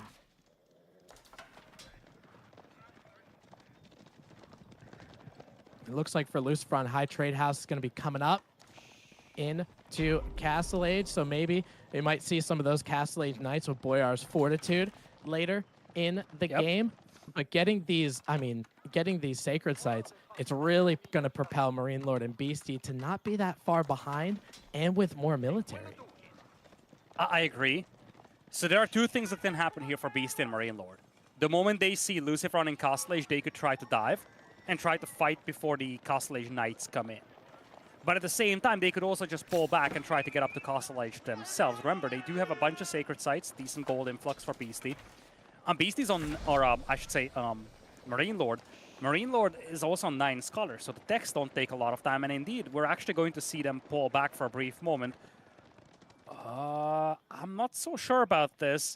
Ghazi Raiders detached from the archers, you gotta be careful about that, but for the time being, it looks like Beastie also wants to go into Castle Age here, so they're not willing to dive just yet. Means that Vortex will be given a little bit more time to build up that big longbow mass, and now Vortex is thinking about Castle Age.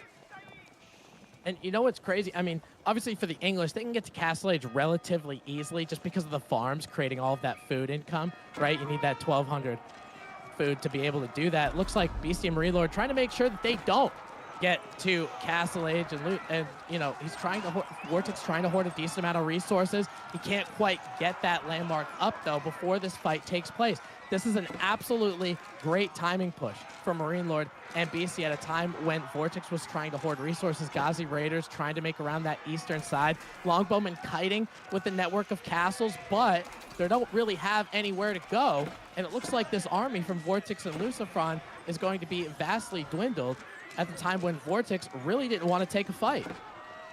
You're saying that, but kind of the same goes for Beast and Marine Lord as well. They were also aging. I guess the silver lining is that Beastie might want to switch units anyways, so maybe he didn't want to retain those archers and spearmen. But when the dust settles, it was kind of a trade between the two forces. I don't know who got the better of that. Maybe it was Beastie and Marine Lord.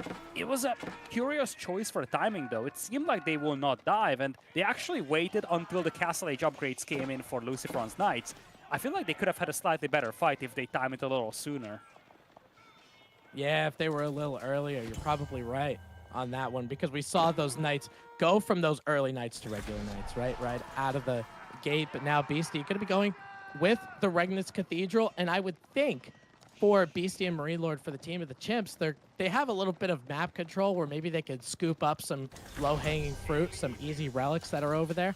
Vortex with that King's Palace trying to bolster that economy as best as he can with that second town center and trying to keep these sacred sites. But now with Lucifron in castle, with Vortex in castle, Marine Lord struggling to get there, but continuing to make units like Ghazi and Spearman. Do you think he's going to be hanging out in Feudal for a while? This is the problem that the Chimps are facing now. Because now it's 2 Castle Age players with Longbows and Castle Age Knights raiding Beastie. They also have that extra town center. They could have Warrior Monks for the relics. Marine Lord is going to need to contribute to the fight here, though, and he's got a lot of Ghazi Raiders. So I think Marine Lord is doing the right thing. He's got a strong economy, and he just feels like strength in numbers, kind of. At the same time, he's got 24 Ghazi Raiders in total. They are facing 23 Lancers. The math is in the favor of the Lancers right now. Beast is buying precious seconds here, though. He pulled back. He's playing defensive because he's waiting for crossbows. And if Beastie can get a dozen or so crossbows on the field, these fights will once again be favoring Beastie and Marine Lord and not Vortex and Lucifron. Yeah, it's going to be tough. I feel like he's going to need a little bit more than 12 just because of how many longbowmen are here.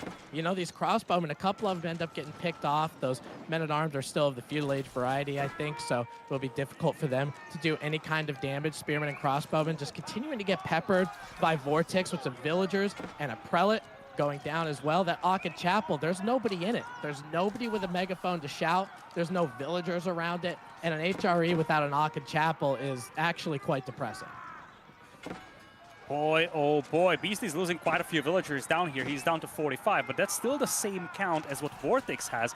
Vortex having lost a lot of troops before, and I don't know, maybe Cosas que Pasan overstayed their welcome. This is the moment that Beastie and Marine Lord were waiting for. A chance to overwhelm. It's strength in numbers, and the Ghazi Raiders find their way on top of those longbows. A beautiful cleanup by Beastie and Marine Lord. I mean, look how many Ghazis there were. Littlecore, there's so many, and you think those knights are going to be able to make quick work of them, but you're exactly right. You talked about having 12 crossbows. Beastie has 11.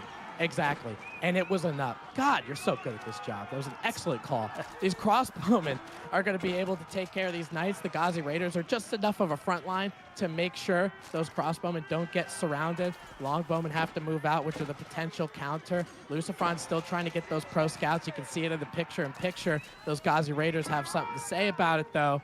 All of a sudden, we kind of flipped this game, switched it over yet again. We thought that was a throw from Beastie and Marine Lord with all of those units going into that English town center. Vortex and Lucifron kind of followed suit after that. the preservation of longbows is an issue here for Vortex. And that is, I want to put this into stark contrast with the previous series we've watched. Difference is that in that series, the longbows were always kept alive. So by the time you got to mid-cost age, you had a ball of 60, 70. And that wasn't the case in this game. Vortex is still at just 13 longbows. So he really doesn't have that overwhelming firepower to just one-shot men-at-arms. He doesn't have that firepower to one-shot Ghazi Raiders. And that's part of the reason why they cannot really take these fights. Now, 25 Knights is still no joke, and remember, Marine Lord is in Feudal Age. Vortex and Lucifron managed to do a lot of eco damage on Beastie. And Vortex is on 2 TCs as well. So when the dust settles, there is a 20 or so eco lead in the favor of Vortex and Lucifron. And they could make this even bigger with the Knights. In fact, that's exactly what they gotta do. Just go for these raids, kind of force Marine Lord to chase. And at the same time, Beastie's got a slow-moving composition, so he's going to have trouble shadowing all these Knights. Yeah, you're exactly right. I mean, Beastie's force is going to be the damage dealers, especially towards these Knights with those crossbowmen that are going to be there. But again, still on foot, it's going to prove to be difficult. Marine Lord doing his best, trying to use like a little choke point area around this stable. Tried to get a Wololo from Beastie as well. That wasn't going to quite get there. And Marine Lord's got his tail between his legs. There's a lot of Roost Knights here. Beastie is now coming in from that north side. Longbowman trying to take some hits on Beastie's eco. You can see that on the north side, the western side of his base as well. Now with these crossbowmen, Marine Lord might be safe, but continuously playing on the back foot. Eco count of 20, leading for Vortex and Lucifron. My question, though, and a question specifically for Cow, is how many relics does Beastie have? Is this going to offset what he has? I don't think so, especially because there's a raid to the south as well that Lucifron was able to deliver on top of Marine Lord's Vills. Men-at-arms are slowly trickling in, crossbows as well, but most importantly, Beastie and Marine Lord have a lot of idle time on them right now, and this allows Vortex to once again build up this longbow force. He's exclusively going longbows. He needs that critical mass, but look at the other side now. I see 3 Ghazi Raiders only for Marine Lord. Marine Lord no longer has the chance to just jump these longbows and quickly annihilate that force. At the same time, Beastie, 6 men-at-arms, 17 crossbows. They don't really have a good answer to just a flood of longbows right now. No, you're absolutely right. I mean, Beastie is trying to get many men-at-arms to try to help him out here. Longbowmen are going to be able to take down some villagers while getting hit with springhold bolts from these towers essentially at the same time, but this is devastating. Every one of these villagers that go down at that 40% increased gathering speed is really important. That's less crossbowmen, that's less men-at-arms. You have a food-heavy composition. With these Knights from Lucifron, you see in total, he's got 30-some Knights on the battlefield right now. I don't know for Marine Lord, especially because being the deli, he doesn't have the map control, so he started to make farms. He had to go out to get those berries. He's doing his best with the professional scouts to try to get them, but I feel like Lucifron just gobbled everything up already. I think Beastie's going for a second DC here, judging by the stone and wood count. They understand that they've lost a lot of eco, and, you know, logic would dictate that he could just go into Imperial and get the villager printer going, but he needs a lot of resources for that. The second DC might be more realistic, and this pocket of eco also gets found. Please don't lose your knight to a wolf. That would be rather embarrassing. But at the same time, the pressure is just massive here from the Spanish bros, and that's the playstyle they love to play. Full-on aggro. They don't like hour-long games. They just want to finish it right here, right now. And I think they have what they need to do that. Yeah, let's see how well they take this fight, because they're going to be diving in, and that's put up or shut up time for Beastie and Marine Lord. Lots of spears, but they're of the feudal age variety. Lucifron has Boyar's Fortitude on those Knights, so they're going to make quick work of them. Longbows will be able to help as well. Taking out those crossbows. That was an easy clean for the Spanish brothers, and now they can rain their special version of hell all over Lucifron's base, or Marine Lord's base, excuse me. And look at all these villagers fleeing in the corners. They're still alive, but they're idle. And at some point, these Knights will find this little corner. When that happens, it's going to be an absolute slaughter. Beastie now having his reinforcements cleaned up by the Knights as well. Beautiful coordination by Vortex and Lucifron. And things are just not going in the way of the Chimps right now. Battle after battle, they are losing it. And really, the only thing that's positive for them right now is that they still have a decent amount of villagers given the circumstances. They're down by 50 eco, but that could be a lot worse. Yeah, and they need cost-efficient battles right now. From being behind on the economic count, they need the units that they make to actually matter. And a lot of them are being wiped up. You know, these men-at-arms, even though they do have heavy maces, what I can see on them, I'm not sure if they have two-handed weapons yet to give that extra +2, but you got to be thinking they'd be able to do something against those knights. It's just not enough. Two-handed weapons not coming in. You're going to need a decent amount of men-at-arms to deal with these knights, and I don't think BC's going to have the ability to do it. I wouldn't mind if Lucifron pulled back the injured knights, though, because I think he's playing with fire here. So he's still fighting into spearmen, he's fighting into Ghazi raiders, and a lot of these knights are damaged. I think they're still fine, that is Vortex and Lucifron, but you gotta be careful because sometimes you just overextend a little, you feel like you're having this, and then there is a comeback coming in. But there is Vortex. If there was ever a get out of my game moment, this is it, dropping the Berkshire Palace right next to the base of his opponent. Yeah, and Marine Lord doesn't want to see it go up. BC does not either, but lucky for them that Berkshire could fire into the next map over as well. It's a 1-0 start for the Spanish brothers, and they will be setting the tone in this series. I know a lot of people, they think the Chimps, they're the two best pound-for-pound players right now, but Lucifron and Vortex took them to school on game 1. And I just want to remind everybody here real quick that Cosas que Pasan got 3-0'd by Elephant. So when you're looking at this matchup, you know, we went into the series with some big question marks against Vortex and Lucifron. Are they going to be one of the big players for a potential championship? They had some shaky moments in the group stage. But at the same time, anyone who watches pro sports or esports for that matter knows that as long as you're in, it doesn't matter. Every series is different, every series is independent, and you just gotta focus on the one that's coming up next. Cosas que Pasan did just that and had a really good start here against Beastie and Marine Lord. And remember, Beast and Marine Lord did have the Delhi over here for late game, and I think that's one of the key things I want to highlight for Vortex and Lucifron. This was probably the biggest moment, by the way. This dive from Beast and Marine Lord, I felt like it came a little too late. The Knights were already Castle Age, but these were also the diciest moments for Vortex. He lost a lot of villagers in here. At the end of the day, though, the Night raids were really good from Lucifron, and you know, the composition that Beast and Marine Lord has, it would have been awesome in Imperial, especially with the Elephants of the Delhi. They just never got to Imperial.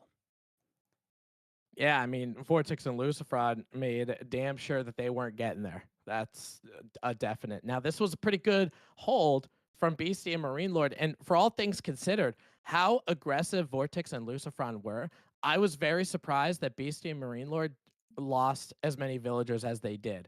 I expected them to lose more from this all-out aggression, but I think based on the graph, it was 16 for each side, so they were doing their best to keep them in there. That first push that you saw before, I think there was a choke there. Some Ghazis were trying to take out some Knights, which wasn't really advantageous. They didn't really get on that long bowman mass, so that ended up proving helpful for Vortex and Lucifron. And this was this end where BC and Marine Lord were just continuing to lick their wounds after that first dive. They can never mass up enough to deal with that Knight mass that Lucifron had. This shows how good Roos is, not only as a Knight Civ, but as a Civ that makes pro scouts and gets deer. Their food economy is really good. For those Knights that are so expensive, it really works out. Now, speaking of the pro scouts here, that was one of the weird things to look at in this game. You look at Vortex and Lucifer and how they started this whole story. They wanted to go pro scouts with basically no troops out on the field. So one thing I want to highlight is that we've seen some moments where Vortex and Lucifer had somewhat questionable strategies. I want to be careful with the wording, but there were some moments where things didn't line up the way they wanted, I feel. This whole pro scouts opening with no troops to protect them. I also am a little concerned about them being so locked in on a single type of a unit. It was only knights, only longbows. It worked out in this game, but that's something that they might need to think about going forward. Is that the right way to play in every single game? Having said that, we're going into game number 2, and we do have the Iobids out here. Iobids on Boldland, we've seen that being a powerhouse. Beast and Marine Lord opted to take away Delhi here from Vortex and Lucy, allowing them to play with the French and the Iobids. And on the other side, Malians, one of the favorite civs in the hands of Beastie, and English for Marine Lord, probably. I don't know the distribution between the players, but I would presume that it's going to be Beastie with the Malians. Yeah, and I mean, we saw this in the last series as well. Malians on Baldland proves to be a pretty good pick. You know, just having the ability for where you actually spawn, your teammate being able to help you out a little bit while you're doing that cow boom to get to that economy. And we saw how good the Canadian brothers were at executing that. And then you got to that late game military mass that the Malians get quicker than just about everybody else. And there really isn't much you could do about it. I think that there's a very similar play that they could do if English goes for something like Abbey of the Kings, right? You can get a king, you could do a little bit of harassing, you can get a couple longbows, maybe some horsemen to go with it if you're feeling a little frisky, just to try to keep your Malian partner a little bit safe. So there's definitely play for it. I think the focus here on Baldland will be the timing of aggression. We've seen in many series before, players try to be aggressive, but mid-feudal age is not the time to be aggressive. It's early castle where it's at, where you want to secure those large gold veins, where you have to start migrating towards the other tree lines. That's where you want to essentially unleash hell. And that's actually a good timing here for the Iobids. I would not be shocked if we saw a fast castle into Camel Lancers. Maybe we're going to see the French playing into Knights initially. This might just be a double cavalry fest. Or we're going to see something totally out of the book from the Spanish team. On the other side, I would not be shocked if Beast and Marine Lord played very defensive at the beginning, super condensed with the Malians and the English, and their focus should be more on the late game side of things. We head into game number 2 on Baldland, because Askepasan up 1-0 with Vortex and Lucifron, using the Iobids and the French in pink and purple, facing off against Marine Lord and Beastie with green and yellow, in command of the English and the Malians. Yeah, it's kind of crazy. We saw the Malians flip, right? I've seen BC play Malians, and he's fantastic with the Malians, but obviously all 4 of these players are fantastic with it, just about any civ thrown into them. So Marine Lord will take his shot at being a Malians pro. Let's see if he's going to be able to do it. I feel like for Vortex and Lucifron on the flip side, you're dealing with French, you're dealing with Iobids, there is a potential for a little bit of baton passing, right? With Lucifron going with School Cavalry, adding a couple knights just to soften the blow, just to, you know, keep Beastie and Marine Lord kind of on edge while Iobids fast castle behind it. I agree with you. I think when you look at this map, one thing you want to look out for is using mobility to buy time, to allow your teammate to secure key positions on the map, and essentially to dictate the tempo of the game, which is something that we talk about very, very often. Now, speaking of dictating the tempo of the game, one thing to highlight is that Malians can go Warrior Scouts, and that can be a really good unit to add on a map like this. Remember, wide open map, a lot of exposed resources. So here is one of the things that you can do. You can ferry in carcasses under your town center initially, right? That's going to help Beastie and Marine Lord both. It's actually Marine Lord playing as the Malians and Beastie with the English. I actually thought that it's going to be the other way around, but nevertheless, you can ferry in carcasses initially, and then think about how this game is going to look like from minute 15 onwards. Beastie is going to have the English farms. Marine Lord is going to have the cattle. Marine Lord is going to have the pit mines as well. A very condensed and very safe economy for them to work with. Whereas for Vortex and Lucifron, they're going to have to move out on the map to secure resources. So they need to be the ones dictating the tempo of the game. Otherwise, it's going to be difficult to get resources. Yeah, and that's kind of the Achilles heel of especially the French. You know, there's a reason why for the French, going pro scouts ends up being pretty advantageous, because going out to get those food sources is what they have to do. Going out to get extra gold when their first gold goes away is what they would have to do as well. Vortex is the Iobids. Gonna go up with the Culture Wing as Cow is hovering over. He gets 2 dervishes in feudal age, and might there be a potential, Lidacor, for a Royal Knight with a couple dervishes behind him? Now that would be an intriguing option. That would actually be sick. And it's going to be a second DC by Beastie here. Abbey of Kings into second TC, that screams White Tower eventually. If you play 2 TCs, I doubt that you're going to have a lot of incentive to go for a King's Palace. So I'm thinking this could be that second TC into fast castle style play from Beastie, play with the Knights.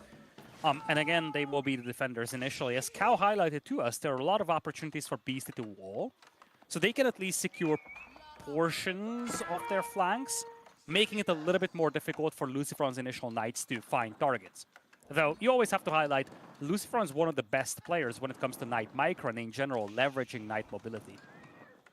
Yeah, and I think for a lot of the viewers back home that are watching, you're seeing all of these Knights with Luciferon and his Knights and the Knights that he had in the previous game with all the Roost Knights, having the ability to micro those so well, and that's why when somebody is a beginner that wants to learn how to play a Civ, I usually tell them French because it helps you make sure that your units are safe. You have to babysit them a little bit. They're 240 resources. So making sure that each one has the most health as possible to take all of those key fights is so, so important. It helps you pay attention to the units that are on the map. Luciferon does that better than anybody.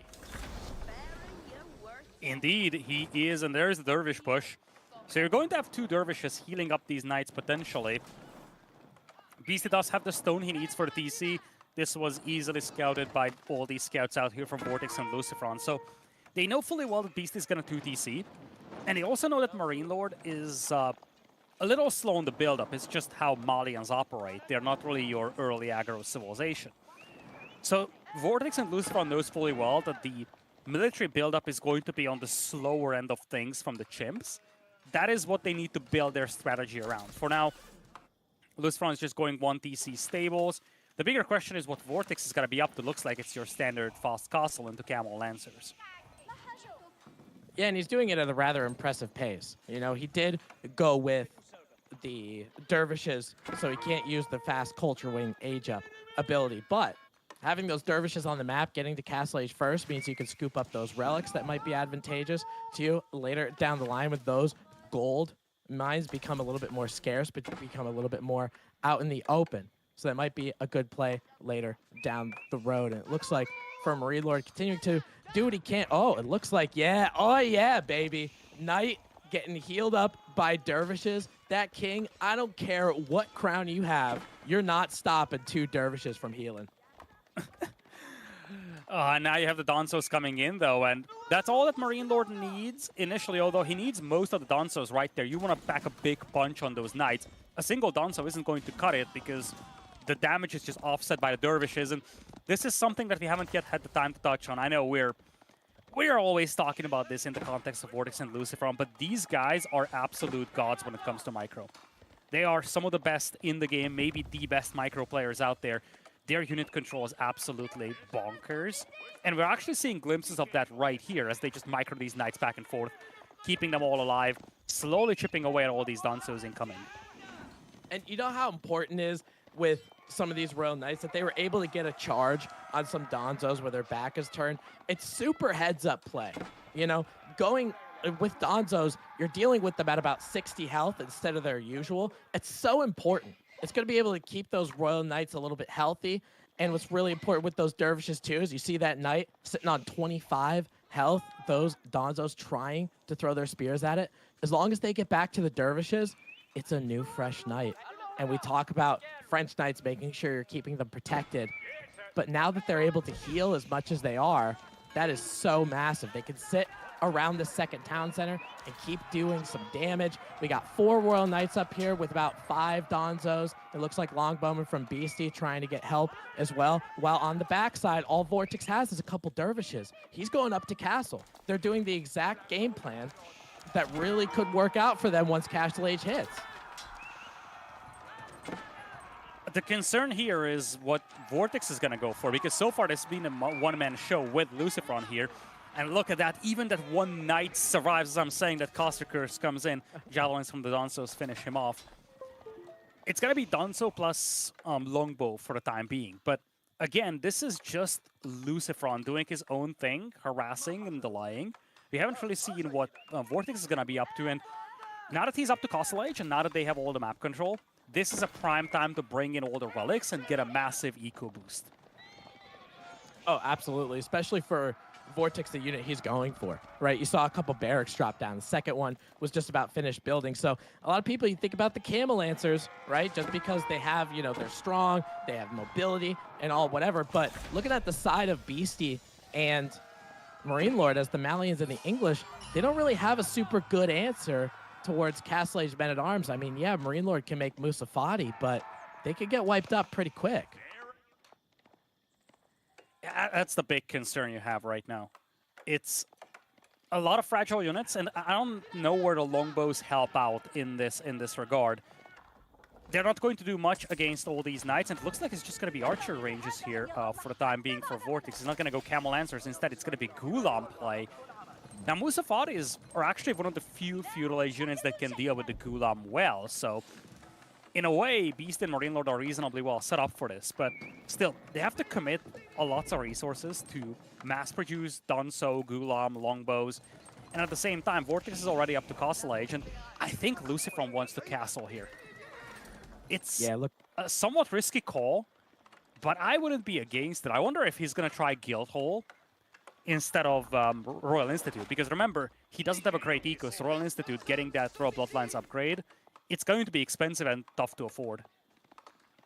Yeah, you are right. I mean, it is an Imperial Age technology that you can get in Castle, but it costs an Imperial Age technology, right? I mean, it's a little bit of a discount, but still pretty expensive for somebody on just about 40 villagers. But he is hoarding a little bit of resources. Might we expect some Castle? I mean, if he has enough knights, maybe that is the exclamation point that ends the game. He's got 4 knights in queue right now, continuing to hoard a little bit of food. Vortex is all in on this Gulam that he has. He's adding some archers as well because he knows Musafati are going to be coming, right? Marine Lord made a little bit of a change. He's added some Musafati. He's got 5 total and more in the queue. Longbowman essentially just shooting marshmallows at those Gulams. 4+1 damage. I'm not sure if Beastie, does he have the steel arrow upgrade? I don't think he does yet. It will come in just a couple seconds. So they were only doing 1 damage. I mean, honestly, you might as well just throw your bow at him. It's the Musafati that's concerning here for Vortex and Lucy, and right now it's quantity over quality. Beast and Marine Lord have twice the numbers out there. At the same time, the quality should be better on Vortex and Lucifer on side, but if I'm Vortex and Lucifer, I'm getting worried about 21 Musafati warriors. Because we're getting to the level where those Gulams will just be flooded by short Feudal Age troops, but they're still a counter to heavy troops. You also have the English defenses, network of castles boosting things. And at the same time, you still want to be the aggressor if you're Vortex and Lucy. Royal Institute now on the way here for Lucy. Again, I feel like the main concern for them right now is simply the lack of numbers. And I love those walls from Marine Lord and Beastie. Even if they just wall a portion of the map, it helps a lot containing these knights and buying time until you yourself get to Castle. I think Marine Lord is now thinking about Castle Age. Yeah, we can kind of see the distinct lack of walls, right? Marine Lord, he is thinking about Castle. He's got to get some kind of cow boom in order to do it, but you're exactly right against the Malians. This aggression is really good, right? Because you're having to make all of these units that you otherwise, if you had a choice, you'd rather not be making. You'd rather not have to. But because of all of these knights, because of what Vortex is making too, and the fact that he's Castle Age already, it might keep Marine Lord perpetually in Feudal Age. He's dealing with these raids, trying to go around Musafati. Even though they are a little bit on the quicker side, they are still on foot. So those knights are going to be able to get away. With these Feudal Age Musafati, though, I mean, I get they're this anti-heavy armor specialist. Are they going to be able to stop a Castle Age knight with Royal Bloodlines? Because that's a lot of health you got to cut through. Exactly. And remember, Musafati warriors are fairly fragile. So one charge from Castle Age Knights into Feudal Age Musafati, you have already suffered a lot of damage, and then you still have to cut your way through all these Gulam out there. Now, Beast and Marine Lord are both thinking about Castle Age. If you're Vortex and Lucy, this is where you time your strike, as they are aging up. But even then, it's going to be so difficult. You need to wait until Royal Bloodlines. You need to push into an English base, and you're still outnumbered pretty badly. Villagers just casually fighting back against the King over here. Nothing to see here. Castle Age now on the way here for Marine Lord. First King goes down without killing a villager.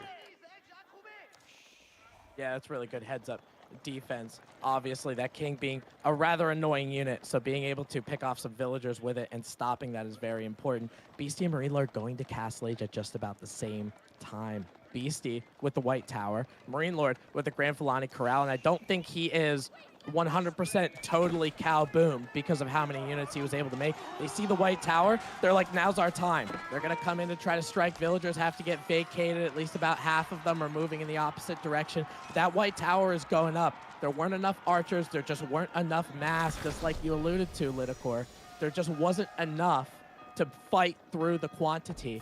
And now Beastie has this giant keep that he's got for free that Vortex and Lucifron cannot push through. And Beastie gets a massive production buff with that White Tower. And he's got the eco to leverage it with. Remember, he's been on 2 town centers.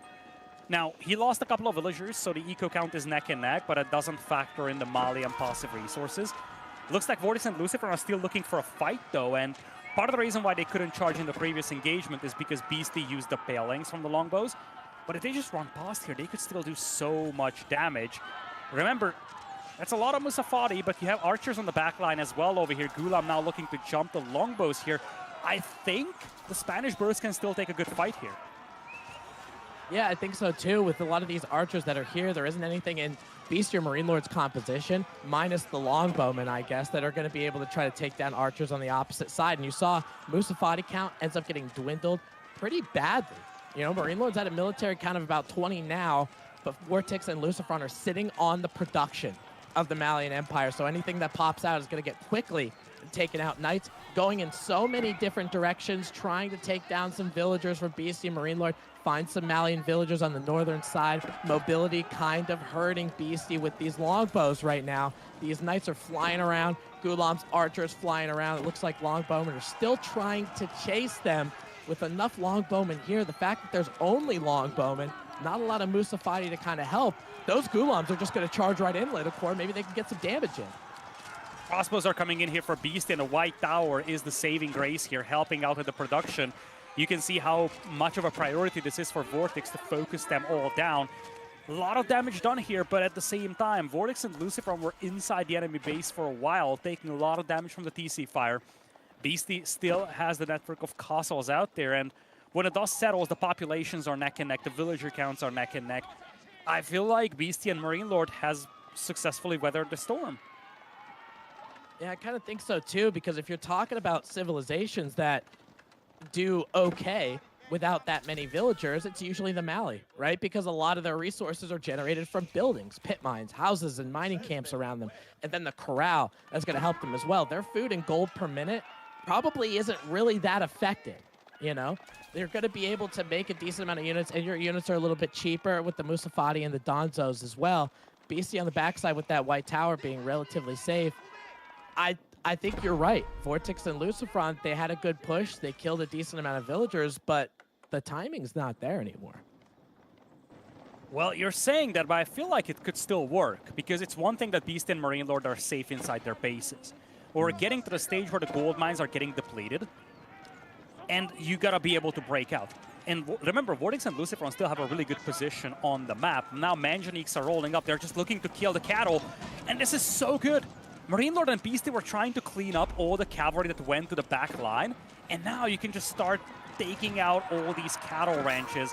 Such a nice little touch here by Vortex and Lucifron, setting up the mangonels on this little hill.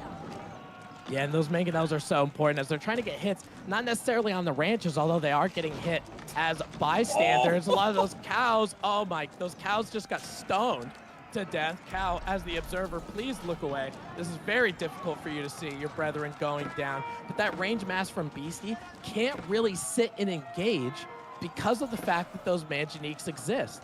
The town center is actually trying to take them down just because those Castle Age Mangonels, Manjaniques are a little bit susceptible to ranged damage as two of them go down. Just because they had that siege, all of those longbowmen, those crossbowmen couldn't get in there. So they got to figure out how to deal with those mangonels if they're going to make their way out of this little corner they put themselves in. I always wanted to know how hamburgers are made. Now I do. Just looking at that base from Marine Lord.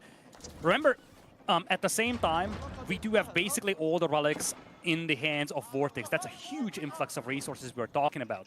These cattle, having been shut down, it's quite a lot of lost food for Marine Lord. Now they're going all the way back here. Nice little migration of the cattle. Sacred Sites are also in the hands of Vortex and Lucifron both. And the name of the game has to be gold control now. So far, Beastie and Marine Lord still have safe gold to work with, but that could change very soon. Beast and Marine Lord have been quietly building up forces, by the way. If you're Vortex and Lucifron, you gotta be careful not to get caught off guard here.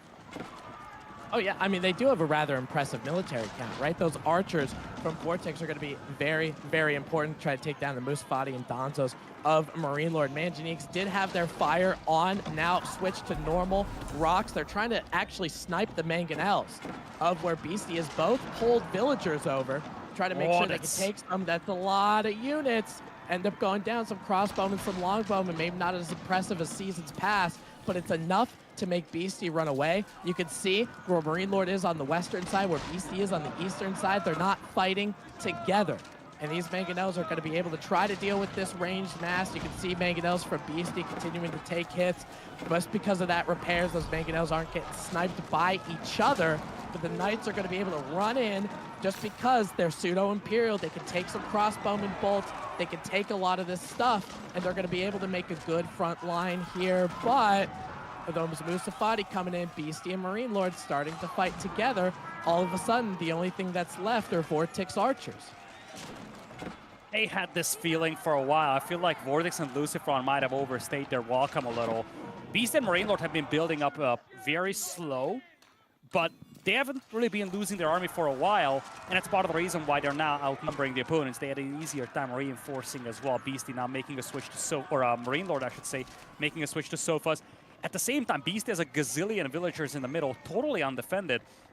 Vortex and Lucifron might have been a little tunnel visioned on this whole cattle operation to the south. It really felt like they were kind of desperate to slow it down. Again, the name of the game is gold. Look at Marine Lord's gold income. None. Nothing. And now look at Beastie. He has to flee for his life. This is how this game plays out. Marine Lord, if he wants to go Sofas, 300 per minute from the passive income is simply not enough. No, it absolutely isn't, especially for what he's trying to make. Now that he transitioned into Sofas a little bit, it's going to be difficult. Lucifron did make a rather big farm transition. I think his food is going to be safe for the time being, but looking for gold. Night production isn't quite as high as you would like it to be from Lucifron, just because of the ability to go. It looks like he found a new mine, and we'll be able to get some. Vortex going to be able to build, make more of these Manganiques just to make sure. Lucifron finding gold a little bit around the middle, but this is definitely going to get spotted from Beastie and Marine Lord. This could be a good raidable opportunity for them. And I think now for Beastie and Marine Lord, and this is the crux of dealing with English in general, you just fought inside an English base. You're traumatized from doing that. English is a counterattack civilization. They dealt with the defense. Now they're going to push forward. This might be the game here. So many gold miners trapped, nowhere to go. And you already had a bad eco if you're Vortex and Lucifron compared to your opponents. The eco count, it was slowly falling into the hands of Beast and Marine Lord. Now they need a good fight.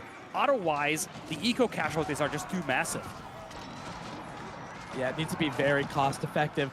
And I don't think the cost effectiveness is going to be enough for them there. You've got Sofas and Musfati rounding out the front side along with a little bit of Donzos, trying to get in on those Manganiques, but the siege superiority is there from Beastie and Marine Lord. I don't see any villagers here. The Sofas are going to be able to snipe them. The ranged mass from Beastie going to be able to take down those Mangonels as well.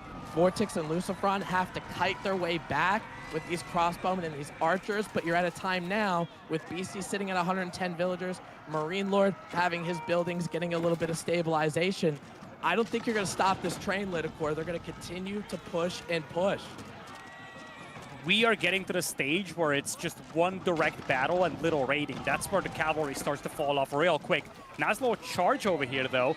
Frontline was kind of lacking. Vortex and Lucifron still trying to stay in this game. They're outnumbered 2-1, and now the Sofas hit from the south. That's it for the Spanish brothers. Beastie and Lucifron, or I should say Beastie and Marine Lord, secure game number 2 here. And if there is one theme, I feel like it's static defenses. You look at Beastie and Marine Lord, they had all those English defenses, the White Tower, the town centers. it was just difficult for Vortex and Lucifron to push into that. You didn't see that for Cosas que Pasan. Once they lost momentum in the middle, there was a very sudden fall off. There was just nothing behind them to essentially secure those territories that they've controlled before. And the moment the Chimps counterattack began, it was all over. Yeah, I think Vortex and Lucifron, they kind of operated under the assumption of, well, if I'm consistently aggressive and I'm consistently going into my opponent's base, then I don't need my own towers, right? Because they're all just going to sit in their base anyway. They're not going to get raided. Well, not so fast. They end up breaking out just for 1 or 2 seconds, and all of a sudden, all of your villagers end up going down. Lucifron losing 23 total villagers. And when you have a unit like a knight that's really expensive, it's going to prove to be difficult. But I think, you talked about the static defenses, and I get it. But you try to go into an English base, I don't know what to tell you, man. Like, it's the defenses, their ability to have all of these defensive characteristics of the Civ, you're not getting there. You need to overwhelmingly destroy your opponent when you're playing against the English and being aggressive against them. And that's what Vortex and Lucifrod tried to do. Mali as a teammate, too, when you're dealing with a lot of these knights as French, Mali, with their unique kit, they have such a unique way of playing the game, especially with their units. Because of the Musafati, because of the Donzos being able to throw javelins, because of what they have. There are some civilizations that just match up well against the Malians' kit, and there's some that don't. The French just don't.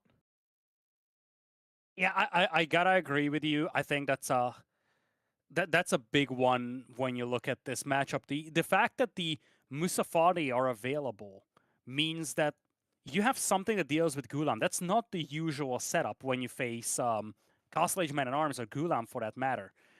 Beast and Marine Lord were in feudal for quite some time when the Gulam arrived, but because of the Musafari, they had something that can at least stall out this push. And at the end of the day, this push kind of ended up just like these feudal age all-ins often do. They stall out because the players on the opposing side have learned how to defend against these pushes. And it's just a matter of them building up their forces and then forcing one decisive fight inside the defender's base. Once you have that, it's counterattack game. This was quite delayed compared to the normal feudal age pushes, but the theme is still the same. You have that non-stop aggression, but if you cannot finish the game right there, eventually you get overwhelmed. Yeah, and I think they tried to use the tech superiority too, right? Because Vortex obviously with the fast castle, but Lucifron went castle very shortly after, at a time when maybe it wasn't necessary for him to do that. Maybe it took the wind out of their sails. It could have been more knights in that first push. We're not entirely sure. And I think it's really important to kind of stand out, or the lack thereof, strength of the mangonel right now in Castle Age. And this is something that now with these previous updates that have been coming recently, I really like the changes. You don't just see a couple mangonels and you're like, oh, I guess I lose. Because Vortex, he had siege superiority with some of his manganiques as the Iobids. And then all of a sudden, it just wasn't enough to get through the range masses of it. So it's not just now where you make siege and you stall the game out. You make siege, it could tilt your tide, but it also just doesn't stop. And I really love it. Well, we're gonna head to Gorge here for game number 3 here. Vortex and Lucifron, Cosas que Pasan. And it is going to be an interesting combination here for the Chimps. Not something that you see every day. Combining the Abbasids with the variant civilization, the Iobids, facing off against the Malians and Japanese. A lot to talk about in the context of these 4 civilizations. Yeah, I'm very curious to see, with Abbasid and Iobids, what their game plan is. It's kind of, when we're talking about variant civs and their quote unquote parent civs, is the Iobids are so vastly different, in my personal opinion, so vastly different from the Iobids. That's something like Jeanne d'Arc really isn't that dissimilar from the French. They kind of play the same. They make knights. I get that Jeanne d'Arc exists and, whatever. But the Iobids, they do, it's like, they're not this boomy civ that Abbasid is, right? Abbasid, most of the time, especially in 1v1, they still go in Eco Wing. They still make a bunch of town centers, and it's up to you to stop it. where IU bids are just so much more proactive. You know, they can get Feudal Age and make some Desert Raiders, get some Dervishes. You can get a fast castle and go for Camel Lancers and Gulams and get in there, right? So even though you might think, oh, well, they picked two civs that are relatively the same, I don't really think they're that similar.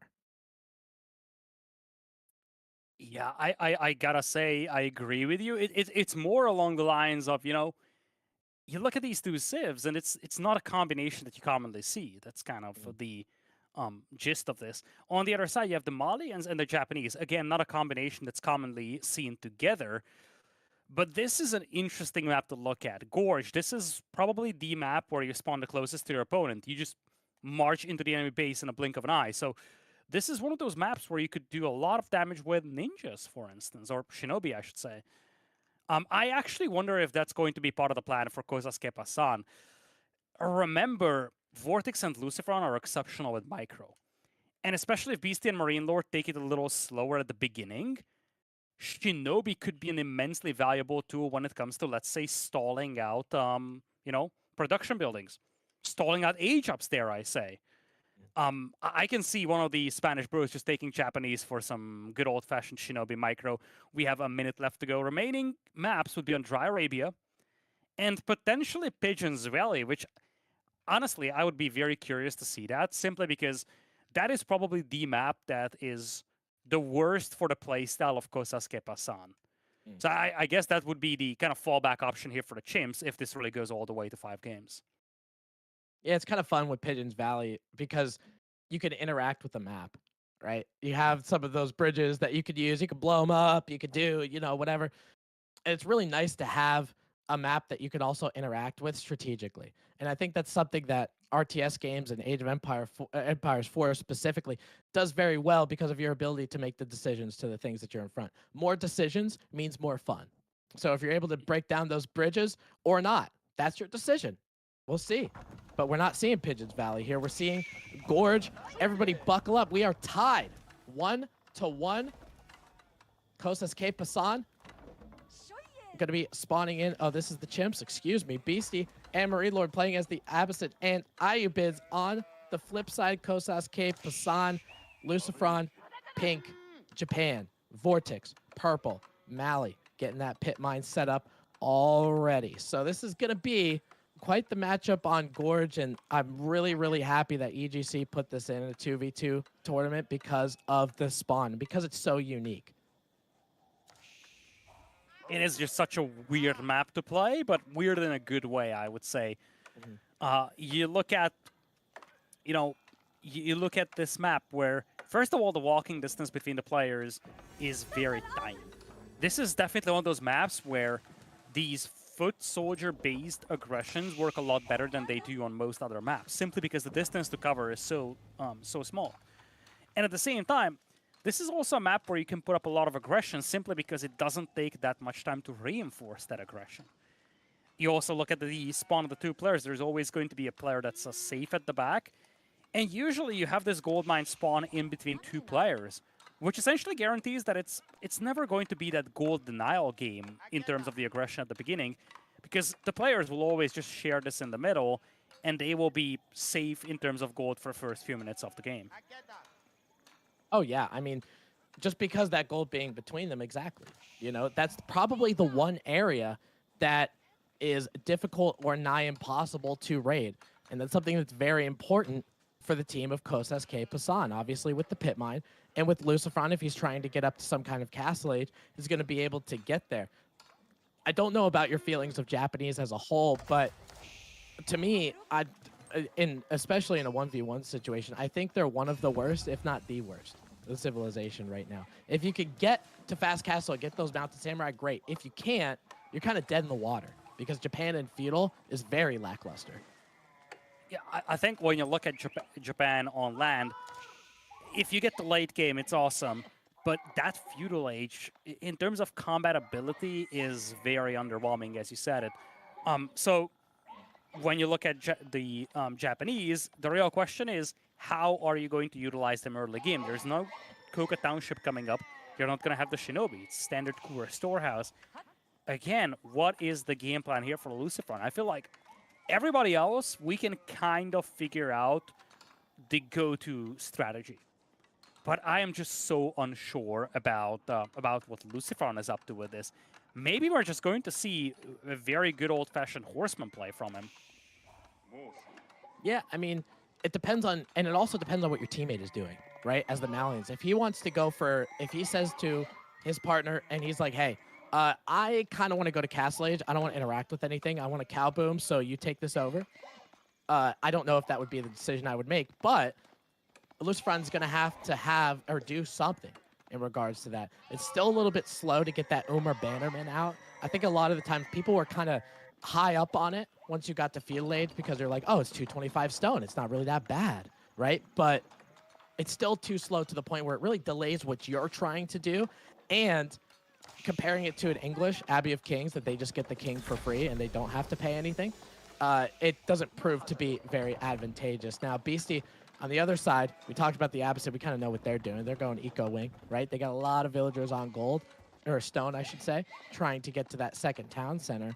Marine Lord, on the flip side, Cal did mention, went over to the culture wing for Marine Lord. So I'm curious to see what he develops or what he wants to play out of that. But take a look at Lidicor with this Lucifron spawn that he has. He pushed all of the deer over to make sure that he's safe and that gold mine is safe. This could be a relatively easy fast castle for him. All right, fast castle. Now, fast castle is a danger zone on this map. If you can pull it off, great. You're going to be in a great spot because, again, distance to cover between the players is small. So you can really leverage those premium troops that you get early on exceptionally well. At the same time, it's just screaming for aggression from the other side. But as I'm saying that, it's a second TC build from Beastie. He's actually the forward player here with the Abbasids. And for now, Marine Lord is likely just going to fast castle with the Dervishes. We'll try to secure the relics. Vortex and the Lucifron. For now, it's just going to be a cattle play by Vortex at the back. And again, the question becomes, what is the game plan from Lucifron? He's trying to fast castle, and that would mean he's got mounted samurai going, but he would face camel lancers when it comes to challenging map control. Yeah, you know, with this Japanese versus Ayubid kind of thing, because this is kind of what it's boiling down to, because both of them are fast castling, the other ones are kind of just doing their own boom thing. It's a weird matchup for the Japanese because of the fact that the camels exist, right? I used to be like, well, think about the units they're going to make. They're either going to make camel lancers or they're going to make gulams. So does Lucifron go for an Onimusha switch instead? I get that they're on horses, but they're going to be... Yeah, but they're going to be able to do that bonus to the Camel Lancer or the Gulam, whatever he chooses to do, because that's what that power spike of the Ayubids is, right? That Castle Age unit. They're both heavy.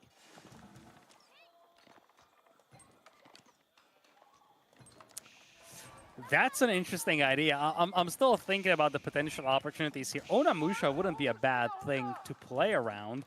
A lot of mobility. And we're talking about one of the best micro players out there, so it's definitely an option. There is a floating gate. There is no surprise in that regard.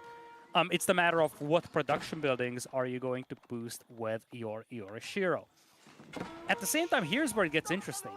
We talked about you know, the Malian strength in terms of having a condensed base on the previous map. I think kind of the same goes for this map as well. Initially, this map is super, super open. So having that condensed base with the Malian cattle is very valuable, and Beast isn't messing around. This is not a 2 TC build, it's a 3 TC build. It remains to be seen if it's a little overly greedy though, because 3 TCs, it means two things. A, you're going to have an insane villager count very shortly. It also means that you're not going to make any army for some more time, and that's something that your opponent could exploit. But you know, Lidicor, if there's one civ that I would pick to go 3 town center, it is absolutely the Abbasid Dynasty. Just having that eco wing and getting your farms cheaper, your town center cheaper, with fresh foodstuffs, your villagers are cheaper. It just helps you transition so well. And especially, he's relying on his Ayubid teammate. He's relying on Marine Lord to have some presence in Castle Age so Beastie could do this without a punishment. Lucifron's going to have something to say about it, though. He does go with the stable, not the archery range. Put a Yorishiro in it. those Mounted Samurai will be coming out very, very quickly. One hitting the battlefield right now, and he's looking to find some damage, whether it's a dervish, whether it's villagers. He's got to do something to make sure Vortex kind of is laid off, and he's able to do his own boom as well. He has to find those dervishes. Because if you let Beastie have 3 TCs, and you let Marine Lord have the majority of the relics, that is a nasty combination. Remember, players are allowed, and they are usually, well, able to send resources to each other as well. So, in a way, you can have a setup where you start slinging the other player and quickly snowball the game that way. Beast just has 2 spearmen for the time being for defense, but again, the main highlight is that for now, Marine Lord is going to be the only player contributing to map control. If he can leverage that to get relics, it's huge. And he actually has a decent resource bank to work with. You see, he queues 3 Camel Lancers immediately. This is where the questions begin for Kostas Kepasan. How do you deal with Camel Lancers? I touched on this in a previous series. Problem with Camel Lancers is that they have that combination of mobility, raw combat ability, and essentially they are a counter to all the other units that move as fast as they do.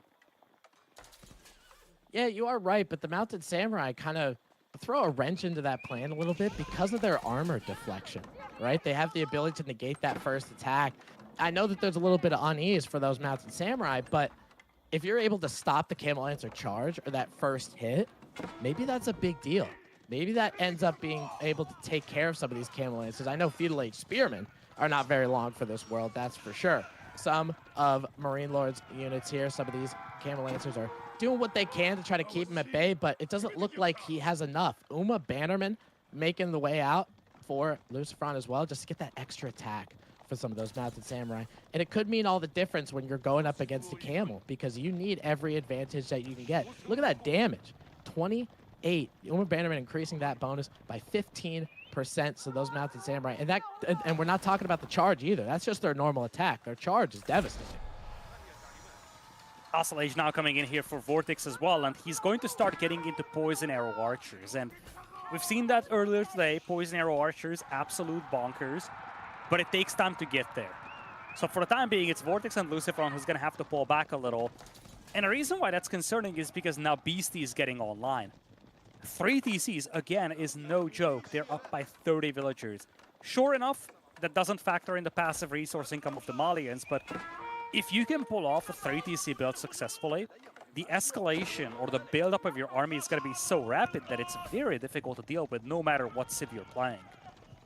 And you know, with the Abbasid Dynasty, you know what I think is absolutely unbelievable is BC has the highest military count of the other out of everybody right now, and he just went 3 town centers. Yeah, I just Spears. I'll give you that. They are a pretty cheap unit, but the fact that you can just make all of these defensive units like Spears while going for a 3rd town center and making sure you're consistently building it, like, what are you going to do against that, right? Lucifron with Castle Age going with Mounted Samurai, how's he going to deal with the fact that there's 30 spearmen in Beastie's base? He can't do the damage he wants to. I think one underrated element here is that Beast and Marine Lord have settled in for their, well, I guess to a certain extent, their style of play. This slow, eco-focused early game is definitely more a Beastie Marine Lord thing than it is a Lucifron Vortex thing. Lucifron Vortex love these fast-paced aggro games, and this is just not one of them. So that setup should, in theory, favor the chimps here. Beast and Marine Lord should be more than happy that they haven't really been pressured early on. They were allowed to play 3 TCs. Quite a few relics have been collected by Marine Lord, so really, it's as good as it gets when it comes to the early game for the chimps. Oh, absolutely. And the fact that this is the first time that a Beastie villager is harassed a little bit on this wood line that's forward, and obviously you have a teammate, you're on Gorge, you can go all the way to the back wood line if you want to. Marine Lord's going to try to help him out with some of these Camel Lancers. Maybe those spears are going to come back as well. You can see those villagers making their way just to anywhere safe at that point. But for Vortex and Lucifron, I get that the Mali quote-unquote boom is coming online. He's starting to produce a lot of units. They're, again, taking this aggressive stance against a couple civilizations that are pretty defensive. They don't have the same different kind of prowesses that English does, But for Abbasis, just because of how many villagers might they be able to hold? This is Vortex and Lucifron's time now with that Grand Filani Corral coming online. And you can see some of the compositions. You know, Vortex going with some Dantos, going with some archers and some javelin throwers as well, while Lucifron making that mounted samurai. Let's see if they can take a fight before Beastie gets the castle age, because that could be a big deal. That's the timing that they're looking for. They're looking for Beastie to age up. They're taking out the blacksmith to prevent key upgrades from coming in. And most importantly, they want to fight this before the spearmen are upgraded. Remember, mounted samurai have the deflective armor, so that initial charge against feudal age spearmen does very, very little to the samurai. And at the same time, Malians have already come online. The only danger in these circumstances when you play 3TC is that if you get caught before you can turn that eco into army, that could be troublesome. Still, you have the Camel Lancers here, though, against the mounted Samurai Dansos joining the fight. Yeah, adding that little bit of unease with those camels proves to be very beneficial. Beastie adding in some camel units as well. I saw 1 or 2 camel archers kind of pop out. But this is a similar time. We see Vortex and Lucifron taking a fight right in front of a hometown center. So those defenses are going to help. Mounted Samurai wasn't the front line he necessarily wanted it to be. You had Camel Lancers, you had Spearmen there making quick work of that mounted samurai. Military lead still in favor of Vortex and Lucifron. Those units are still getting pumped out, but Beastie and Marine Lord are safe for just a couple more seconds. Maybe we're going to see a little bit of a rematch. But Vortex, this is your time to shine, my friend. You are the Malians. You are this booming civilization. Who got there, right? Let's make it count, and that's exactly what he's trying to do with these arrows from the archers, trying to take down all the spearmen, all the camel archers that are out there on the back end. But this is a very anti-horse composition that they have. The archers making real quick work of a lot of those spearmen from the Abbasid dynasty, as you can see here. And those camel lancers trying to get healed up by those dervishes. All of a sudden, that range mass from Vortex relatively untouched. I think they just found a little piece of the armor. Poison arrows came in clutch. The first fight they had, it wasn't there. But now that poison arrows are in, suddenly you have an answer to all these camel lancers, and I think this is it. There was a second layer to this push, and there was no second layer to the army of Beastie and Marine Lord. Beastie taps out, and it's Kosas Kepasan moving on to match point. Poison arrow archers, I'm telling you, it's one of the best units in the game. It's great against the spears. It has that armor-piercing potential. And this second fight was such a snowball exactly because of that. Once they had that armor-piercing power, there was nothing that Beastie and Marine Lord could bring in that deals with that force. And 16 minutes, that's kind of the game length that Kosas Kepasan wants to play. The score up at the top is actually wrong. Indeed, Kosas Kepasan is the one that leads 2-1. And, you know, I want to go back to that point we had, although KP is probably going to have something to say about this. Going into the series, there were question marks about Kosas Kepasan. But one thing is sure, they want to play their style, these quick games. Sometimes they swim with it, sometimes they sink with it.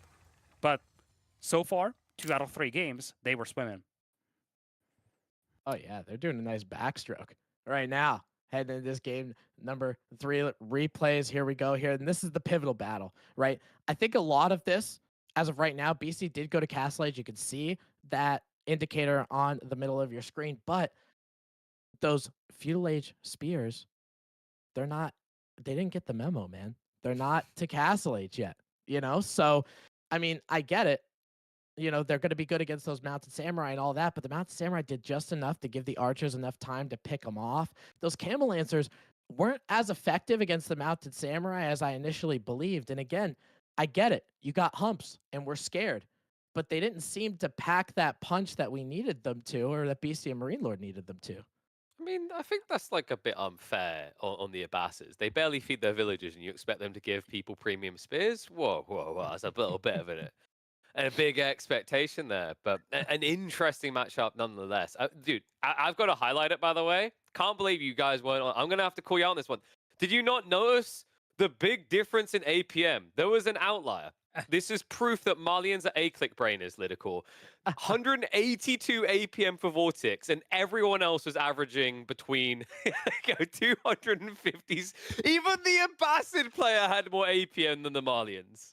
Wow. I get the feeling that Vortex was just ordering pizza on his second monitor while he was doing this. I mean, it's just like select all A-click, select all A-click, Q, Q, Q, Q, Q, Q. It's like, okay, let's click 5 times now. Second monitor, let's go pizza.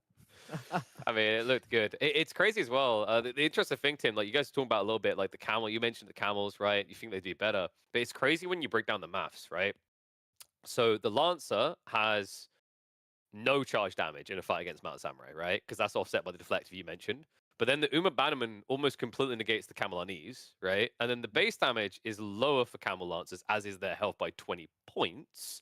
They have a slightly quicker attack speed, but then Japanese have extra melee tech. So like it's weird, but yeah, like Mounted Samurai at this point, outside of Cataphract, I feel like it's fair to call them the kings of Castle Cavalry. Yeah, and I think for Japan, one of the reasons why they really struggle, especially in 1v1s, is just about getting there. You know, I mean, just like there's not many civs out there that willingly, for just about 100% of their games, skip the first 2 ages and just think that everything's okay after that. It's like, no, no, no. Like you gotta play the game here, bro. Like you can't just make an outpost on your gold mine and that's gonna be it. But they don't have the defensive technologies or characteristics of, say, in English, right? They don't get a town bell that rings when an enemy is close. They don't get network of castles. They don't get a town center that has a machine gun on top of it, right? So In when fairness, they can get a rocket launcher. they could, if you, hey, dude, if you get 2,000 stone in feudal age, I'll die to a cannon, man, or a rocket. I don't care. You can call NASA. You can call whatever space federation. I'll take the L. You can have your elo. All right, guys, there you go. If you run into Tim on the ladder, pick Japan, and you have one objective only. Gather Fast all the shogunate. stone. Yeah, exactly. I don't think we have a lot of people from the Copper League watching us, though, so no one's ever going to bump into them. Wait, But Tim, dude, what's think your rank? don't worry about it. Think about with the with the shogunate. I'm on a roll here. With the shogunate, what if you could move the shogunate like the Mongols do with their town center? No, you Imagine just just build a having a second moving rocket. TC, like an outpost rush, right? And then you just you build your second TC on the stone outcropping, Mhm. and then you just build it up, and then you realize you're against a Mongol player, and they actually do move their TC, and then you resign. But like you're there. Dude, I And was setting you up nicely there, by the way, Tim, because then the counter argument would have been Lidical, what's your rank? Oh, I No, missed I'm- it.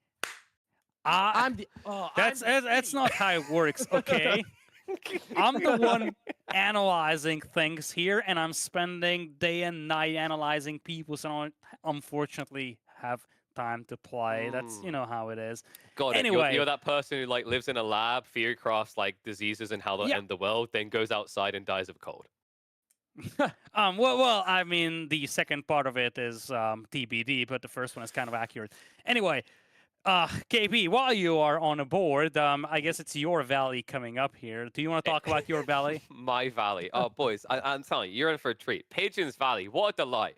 There were pros who went, oh, this is going to be a socky map, crap map, terrible map. So far, I have seen it once in a 1v1 tournament. Incredible game between Louis MT and Wham, where he was able to do a fast Imperial Arbor build and flood Desert Raiders. The memes, no bounds. And then, of course, we had a game here in the Winter Team Championship, the Baltoon Sassy series up against Eliona Core, which absolutely delivered above and beyond. That was pure entertainment through and through. And now, Tim, we're talking about 4 of the best players that Age of Empires 4 have ever known, going on a map where you pretty much imagine Hidden Valley. Imagine how crappy that map is right now, okay? You already see it in your head, and you're like, you want to burn it. Imagine if Hidden Valley had a bridge along the center. That is essentially what Pigeons Valley has done. Doesn't that sound better? Does that not sound like a piece of the pizza with the 4 cheeses on top and mamma mia, the best tomato-based sauce you've ever had? And you know the best thing about those bridges too, KP? The answer is yes. That's the first answer to your question. The second is what's great about those bridges is you could do something about them. Oh, You know, you want to you want to crack them open, go for it. Like, you know, when you look at Bridge, like, God, that's so obnoxious. It's like, I hate how he's actually helping his friend. You can be the person that makes sure that, like, Beastie, Marine Lord, one of them's in the corner with no friend, okay? And then think about it. It's genius Lidical. On this map, you blow up their bridges. All of a sudden, the VoIP call is, where did you let them blow up the bridge, you stupid idiot, we're stuck. And then it's complete discourse. 3-1 scoreline. Well, I just want to say one thing about this. I think this is the major takeaway going into Pigeons Valley. I kind of said this in after game number 2. Pigeons Valley was probably the map where chimps feel a lot more confident than Cosas que Pasan will. I feel like this was supposed to be your fallback option if you're the chimps, because this is definitely not a Vortex Lucifron domain. They had to call this card, though, because they are down 2-1. Even if they win this, it's all going to be decided on Dry Arabia. But first, the Chimps need a win on Pigeons Valley. Otherwise, their journey here in the Winter Team Championship 2 will be done.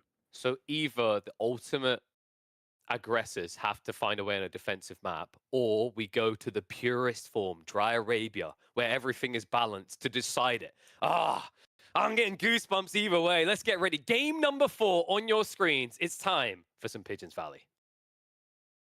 God, I'll tell you, every time KP introduces a game number 4, it just makes me want to run through the wall. You know, like I'm just ready to go. You know, you're talking about Dark Age. That's Spirit, usually how give me AoE 4 Spirited. bugs work. People just run through walls.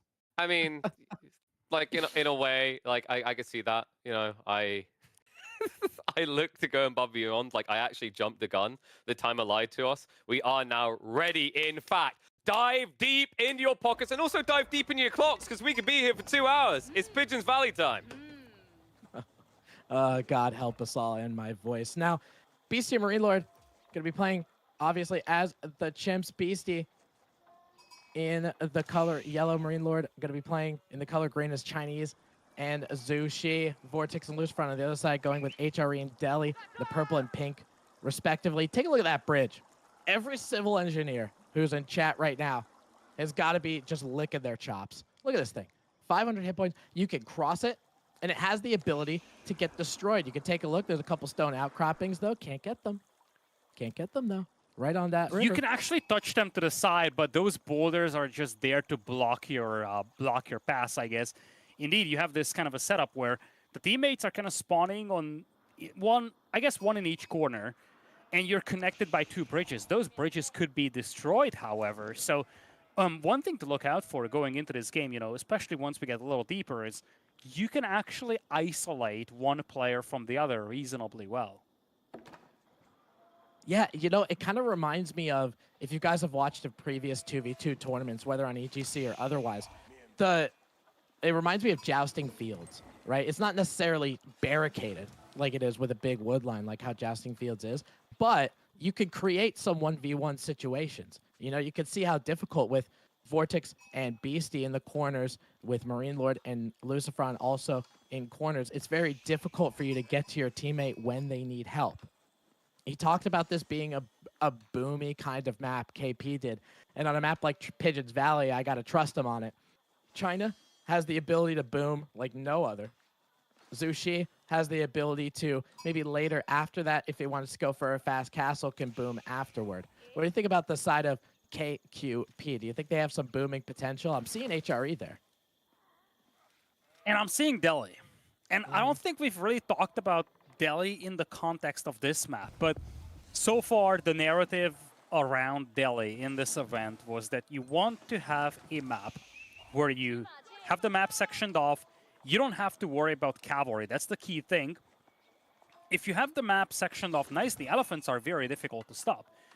So, in a way, I like the late game potential of Lucifron's elephants. HR is always kind of a wild card in many ways, but I just do not know if Cosas que Pasan wants to play a short game here. I actually said this after the previous game. I think they are living and dying with this aggressive play. And I don't know if, you know, playing aggro on this map is the way to go. This is generally a map that's reasonably well defendable, and I've seen several teams just trying to play defensive and play late game. At the same time, they're up 2-1. Game number 5 would be on Dry Arabia. If you're Cosas que Pasan, maybe you're just willing to roll the dice and say, okay, if we go all in aggression and it works out, we have the series and we're happy. If not, we still have game number 5 on a map that we like a lot more than this. Yeah, I get what you mean. It's kind of like playing with house money, right? That game 5, they don't really, if it ends up going to that game 5, it's not like they're particularly sad about it.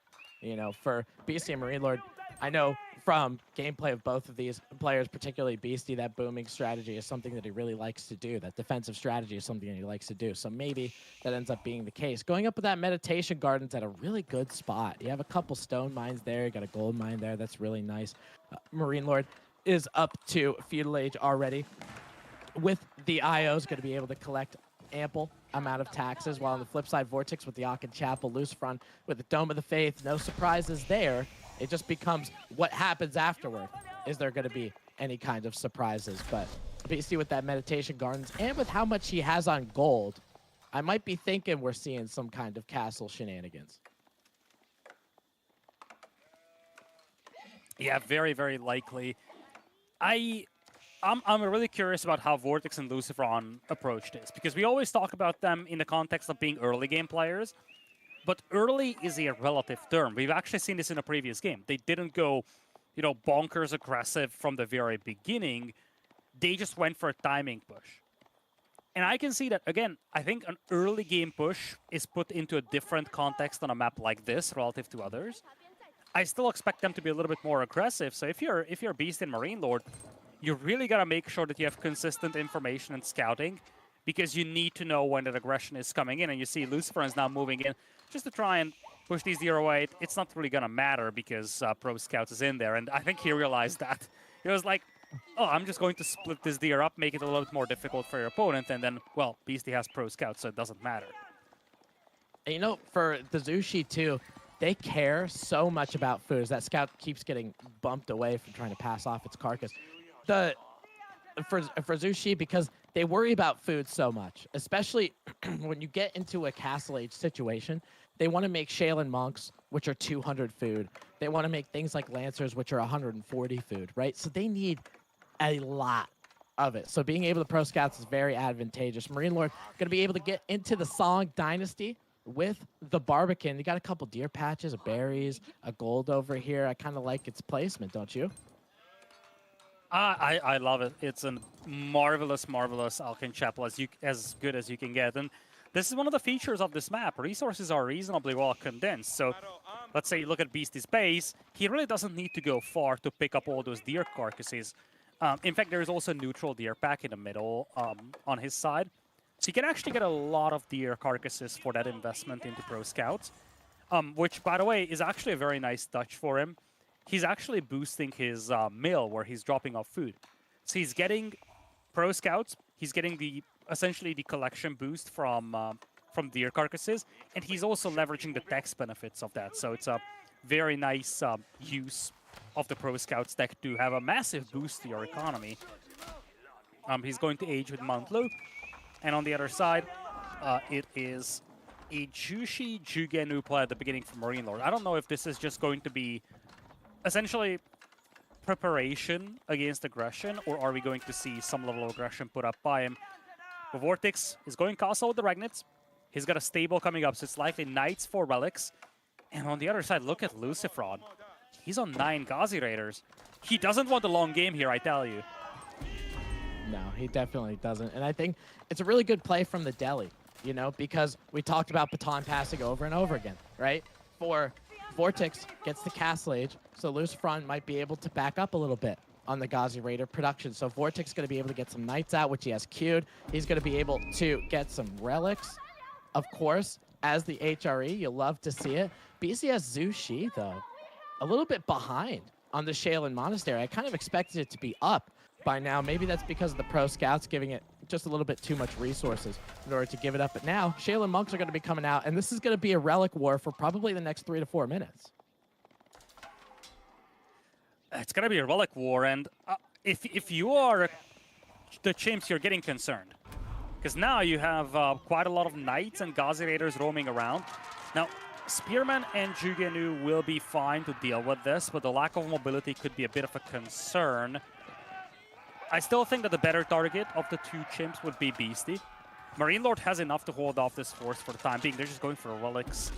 Knights are moving. I don't think you can get that relic. I think this is an overcommitment here from Costas Kepasan.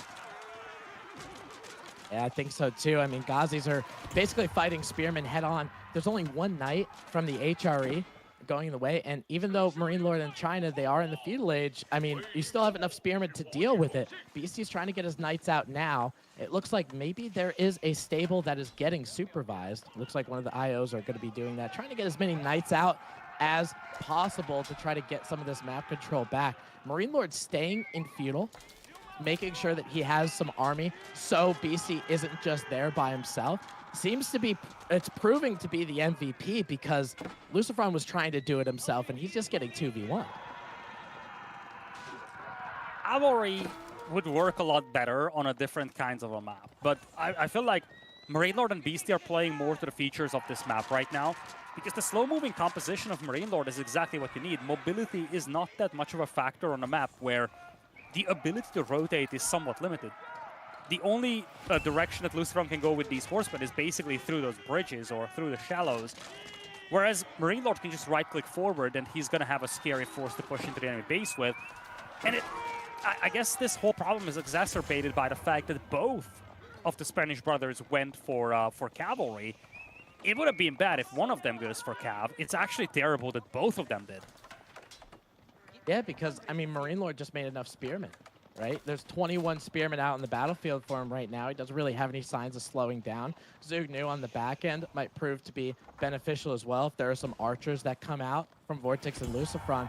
And it looks like Vortex is making that switch. You can see it on the top left part of your screen. Vortex is starting to add some archers in with his knights, so maybe that proves to take down some of these spearmen. But this is a mass. Lidicor, I mean, this is a mass. If you're Vortex or Lucifron, you don't have anything for this right now. You got to wait for those archery rangers to start pumping out some archers here. Absolutely. Nice little cleanup here in the middle, though. Remember, this is still a 2v2 game. And this force doesn't have a lot of Jugenu. Only 3 or 4 Jugenu are right here. The rest are spears. So you don't actually need that many archers to clean this up. And I think Vortex is noticing this. Marine Lord needs to find a way out of here. If he gets cleaned up, they're in deep trouble. Because remember, at the same time, the cavalry is shifting towards Beastie's side, and Beastie's going to get overwhelmed. That might have been a misclick with the villagers out here, but all the Jugenu will be gone. I think Cosas que Pasan is picking up momentum here. Spearman will be repelled, and remember, oh, you got to be careful. Oh my God, those Gazi Raiders almost got caught in it from the HRE, but we'll be, or from Zushi, excuse me, but we'll be able to back up on the opposite side. Yeah, I agree with you. A little bit of an overextension from Marine Lord for a predominantly spearman base. Just those 6 or 7 archers were able to clear it up. Now Beastie has a pretty good knight count. He's sitting on 9. He's got a lot in the queue as well. Because of professional scouts, he's going to be able to pump out as many knights. Hopefully he's got that upgrade Dally horses, which increases your knight attack speed by 20%. All horses, actually. So these Lancers from BC end up proving to be pretty effective, and we're going to see what it does against a lot of these Gazi Raiders. Gazi Raiders, they are in the field. They've got a nice surround on the Lancers from Zushi. As Shaylin Monk is trying to get some help over here. It's feudal. It's all feudal, though. Yep. All of those Gazi Raiders were in feudal, and Beastie just absolutely mauled them. And it just took maybe 6 of those Lancers in order to take him down, so proved to be challenging. Now Vortex with those archers trying to make a push. He's got some knights in the back as well, but I don't think there's enough archers here now, Lidicor. Now that the Zugnu number is increased, it's going to be a big deal. And Marine Lord going up with the clock tower now. I think the Chimps are in firm control over this game now. They are playing with a composition that they're happy with. Chinese, or Jushi, I should say, when you have this much of a food income, when you have that ability to supervise the production buildings, you're more than happy just playing Mass Knights. And on the other side, Marine Lord is more than happy playing Jugenu and Spearman. Now let's look at Cosas que Pasan. You have a couple of Feudal Age Gazi Raiders, a single elephant, and then you have an HRE player making archers. That's, again, not a setup that you're happy with. Yeah, no, absolutely. I mean, Marine Lord does have a decent comp, a question mark, to deal with these elephants. I mean, he still has a decent amount of spearmen. But again, this is a map, just like you said before. I get that there's these choke points in between, but you could still use those bridges and just go around them. You know, he's going to get a couple elephants. We're going to see how much the lack of mobility proves to be a problem. BC trying to get in some villager raids here. We got Gazis helping and a big amount of archers. And this is the point of this map, which is really complex is you have military counts that are a little bit higher, right? We're in the 60s. Now it's about the choreography, getting them both together. It's not 1v1s, this is a 2v2, but a lot of villagers from Lucifron are going to end up going down. I don't see any walls here. There's about 5 or 6 Lancers that will be able to kill a lot of them. Looks like Lucifron doing a little do-si-do in that starting town center, trying to keep those villagers alive, but they're all idle. That's a huge problem. Lucifron is floating so many resources, and I just do not know why. I think he's trying to go more elephants, but again, elephants come online when the map is sectioned off. I don't see any supporting walls whatsoever, nothing that would really help out to just contain this cavalry from Beastie, and Beastie is leveraging that mobility really well. They still need to be cautious, though, because elephants, as we've seen, are no joke. Once they start rolling, things can turn around very, very quickly. And Lucifron also went with the compound of the defender, so that means that he's going to have the ability to replenish villagers with the keeps. Lovely trap, though. Lucifron doesn't want Beastie to escape. No, but at the cost of some villagers. You can see about 1 or 2 end up going down, but the Lancers, for the most part, if they stick around, they will end up cleaning up. Maybe they're just trying to get as much life value as they possibly can, but the Elephants just, boom, kick one of them SOBs right out of the way and ends up going down. Now, economic count is still in favor of Beastie and Marine Lord, and a lot of that, in part, is going to be due to Song Dynasty for Marine Lord having those 62 villagers, which is going to help them out as well. Beastie's showing no signs of slowing down here, Lidicor. I mean, with all of these Lancers coming in, they're going to be able to get some good raids. There's a lot of food on this map. A gazillion carcasses to bring in, and that's something that shouldn't be forgotten here for Beastie. There is going to be a window where he slows down. That's when he runs out of all accessible food. But there's just so much to work with here that it will take a long, long time for him to run out of food. And I think, again, little details matter a lot. That little wall to the north from Marine Lord, it's immensely valuable. You're trying to just split up the map, and if you have a slow-moving composition, you can avoid all these raids from your opponent just by having those little walls up. Yeah, because you can, like, channel the enemy army into where you want them to go, right? So, as Vortex trying to get some farms around the Akka Chapel, at long last, 15, 16 minutes into the game, he's trying to get them in there. If Vortex and Lucifron want to get aggressive and they want to do it towards Marine Lord, they're going to have to go through the Barbican to get there. So that's Vortex is trapped. He's trapped in the middle island with no support. The elephants are too slow to catch up. Oh, no. I don't even know where the elephants are, but they're definitely on a different part. This little area. Look at them all. They're trying to run over to help their buddy, but they're just so slow. A lot of these archers are going to end up going down. You see the military count, Vortex and Lucifron going down pretty quickly. Spearman and Zugnu will be able to help from Marine Lord's side. And now when the elephants come to play, Beastie and Marine Lord do the right thing. They just get out of there. I really gotta say, we talked about this before the game. This map is much more a Beastie Marine Lord territory than it is a Vortex and Lucifron territory. This is why it was the second home map selection of the Chimps.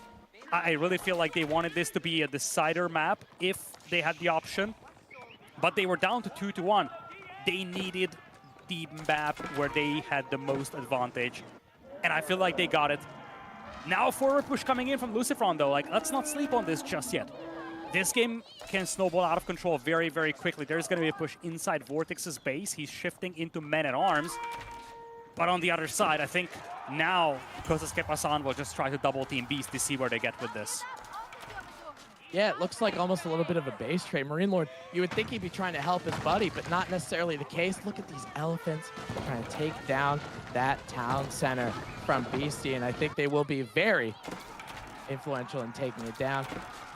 Marine Lord on the other side around where Vortex's starting hometown center is, he's just diving right in. He's like, hey, Beastie's got a problem over here. I'm going to make sure Vortex does the same amount of damage. And that's what's going on. Some villagers are starting to go down for him. Beastie trying to help out with a lot of these Lancers equipped with Dally horses as well. So because of this double-sided push, Vortex is going to be left largely abandoned, and we'll see how much that's going to take. But look at that economic count, Lidicor. It's 130 to 71. So you might be thinking that Vortex and Lucifron are doing some damage, but it's nowhere near enough. I think they were in a tough position before, so at this point they're just trying this trade because they don't have any alternatives. They know that this might result in Vortex getting annihilated, but they're only hoping that they can somehow do sufficient damage to Beastie to come back into this one. But it really seems unlikely. Population is collapsing here for Costas Kepasan. Lucifer taps out, and this series will be decided in game number 5. As standard as it gets, it is going to be Dry Arabia that decides between these two teams. And you know, going into the beginning of this series, we kind of expected there might be a 5-gamer heading out because of how good that these players are. And that ends up being the case. On one of the quote-unquote neutralizers on Dry Arabia, let's take a look at this game number 4. Lidicor, you're absolutely right. I mean, this is the map for Marine Lord and Beastie. And look at what they were able to do. The Vortex's base at the end. 36 eco lost for an HRE player. That's crazy. It's not just that, it's the progressive build-up that we're seeing. Marine Lord was ahead in villagers for quite some time, totally untouched. Beastie was able to also pull up, and I feel like the Chimps did a really good job leveraging the features of this map. They had cavalry, that's fine, but they also had this death ball of Jugenu and Spearmen, and I think when you have a sectioned off map like this, where it's difficult to rotate between teammates, a Spearman plus Archer combination is always really good because it's just something that works really well against an enemy cavalry player who's trying to rotate over to the teammate. And then again, I absolutely love the Beast's approach of the pro scouts boosting the Chinese economy. I just feel like, again, the composition and the overall strategic choice that they had was just a lot more suitable to this style of a map. Yeah, absolutely. I think this was a pretty crucial fight. I mean, it might just look like a minor skirmish, but there are so many Ghazi Raiders here. But just like you alluded to during the cast, they're all feudal. You know, that little bit of time the Dally horses adding the DPS for those knights proved to be pretty consequential. You could see what BC did with raiding all of those units, all of those villagers becoming idle. And for the Delhi, when you're making those expensive elephants, that is very, very difficult for you to try to come back from. And BC just, you're exactly right with the pro scouts. He knew the unit he wanted to make. He knew the best way to get those resources, and that's what happened. This choke point in the middle, super good heads up play by BC and Marine Lord, where they singled a player out. They did the best to try to take down as many units as they can. Once their teammate came in with the elephants, with this quote unquote OP unit, they just didn't fight it. So you could be OP all you want, but if you can't get to a battle, what are you going to do about it?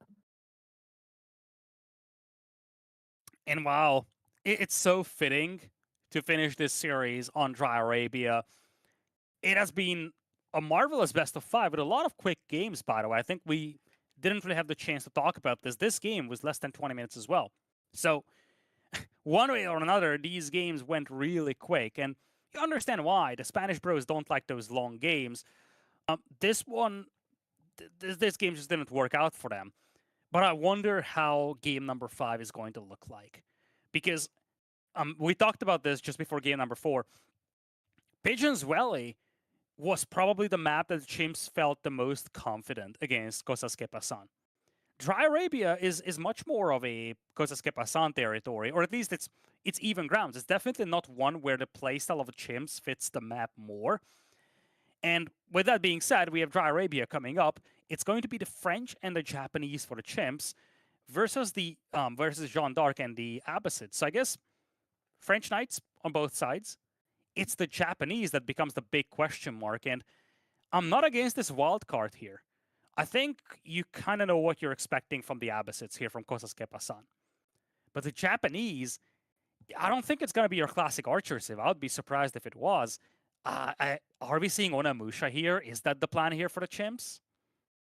I mean, against and Onamucha really stack up well against someone like the French, especially even just a feudal age French, because they're so knight heavy. You know, French, and I think a lot of people have these complaints about French, whether in 1v1 or 2v2. They're very one dimensional. You know, they're a knight civ in 2v2s and 1v1s. You're making knights and then a little bit of archers too. You know, so you expect that to come out. If you have a really good unit that could track down those knights, do bonus damage towards those knights, maybe Onamusha ends up being the play. Or you get a little baton passing out of both of them. Mhm. French maintains a little bit of control, little aggression and feudal. Japan gets up to fast castle by themselves. And then you have a mounted samurai that both Jeanne d'Arc and Abbasid might struggle with. Mounted Samurai is an interesting choice here. You could double down on the cavalry. Mhm. And I can see that on Dry Arabia, you can actually facilitate this. The distance to cover is quite substantial between the players. And I think this is something we got to talk about, because when you look at all these maps that we've played, Boltland and Gorge were maps where the two players spawned right next to each other. So you always had this ability to help out your teammate. You never really had to make long rotations. To a certain extent, that's applicable on Cliffside, even. The distance isn't too massive. Amongst all these maps, the one where you have the longest distance to cover if you want to get to your teammate is probably Dry Arabia, or, well, Pigeons Valley as well, but that has its own gimmicks. But that's one of the things that you're going to have to look into. If you have a slow-moving composition, you might struggle to help your teammate. So an enemy with a faster or higher mobility can easily exploit that and just do damage wherever they see fit. Oh, yeah. I mean, for Dry Arabia, because you talked about how much this plays into Kosas K. Pasan and their play, right? This is definitely not like Pigeons Valley, where you're going to be able to get a little bit aggressive. You're going to be able to single out a civilization if you choose to, right? It's kind of funny taking a look at what they have here, because there's an outlier in what they have been choosing to do, right? A lot of the times you have maybe a little bit of a fast castle or something like that, but there wasn't really a civilization where they were like, okay, booming is the strategy, turtling is the strategy, and Abbasids it usually is, So might we see Abbasid play a little differently? Maybe there's a military wing that comes out. You get boot camp in feudal. Maybe that'll help you out. You can make rams out. Maybe that can help you out. Or do they just go the eco wing of usual? I think it's going to be interesting. I know you say the Abbasids, they kind of play the same way, but in the hands of Vortex and Lucifron, they might be played a little differently. Fair point. I gotta agree. I think one theme that we've seen so far in this series is that games were quick. And we know that the Spanish bros don't like their long games. So definitely a map where we could see quite a lot of aggression, some wildcard potential as well from the Japanese in the hands of the Chimps. The winner of this series is going to advance to the semifinals tomorrow to face off against either 3D or Volta Esport. That is a TBD. That is going to be the final set of the day. We already have 2 semifinalists in. We're about to find a third one as we're going to head into game number 5 of this absolutely crazy series. Kosas K. Pasan versus the Chimps heading into Dry Arabia. I am ready. Lidicor, you do it just as well as KP does. I'm very hyped for this game. Number 5, you have the Chimps, Rainlord and Beastie playing as French and Japan, respectively. The other side, Vortex and Lucifron playing as Abbasid and Jeanne d'Arc, respectively. Now, Lidicor, I kind of want to gauge your opinion here, because we've seen a decent amount of French, because you obviously, getting Knight Civs are going to be really important. We see a little bit more French than Jeanne d'Arc. Do you have an idea why you think that is? Because Jeanne d'Arc, I mean, I get that you want to take fights in feudal to level her up, but for the French, is it just the eco that's that much better, more knights out? I don't think there is a straight up answer. I think a lot actually comes down to the map. Like, how much can you get out of Jeanne d'Arc early on? If you're playing on a map that doesn't give you a lot of opportunities for, big fights to happen where you can level up Jeanne d'Arc, it's less intriguing to bring in JD. So I don't know how much of this is actually, players preferring French over JD versus players just kind of saving JD for more suitable maps, if that makes sense. Yeah, it kind of feels like, too, once you get to those big fights and when you're playing JD, you're like, oh, this is a lot of XP. I have her in this fight, all that kind of stuff. She just gets sniped by 50 archers. Like when you have a Knight Civ and you have an Archer Civ specifically, you're going to have a lot of archers to pick her off. It's not like in a 1v1 situation, it's like, well, you have to choose to go into archers at the start and then supplement with something else. So it's kind of curious, because we've seen JD, I think we saw her level 4 once today so far. The rest of it, it just seems like she just continues to get sniped and that she's not really a factor. Well, military wing opening coming up here for Vortex. He's going to have those 2 spears, 2 archers out there. Just a clear showcase of how aggressive he wants to play this. School of Cavalry on the other side for Lucifer. No surprise on that front. It's actually a slightly quicker age up, by the way, from Vortex and Lucifron compared to their counterparts. Love the Kura Storehouse, though. I think it's one of the more underappreciated landmarks. The ability that you get a bunch of farms for free is actually immensely valuable, especially in these team games where, you know, having to make a transition from, I don't know, berries or sheep or deer into farms is something that slows you down so much. Yeah, it definitely streamlines it a little bit too. And also being used as a lumber camp, you save on a little bit of wood. But take a look at what Vortex is doing. We talked about being this quote-unquote aggressive Abbasid player, and I think that's what he's going to end up doing. You see military wing here. You have the ability to get boot camp in feudal age. Abbasids have the ability to get a lot of archers to kind of supplement JD. For this game number 5, this pivotal to advance you to the semifinals, they want to take the game in their hands, it looks like.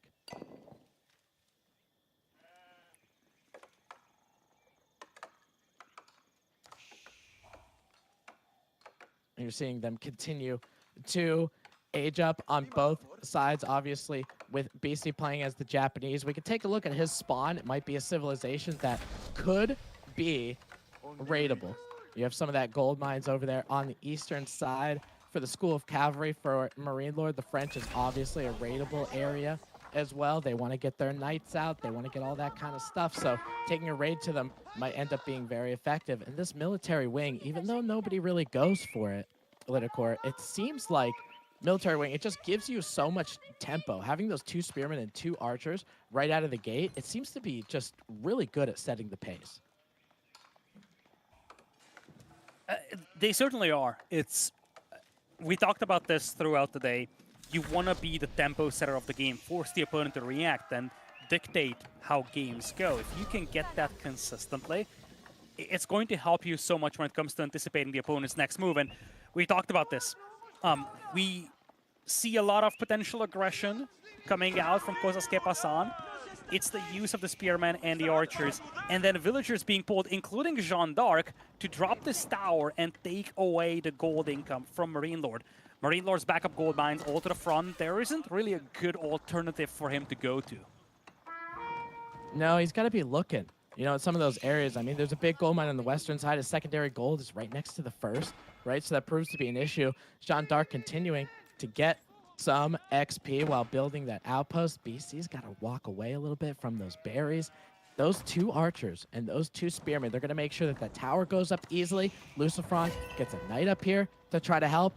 And because of those units that come out right out of the gate, it means that outpost is going to go out without a hitch. And now if you're Marine Lord, where are you going to go? JD doesn't have enough experience, actually. That's a bit of a problem here. You need a couple more moments until you actually get your tier 2. But so far, Beastie doesn't have any army out there. I think he wanted to fast castle, but I think that is what was anticipated by Vortex and Lucifer, and they basically said, okay, Beastie wants to castle, good. We're just going to double team Marine Lord. They also forced some idle time on the villagers of Beastie on the berries. And honestly, if they wanted to, they could still try to hit Beastie's gold mine. It's kind of tucked away at the back. But they could rotate the knights around and see if they can actually do some damage to Beastie. Look at what Vortex and Lucifron are doing. Specifically, Vortex is when you're trying to stop a resource, right? You're thinking about, well, where are they going to go next, right? So he's trying to find some gold mines. He's trying to figure out where Marine Lord is going to try to get some gold. But you see, for the French, there's a couple horsemen out there, especially this early in feudal age. If you're the French and you have horsemen, you're not having a good time. It's a very bad. And part of this is allowed by the timing of those initial 2 spearmen you get from the military wing. It's huge, and it looks like Vortex and Lucy are now going all in. Look at that stream of units across the map from the Abysses. This is something that you do not very frequently see. A bootcamp is missing from them, but I think Vortex might just pick this up. Beastie now going up with the floating gate. Remember, he also needs gold to get the units in Castle Age. He has 2 towers on the gold mine, though, so keep in mind, we've seen this before, the Japanese player looking like they're in a tough spot, and then the mounted samurai start coming in and things turn around. But this position isn't looking very admirable right now for the Chimps.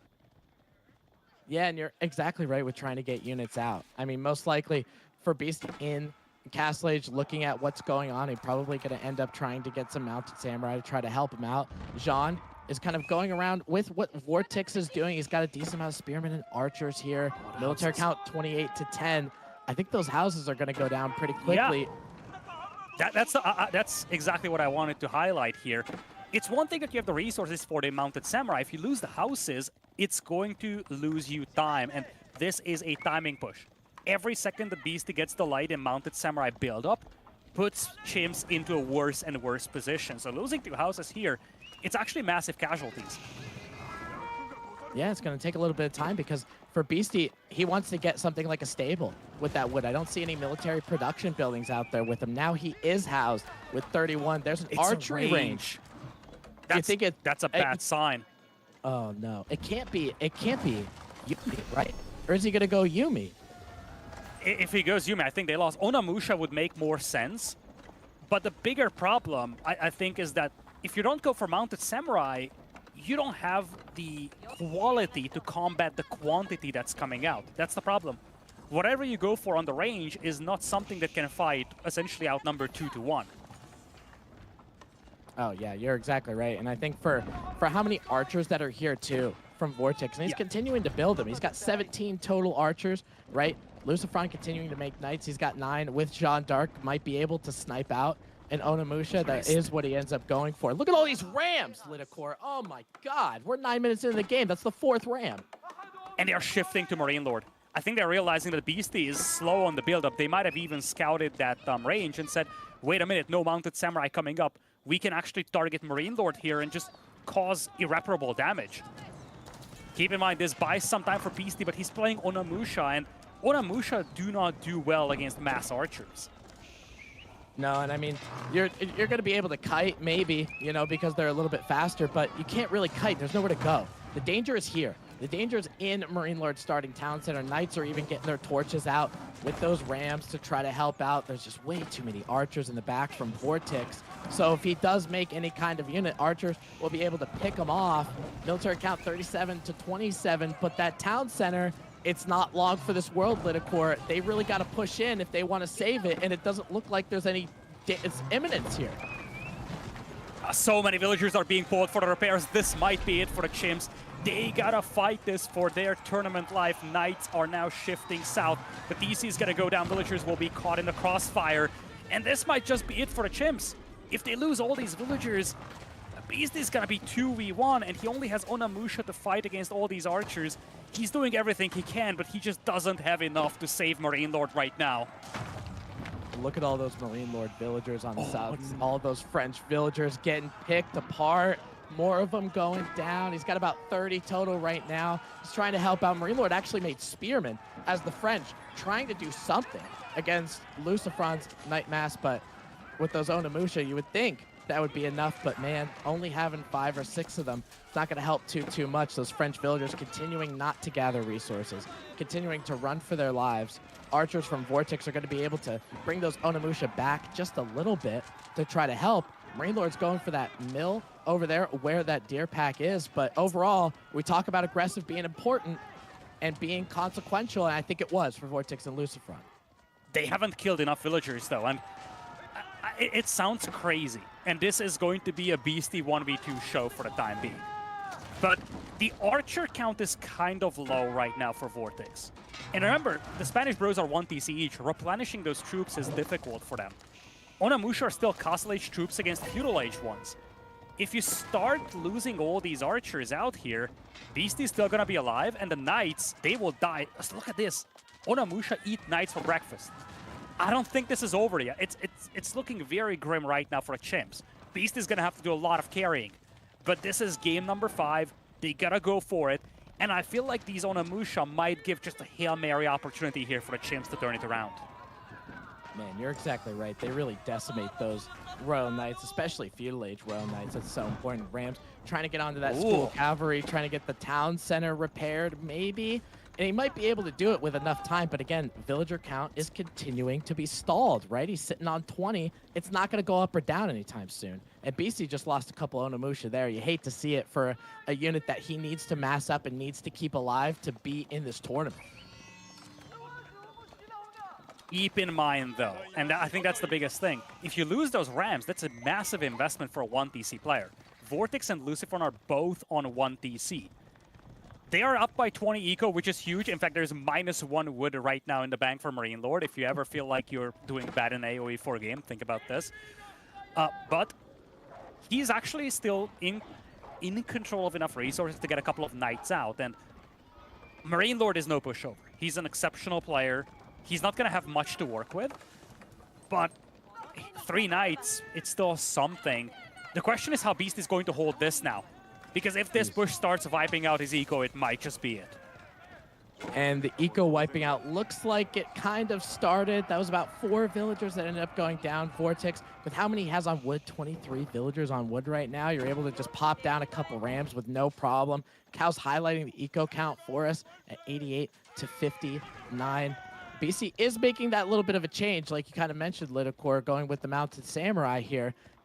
It depends on actually producing enough because Vortex, he does have a couple spearmen, but most of it is archer related. Mounted Samurai could really help. I love how the Spanish bros keep trickling in units to prevent the repairs. And now Beastie has to flee. That's the range with the Yorishiro inside. But instead, it's going to be the houses that get focused down. Once the towers are gone, it's going to be the houses, and they will just prevent Beastie from making units. Yeah, I mean, we saw BC get housed a little bit before, right? With Spearman taking down some of those houses on the south side. Now going to be taking them down yet again. He does have a decent amount of pop space, so it will take a little bit to do it. Onimusha trying to take down some of those reinforcements over there on the side. Lucifer, actually, instead of knights, look at the composition change, Lidacor. He just went straight for horsemen. He knew that there were going to be Onimusha, so he's like, hey, don't give him that bonus damage. And the houses are now going down. Beastie is housed Marine Lord. He's got 3 knights, 3 horsemen. That is all. Beastie needs insane micro here to hold this off, but there are more problems than that. There is a rapid escalation of eco on the other side now. Marine Lord is doing his best to help out, but it's just Beastie separating the chimps from a defeat and elimination. He's housed. His gold mine is denied. His range is being taken out. I feel like the door is closing so quick on them.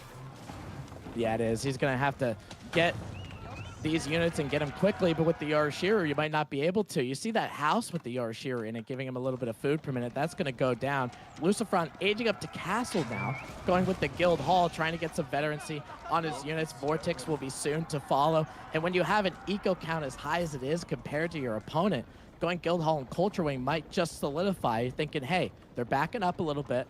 Make sure you get some of those Castle Age upgrades, and then all of a sudden it becomes a force that you have the tech superiority as well. There's really nothing you could do about it.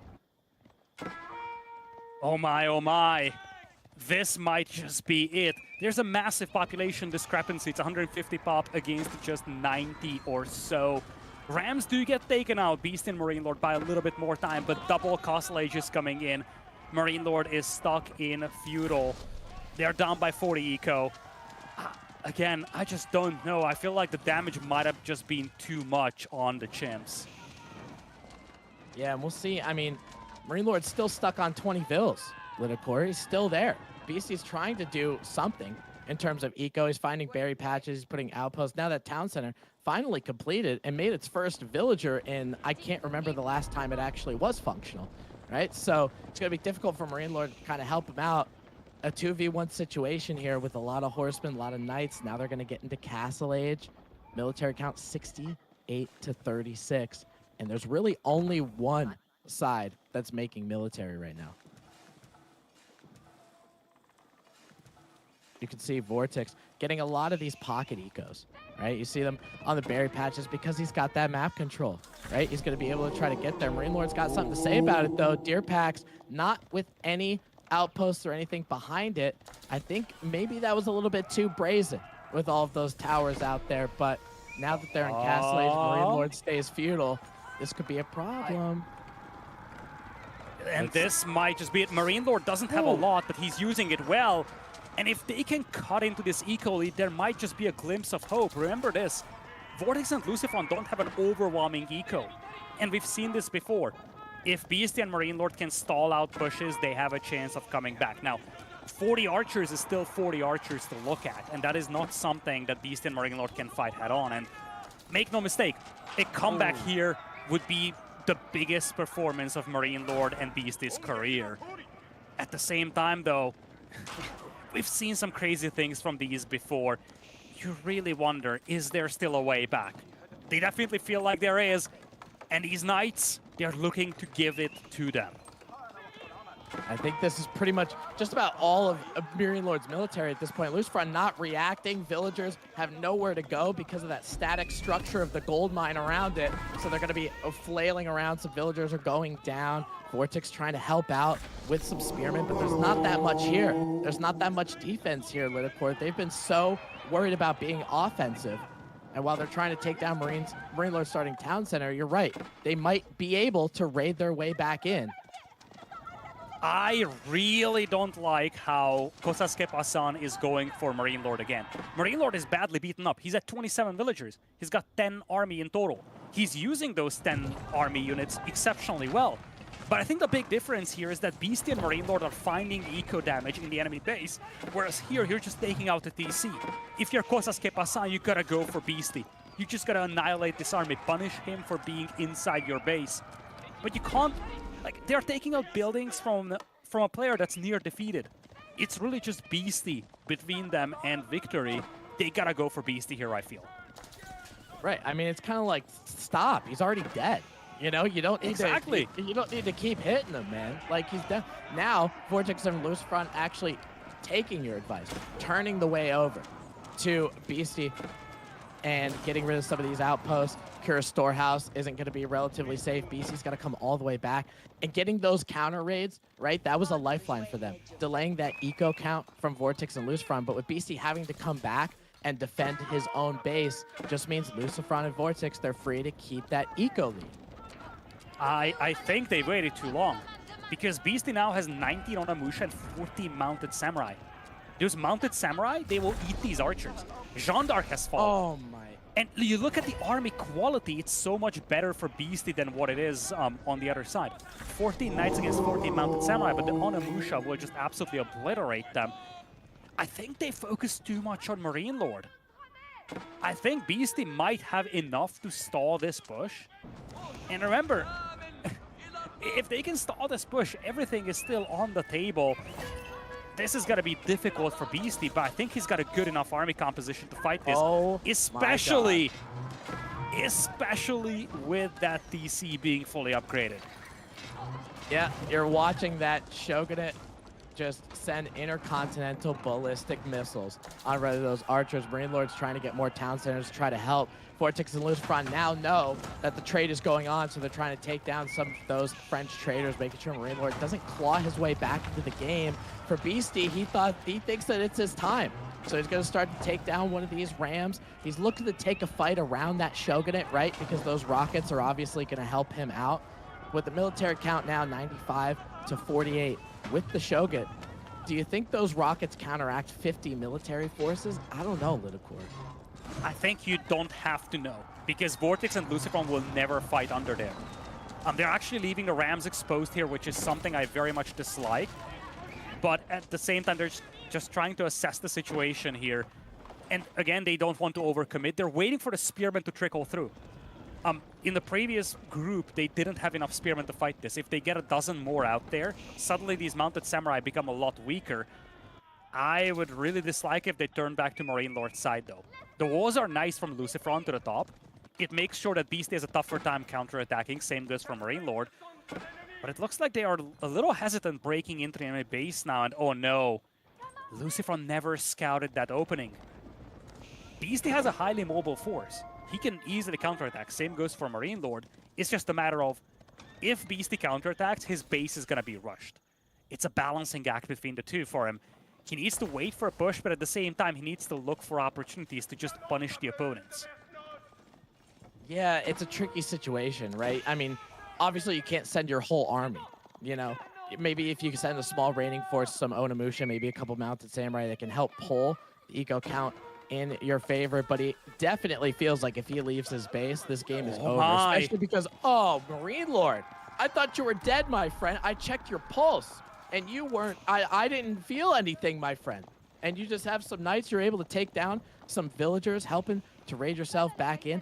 And look how many town centers that Cal motioned over there on the eastern side. He's got 2 secondary town centers, so he's really, really trying to get his eco back.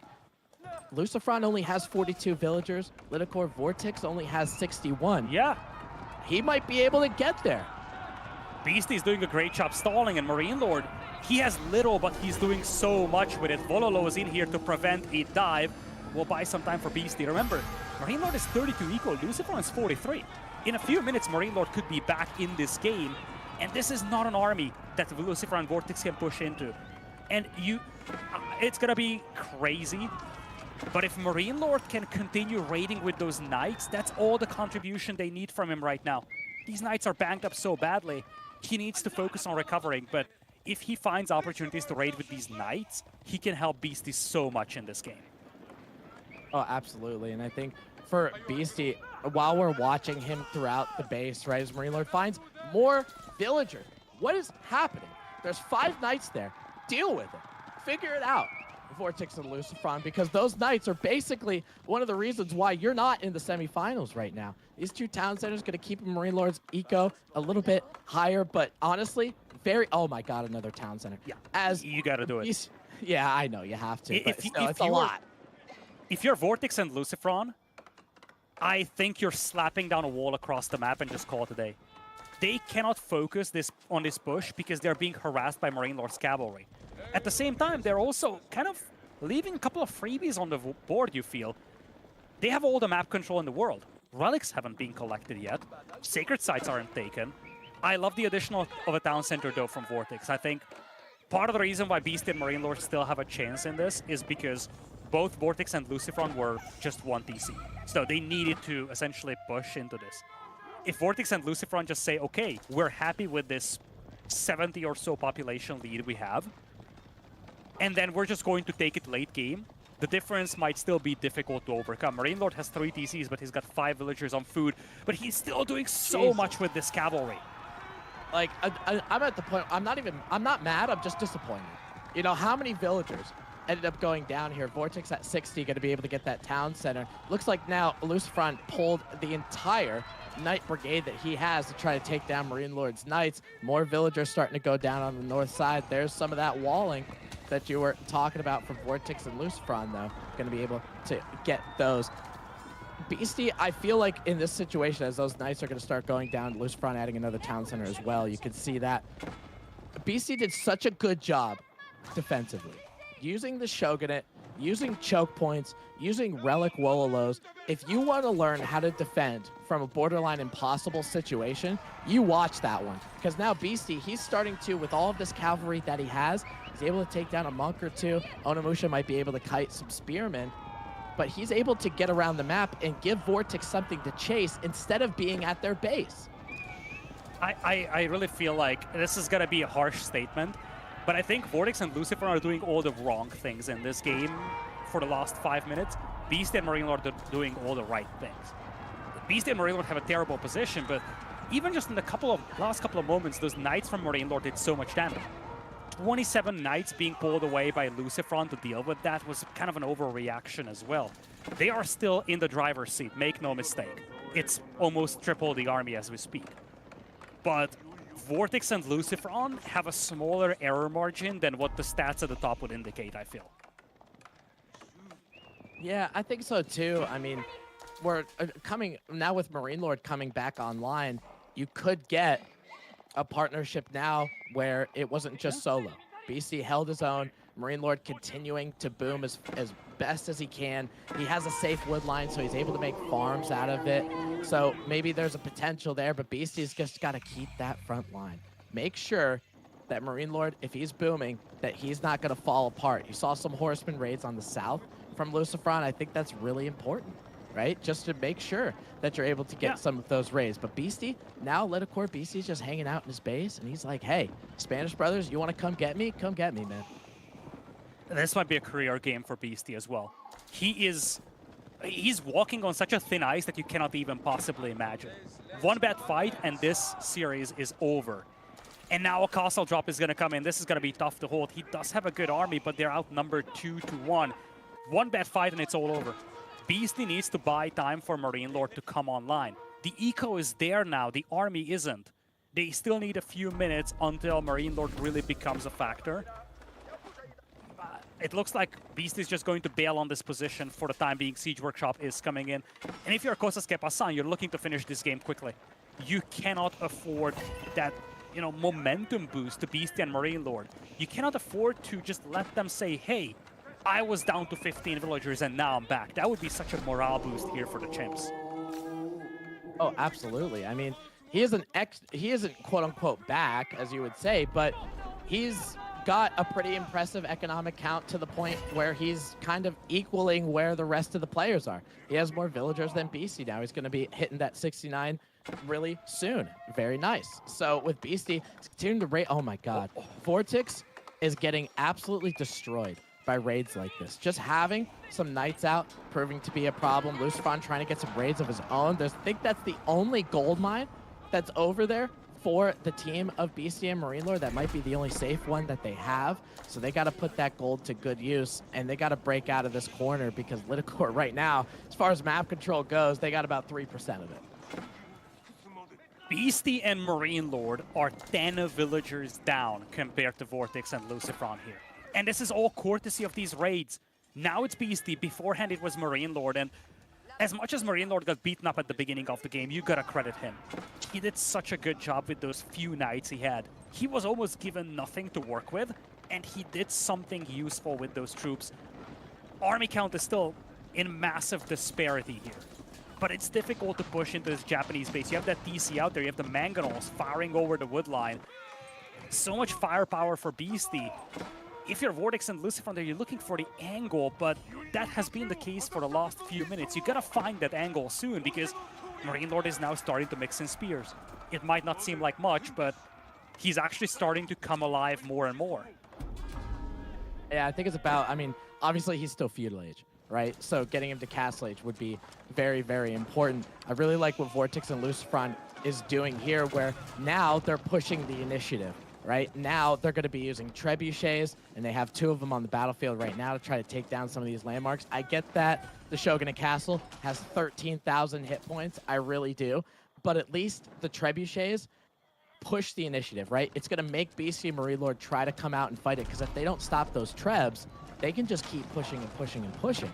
Vortex and Marine Lord, they have the sacred sites as well. Lucifron going to go up to Imperial Age with the Red Castle. It's gonna be pretty crazy. We're gonna see a climax to this series, I feel like, very shortly. It's a nice regrouping now by Vortex and Lucifron, but now they need to wait for that Imperial Age to come in. This is a tricky spot for Beastie.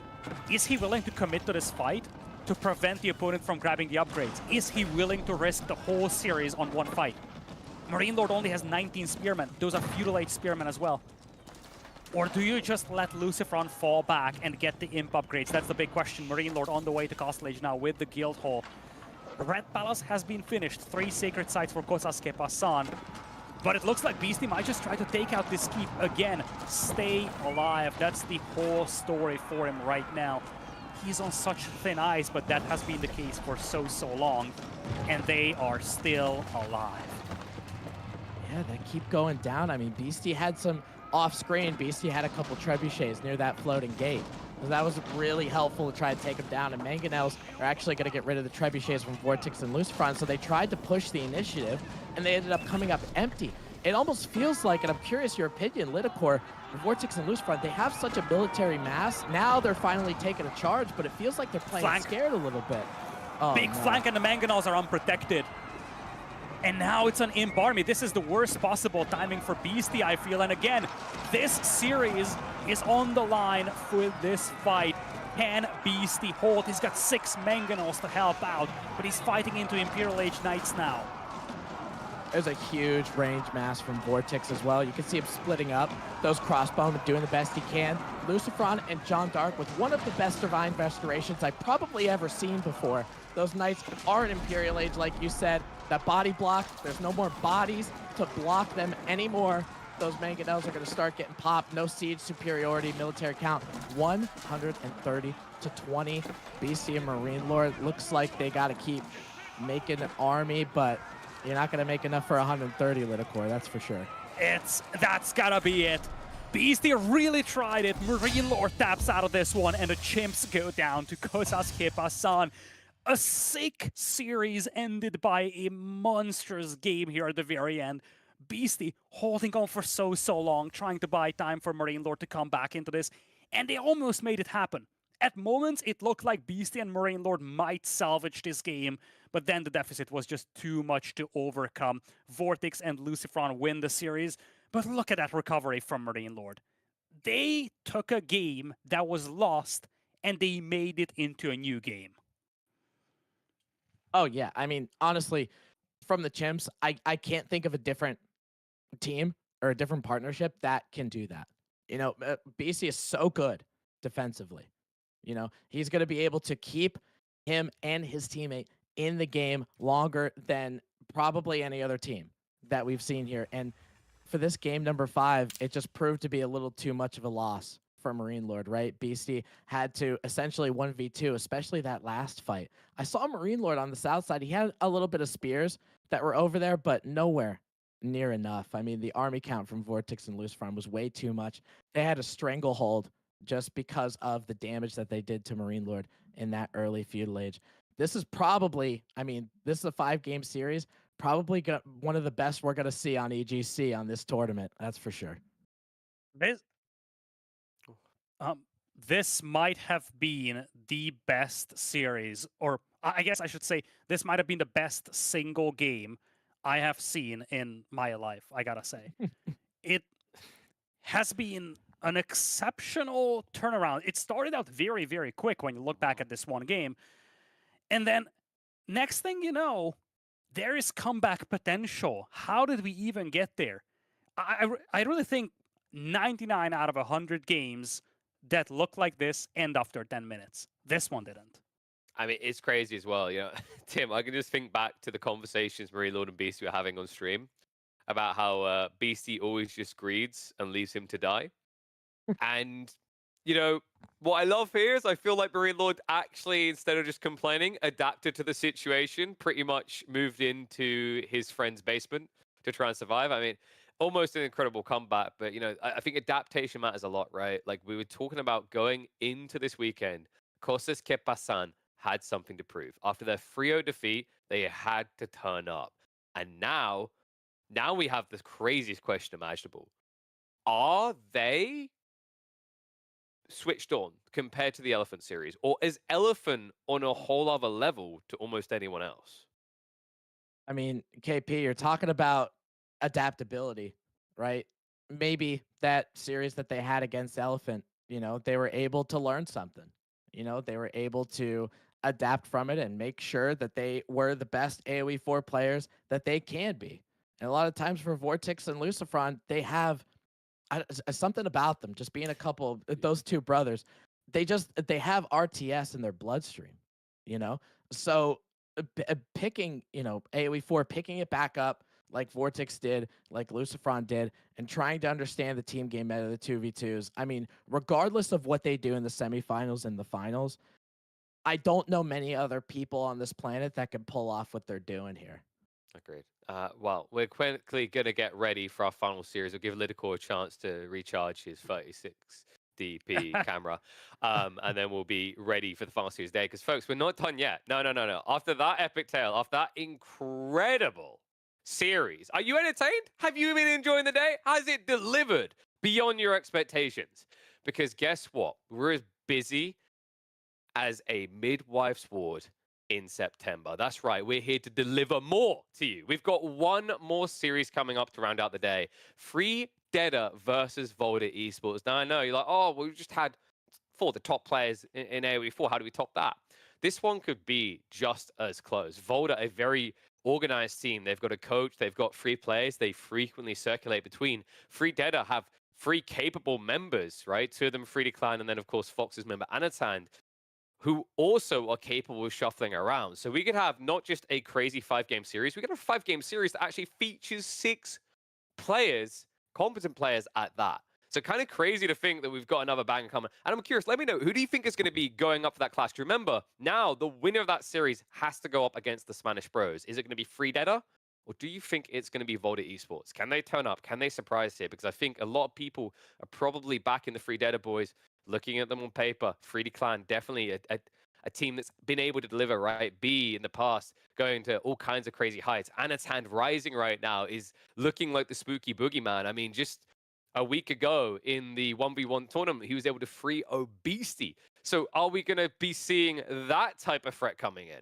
Let me know who you think is going to be taking it in chat overall. I'm curious to see actually who you think, now that you've got previews of almost every team, is your pitch favorite to take the entire tournament. Because if we do get that rematch between the Spanish boys and the Chinese lads, it's going to happen in the grand finals. Remember, Team Elephant next up in the semifinals will go up against Team Canada. That's confirmed. We know it. Commiserations to RNC, and also commiserations on the other side are unable to really put a dent in the Elephant boys. It was Baltin and Sassy, but we still had that final series. Lucifron versus Vortex, and Free Deader versus Volta Esports to decide it.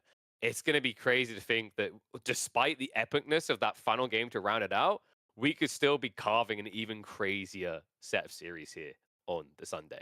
But we've got to get ready for that. So remember, guys, one more series. If you haven't already, by the way, subscribe. It's worth doing because there's a little concern I have here, right? Every once in a while, someone goes, "Oh, no, ads." Well, I can't help that. Twitch does that to you. But if you subscribe, you won't miss the epic fights. Like maybe it just happens to get in the way when there's an epic tell in that best of 5 series under 5 games. Or here's another thought. What's the risk that when I announce something tomorrow, you don't hear it because an ad is playing? Probably one of those ones from Gillette about salami slicing your salami. Don't want to have to worry about that. So make sure you actually subscribe to the channel, and make sure if you haven't already, you've followed EGC across on all their socials. These games will get uploaded to the YouTube in the coming weeks to make sure you are kept merry and entertained across the holidays, especially when you're sitting in a room full of family and they're telling you about how incredible the socks they were that they got for Christmas, and how your sister's now having another kid, and when are you going to have a kid? Are you ready? Have you found a lovely lady you settle down on? And all you can think about is, man, that game between Beastie, Marine Lord, Lucifron, and Vortex. You just slide your phone out and don't worry, because EGC's YouTube channel will be there to take you through the holidays. But I think we are just resolving the litter issues in the back. Whoa. I'm not judging, okay? You don't have to have a kid. If you think about it this way, you've got two choices. You either grind 1v1s to become a champion, or now you go have a kid, you train them the arts of 2v2s, and then you come in and Winter Team Championship 19? I reckon 19 is kind of Winter Team Championship 19, and you destrominate the competition. I'm just giving you options, guys. That's what I'm trying to help with. But if you guys don't remember the roster of players coming up, it's going to be a fun one. I'm quite impressed by the strategies that have been coming out from the Volta Esports boys, which is why I'm saying this can actually be a close series. If you look at on paper from a skill perspective, Free Dead have to be favored for this final series. But, when you look at Volta, they've got Dragovan, Mahodo, and Ramen, but also I know that Vest has got Matisse signed as a coach. So there's actually a lot of powerful brain power behind the scenes powering that one forward. That was a lot of use of the word power. But I think we should be ready to get our lads back on screen in a moment as we're winding up into the final series of the day. Reminder, once again, that we will kick off tomorrow with the semi-final set. I'm not sure if we're going to be doing the Spanish boys or the Canadian versus the Chinese boys set. My expectation, probably going to be the set that's likely to be Europeans here. It just kind of fits with the time schedule. But you'll want to make sure you are tuned in at... God, I'm going to get the time zones wrong, aren't I? 16 CET. There we go. I think I done it right. So, high five. I had this literally the other day when one of the American players just posted his time in AM. I'm like, I don't do that time zone. Can you please help me? But looks like we are ready. So let's get it on the screen and see where the draft is taking us, lads. Welcome back. Final series of the day. Free Deader versus Volta Esport. And we might be splashing in a few ponds here. Himiyama Archipelago, Pigeons Valley.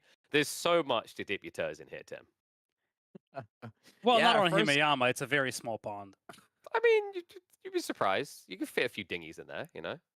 And we saw that in a prior series. There were a couple 2 or 3 dinghies in there, but archipelago, you can fit more than 2 or 3, right? Maybe like 20 or 30. You know, it just becomes naval fleets upon naval fleets. I'm not sure if this was like a little bit of a meme pick or what the situation was. I was really wanting to see some Kurlager. I was really wanting to see some Atoll as well. You know, I know, it just right? but I do like the maps that are here. You know, I do like Coastal Cliffs. One of my favorite ones. I think if I were to play Coastal Cliffs, absolutely, and we're going to see that game number 1. I'm not going to play it, but I'm going to talk about it. Yep, you can't dip your toes in this water. Remember, that's a bait. It's actually just a 2-1 try Arabia to kick off Free Dead versus Volde. Let's get into it. 5-game series. Manifest it in the chat. Accept nothing less between the CIS and the Scandinavians. In we go. We have Dragavan and Ramen on Volde Esport facing off against Cat and Anathan to start this best of 5 with the final quarterfinals of the day. The names of the players are currently swapped at the top, but it is Cat and Anathan playing for 3D with the colors blue and teal. And on the other side, we have Ramen and Dragavan starting for Volde Esport. You know, you might know, just for normal audience members, you might know who Cat is. You might know who Anatan is. Anatan, one of the best players out there now. Cat is somebody who I've seen in the Elite Classic, I think on both instances. I believe that he was there. Volde Esports and Dragavan and Ramen, maybe you're not too familiar with, right? Dragavan is somebody who I remember casting in War Chief Club a long time ago by Rising Empires and has continued to increase in skill, going to be playing as the English. He's also known to be quite a little bit of a jokester, Lidacor. We've seen a lot of clown car shenanigans with the Abbasids. He always pulls something out that kind of catches us off guard, doesn't he? He certainly does, and I think neither of these players that you have in this series are ashamed of being creative or coming up with strategies that haven't really been thought about before. And this is going to be an aggro map to start with. Coastal Cliffs, it's usually a map where players try to play aggressive. It's a condensed and tight map. This is exactly where you can go for some early aggression and get good benefits. But at the same time, we've actually seen Volde Esports specifically kind of dragging out games on some of these maps. They definitely felt a lot more comfortable in late game in the series I've seen from them. So I wonder if even on a map like this, they'll try to be a little bit more on the slower side of things and potentially play with a little bit more walls. That's something that they've done in the group stage before.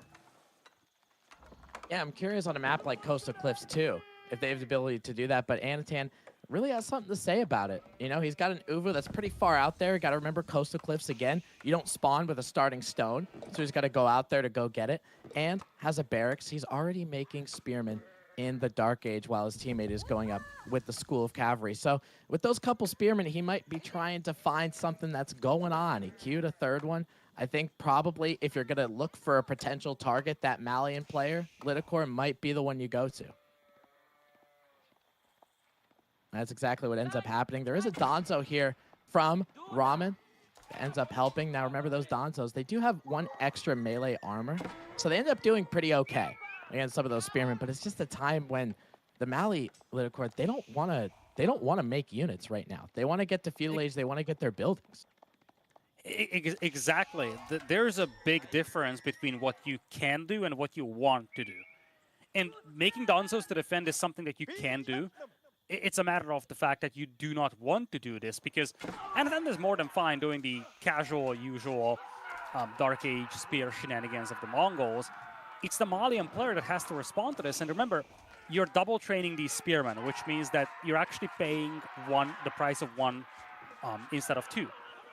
Whereas the Donzos are full price. So when it comes to cost efficiency in the initial portions of the game, until you have stone to burn, it's actually a lot more cost efficient for Anathan to play this game.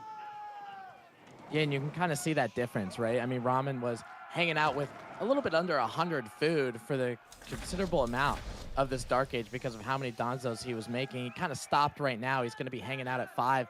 Anatan, no signs of slowing down. He's got 9 total, and they're going to be working their way towards the Malian base. Dragavan does go up with the Abbey of Kings, so he will be using a king that might be able to help him, but there's a lot of spearmen On the flip side, a similar argument, though, Lidakor. I mean, 3D Cat went for the School of Cavalry. Maybe he tries to get Knights, but there are just too many spears for... They might not be making much of a difference. Yeah, exactly. This is actually a very heavy commitment over here from Anatan. And 3D is no stranger to chaotic games and, in general, aggression. So you have Anatan here, for now, actually putting a lot of pressure on the Malian player. And Malians are no joke on this map. If you can get your walls up and you can start turtling, you don't have an awful lot of resources to work with. So cattle, pit mines, those kinds of things become exceptionally valuable as the game goes on. So if you're Anatan, I totally understand you playing super aggressive and just try to completely collapse this build from the Malians early on. And, I mean, they're absolutely doing that, Lidakor. They're even trying to torch some of the pit mines houses, not getting that gold trickle because they're not near that pit mine. And you can see the difference in food is that King tries to help a little bit, but he's just going to run into a bunch of spearmen. I don't really know if that's the best plan of attack for him. These Donzos, a lot of them, all of them, are essentially very injured. You can see most of them got to be below 10 health, where you see the economic difference of the Mongolians, right? Because their deer stones, they've been building that for about a minute. Ramen just hit that button for the Manticore. It's actually crazy. Mongols committing to a dozen spearmen in Dark Age, you don't expect them to be faster to feudal age than the opponent is. But that's exactly what's happening right here. Anatan is going to be up to feudal, and this is actually huge because you are suddenly getting a massive buff to your spearmen with the hardened upgrade. Now healing is coming in here for the Donzos. Much needed healing because those are extremely heavily beaten up. Hardened upgrade should be in just a moment. But Dragavan and Ramen, they're kind of being pushed around here. They're definitely not in control of this game. They are forced to scramble against this aggression. Best case scenario is that they trade Donzos to spears, but the disruption is just massive. And it's going to take a little bit of time for that upgrade to come in, too. I mean, Ramen did just hit feudal age, but he has a lot of Donzos that are injured yet again. The King's trying to do what it can to heal, but you can't really get too close to the opposing team, right? Because of Anatan having all of those hardened spearmen.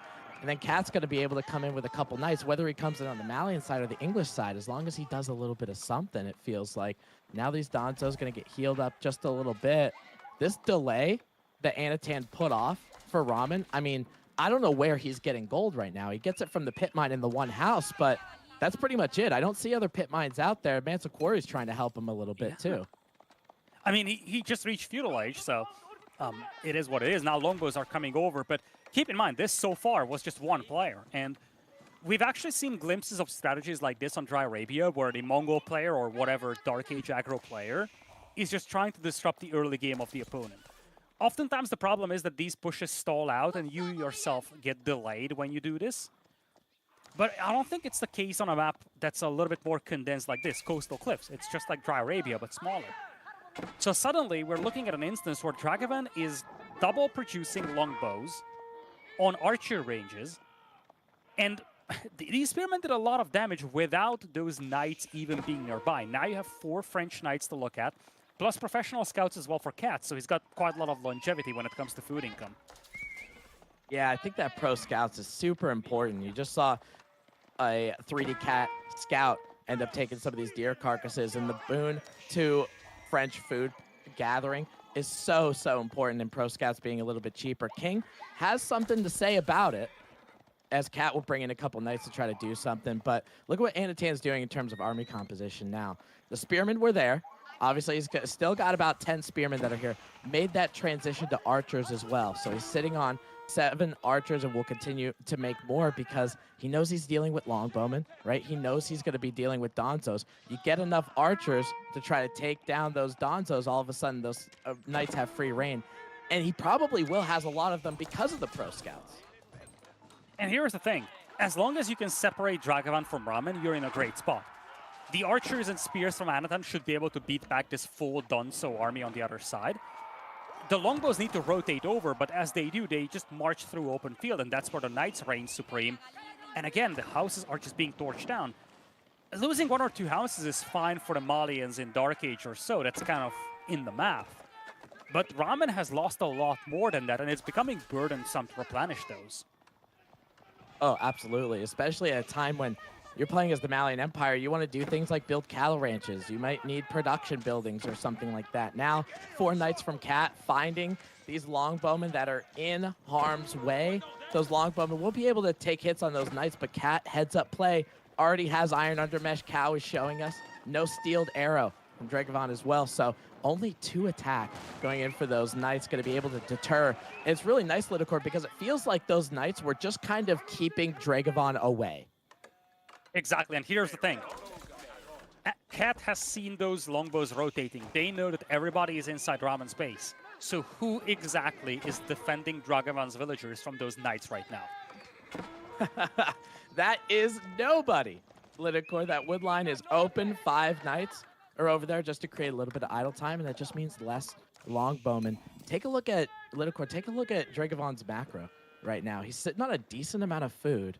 He still has villagers on gold. Is there a kind of a castle age play? I feel like he doesn't have the time for this. He's got to get some units out. I think he wants castle, and the King's Palace would be really good.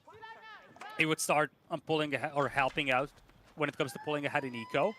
But I do agree, the moment you do that, I think Ramen is toast, or you are toast. One of the 2 players you're just going to end up losing if you're trying to go castle here. You don't have the numbers advantage, and the army value is so much more in the favor of Cat and Anatan as well. Look at this, knights are just running around, and they aren't even shying away from just chilling underneath the town center. Villagers have to fire their bows, and this is only half of the army that you have from 3 Deda. And this is, I mean, this is an English town center, right? Anatan trying to do what he could do against a lot of the Malian units. Looks like Mali does have a couple javelin throwers, which might prove to be beneficial. But, you know, we talk about those English town centers being so terrible, but with how many knights he had, he could sit there and idle so many villagers, and that's exactly what he's doing. Well, he pulls a couple knights to kind of help him out against longbowmen.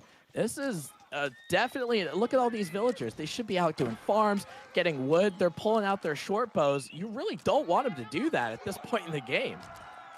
Now, the price to pay is massive here, and, you know, I don't think Cat and Anatan really maximized this damage output here. If the archers were nearby, that's minus 15 vills. I get it, a lot of things are happening at the same time, but when the dust settles, the villager difference is only 8. And you lost quite a few troops trying to push into that base like this. I've actually seen a lot of games where teams go aggressive. We've actually seen a lot of these today as well. A team goes aggressive, they try to finish the game and just do a lot of eco damage.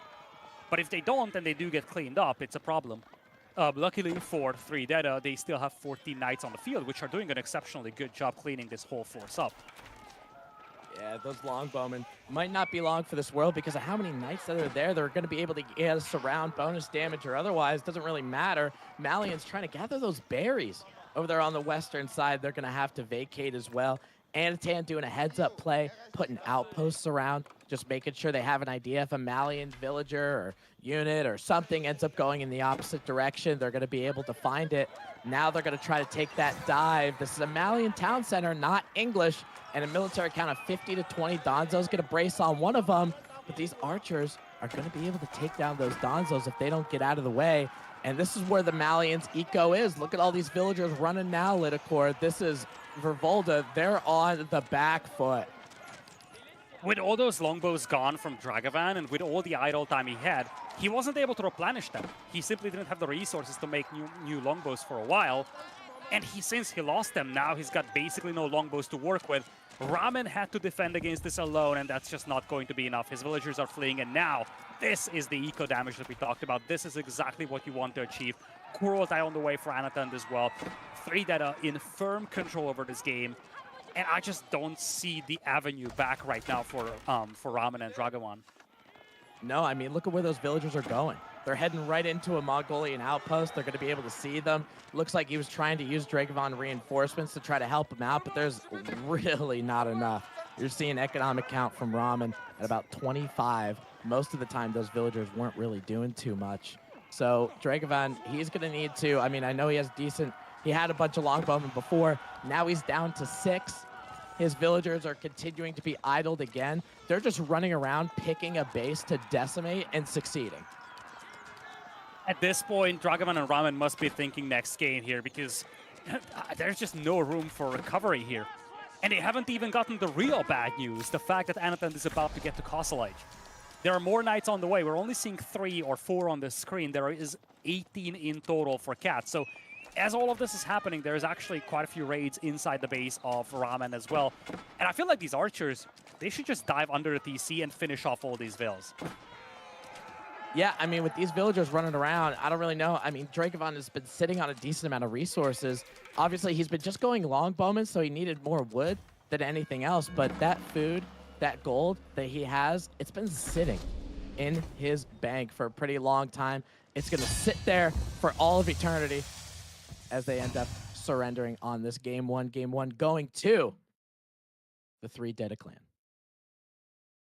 Clean game from the very beginning, and you felt like, we talk about this so frequently, if you can dictate the tempo of the game, you will have a great chance of just getting that win, and that has been the case from the very beginning. That whole initial disruption from Anatan on the pit mine is what started this whole game. And throughout the game, there was a massive army lead for 3 Data, but it's the fact that initially, when you only have a handful of troops, can you leverage them to your maximum potential? So you really gotta credit Anatan here for his micro on the spears. If he micros those, just runs into the TC fire once, he's gonna get cleaned up and we're looking at a completely different game. So that early game micro helped a lot to make sure that they maintain this tempo and just constantly put the pressure on Volta Esports. Yeah, and it looks, honestly, it looks so easy watching it. You know, this is something I haven't said, right? It's these spearmen, they made sure they exactly knew where the town center ranged. No town center arrows, I think, even hit one of Anatan's spearmen. But then you're looking at it and you're like, yeah, that was really good play by Spearman. Try to do it. It's not easy at all. It might look very textbook, very transparent here watching this game one, but man, keeping those spearmen and babysitting them, making sure they don't die. And let's not just completely disregard what Ramen did with his Danzos. There were a lot of them with pretty low health, and he kept them alive. He did what he could. Well, this leaves us with game number 2 coming up. We're going on to Himayama, the first home map of Volta Esport. Delhi and the Ottomans together. Not a combination that you frequently see, but it's definitely one which gives you a lot of flexibility. And on the other side, what even is that? French and Jeanne d'Arc? I don't know what to think about this, Tim, but here's just one thought for you. I feel like, you know, any kind of an anti-cavalry unit that you have on 3D's side is going to be a big one. We head into game number 2 on Himayama. Kat and Anatan in command of the Ottomans and the Delhi. And on the other side, Dragovan and Muhodo whipping out Jeanne d'Arc in the French. You know, you just said something about anti-cavalry. Anatan is not wasting any time on that one.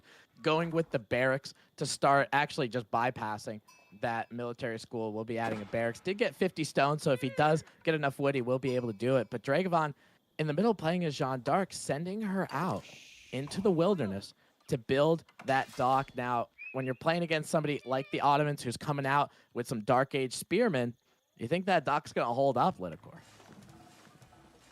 Yeah, I don't know about that. It's, especially against the Ottomans, it's an awkward choice because you do have to anticipate the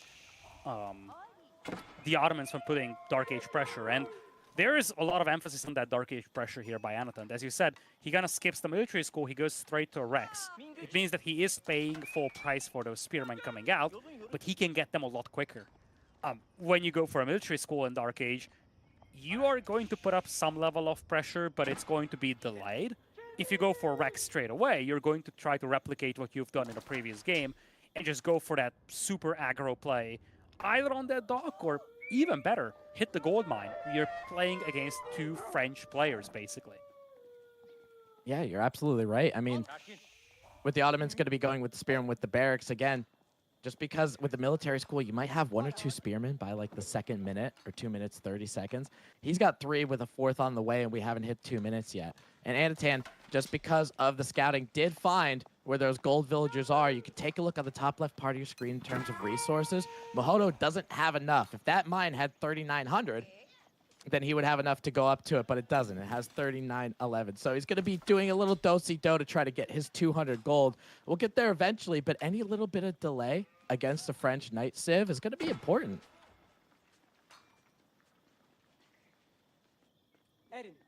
And even with a couple of these spearmen coming in on the western side, just damaging these villagers, making them idle for a little bit. But School of Cavalry will be going up for Mahodo. And this is a difficult thing. You know, when you're dealing with a civilization that makes these spearmen in Dark Age, the French deal with the Mongols, and they have such a big problem with them too, because you're going with the School of Cavalry and you're making a landmark that is already countered in Dark Age.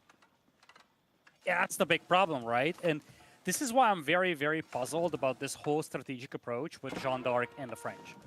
Because I don't think you're ever going to see anything other than the School of Cavalry, especially in an open map like this from a French or a French variant. So you're essentially locking yourself into that tunnel with double School of Cavalry, and your opponent knows that. Your opponent knows fully well that you are going to have double School of Cavalry. And Delhi can go Ghazi Raiders. We've actually seen Ghazi Raiders just swarming knights and slowly overpowering them. And then you have the Ottomans as well. Sipahi is not a pushover. You already are building up spearman numbers. So I'm curious what the plan is here for Dragavan and Muhodo. At least they do have these docks out here. Jeanne d'Arc, you gotta be careful about that though, because losing Jeanne d'Arc in Dark Age would be as bad as it possibly could. Yeah, absolutely. I mean, we talk about French and Jeanne d'Arc being a snowball sieve. That's not packing the snow very effectively, that's for sure. Gonna get that house really quick, and then goes with the School of Cavalry. But now, the 3 Deta team does know that that dock is there. There really isn't anything that Dragavan or Mahodo can do about it. I mean, Jeanne d'Arc is coming back to try to repair. Mahodo's trying to get an outpost over here on the western side. The Anatan Spearmen might have something to say very quickly about it. This is just with 1 or 2 Spearmen. Lidacor, look at all this idle time they're creating. Just send one there, all of a sudden, French and JD, they're in shambles. Yeah, that's I'm still somewhat puzzled by this thing. A little side note here. Jeanne is in the middle of the map, so she's not building the School of Cavalry. Look at that experience bar. She's nowhere close to tier 2. No, and I mean, just because you're not getting that experience from it, you only got that little bit from the dock, right? So she's gathering some berries on her way back, I guess. It's going to give her some +2s, but we're going to have to make homebound at least a little bit soon. Anatan going to be the last one to go to Field Age, going up with the Twin Minaret, but I feel like their Spearmen just did a decent amount of damage. Cat with Anatan, I should say, actually, with the Ottomans. It's very interesting because it looks like there's a couple on the Delhi and Ottoman side. It looks like there's some religious units coming out. So Dome of the Faith, Scholar's going to be able to help out if they're going to try to take a feudal fight too. She's dead. She's going to die. If I wanted to make you draw up a worse Dark Age than this, I don't think you could. Oh my god. It's sure miserable. you have the fishing boats, but you're playing double French, and at this point it's double cavalry. You lost Jeanne d'Arc, and sure you're going to claim this nice and cool, but you cannot just go double cavalry in a game like this. Because if you have a single unit in your composition, you're just going to get double teamed by the counter unit. And, you know, let's not forget, too, I mean, I get the Ottomans are making spears right now, but the Ottomans get probably one of the best anti-cavalry units that we have in this game, and that's the Janissary. You know, you see Cal hovering over Janissary Company, so I get that they're a Castle Age unit, but if you keep going with all of these knights, they hit that button for Janissary Company, or they get to Castle Age and they start making Janissaries. What are you going to do? You know, when you're French or Jeanne d'Arc, you don't want to be making archers, but that's what you're going to have to make. Yeah, that's the thing. So if you're Anatan for now, you just go massive spears, and you just make them come to you. Remember, you're playing Ottomans. You go military schools, slowly build up your forces, probably Sipahi, and defend with spears. The knights diving in, if you lose a knight in exchange for a villager, especially against Ottomans, that's a bad trade. I understand what Dragavan and Muhodo are trying to do. It's a wide open map, and they want to raid their opponents to oblivion. At the same time, it's difficult. We talked about this very frequently. It's difficult to punish Ottomans because they do get a bunch of quote-unquote free resources from the military schools in form of, you know, newly made units. And at the same time, you're facing Ghazi Raiders as well. They will chase down these low HP knights. In fact, they will be looking for engagements. And if you just go heavy Spearman as Anathand, you can limit the opportunities for Dragavan and Muhodo to find villager kills. Yeah, it's kind of crazy. You talked about the Gazis a little bit too. The amount of mobility that they have at the 1.88 tiles per second that they have. Dragovan and Muhodo continuing to make knights. Again, that's great. It looks like they're looking for some villager pockets to take, but are they going to be able to stop raids against them? Right? Ghazi Raiders could go in and take down some villagers from French or Jeanne d'Arc.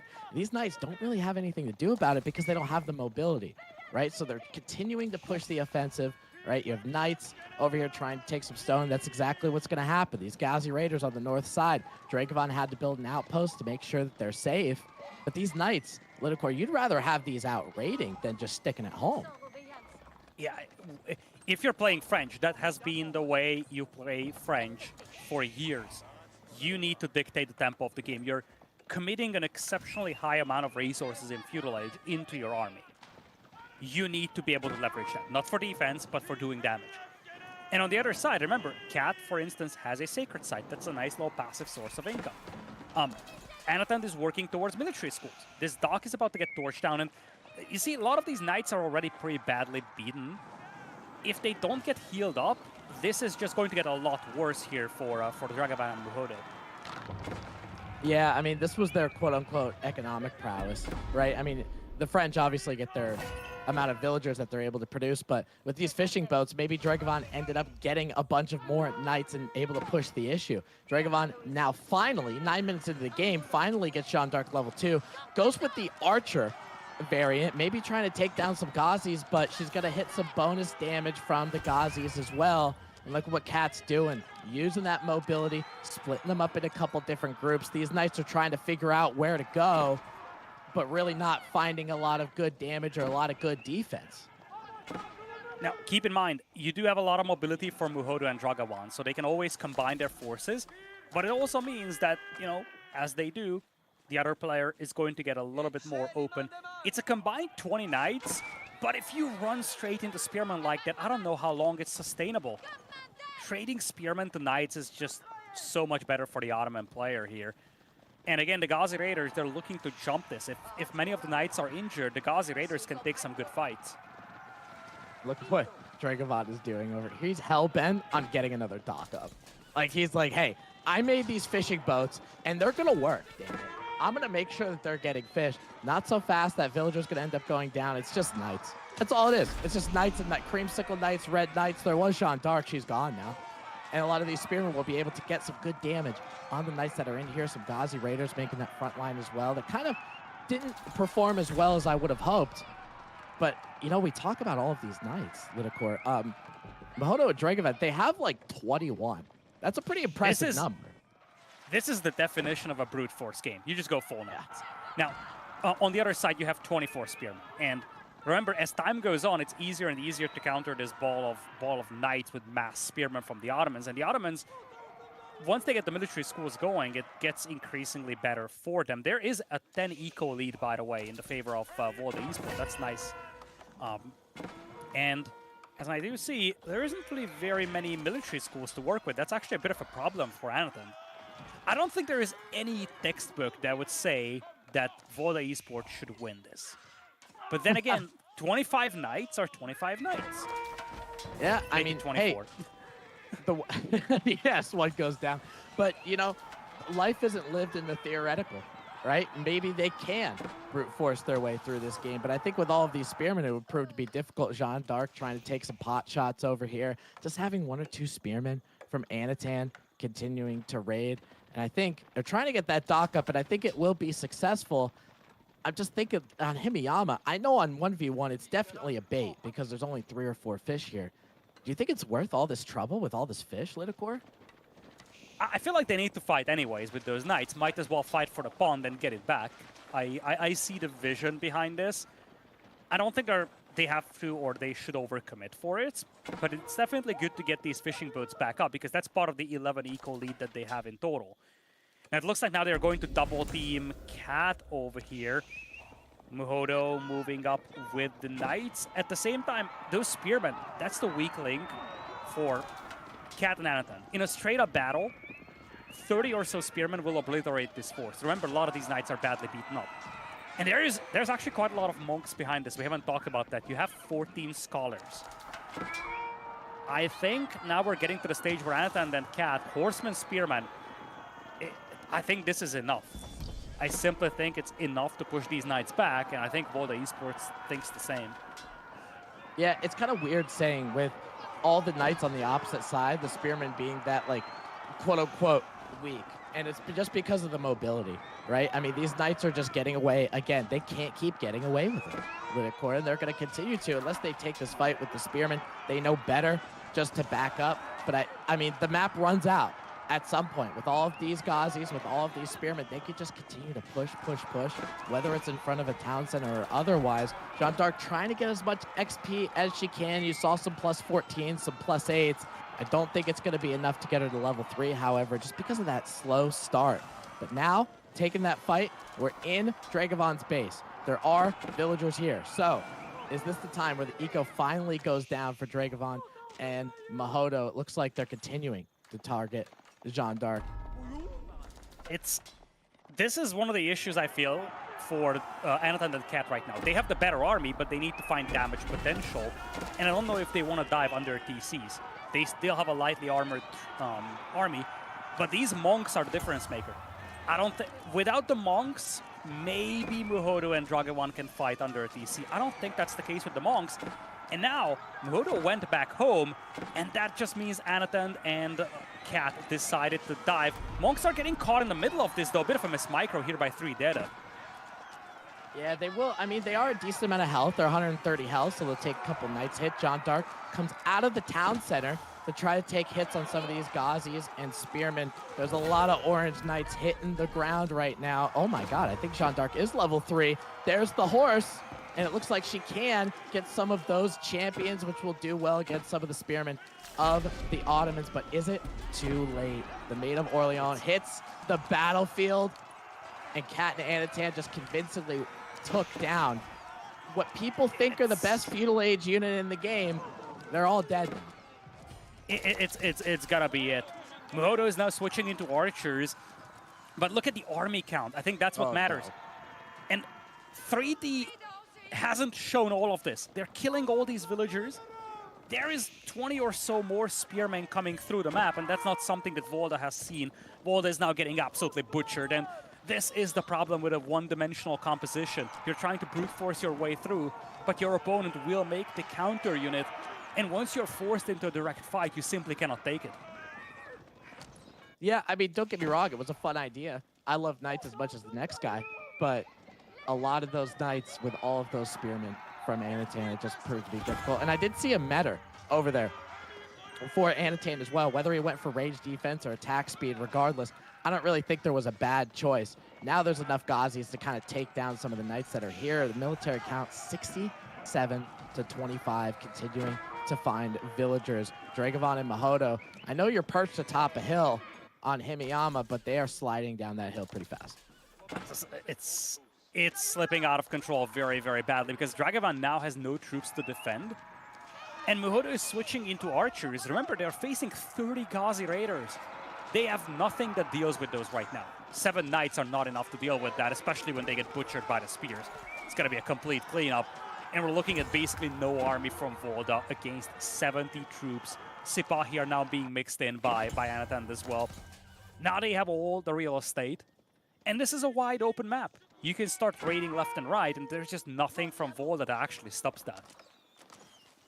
No, there really isn't. I mean, there's only so many knights that you can make and so many knights being in the battle. Now, Jeanne finally coming back. It would have cost 500 gold. They were able to pay her just because of that level 3. So with that 500 gold, you'd rather be spending those on more knights, or I'd honestly just forget the knights. Just make literally anything else at this point. And maybe you would end up being a little bit okay, but Sipahi even from Anatan, maybe you got some of those military schools that are up. This is a mass. I mean, there ain't nothing you can do about it. Those French villagers, they even stop running. They're done. It's not a matter of who. It's a matter of when at this point. It's a complete cleanup, massive population lead for 3 Data. They can think of cost ledger if they really want to, or just double down on feudal. It doesn't really matter at this point. Villagers are getting slaughtered, and I think Muhodo is just busy typing GG at this point. Little reaction to this raid. Even if he isn't busy typing GG right now, he should be, because this game is just out of control. It is 3 that are 2 quick strikes to move on to match point.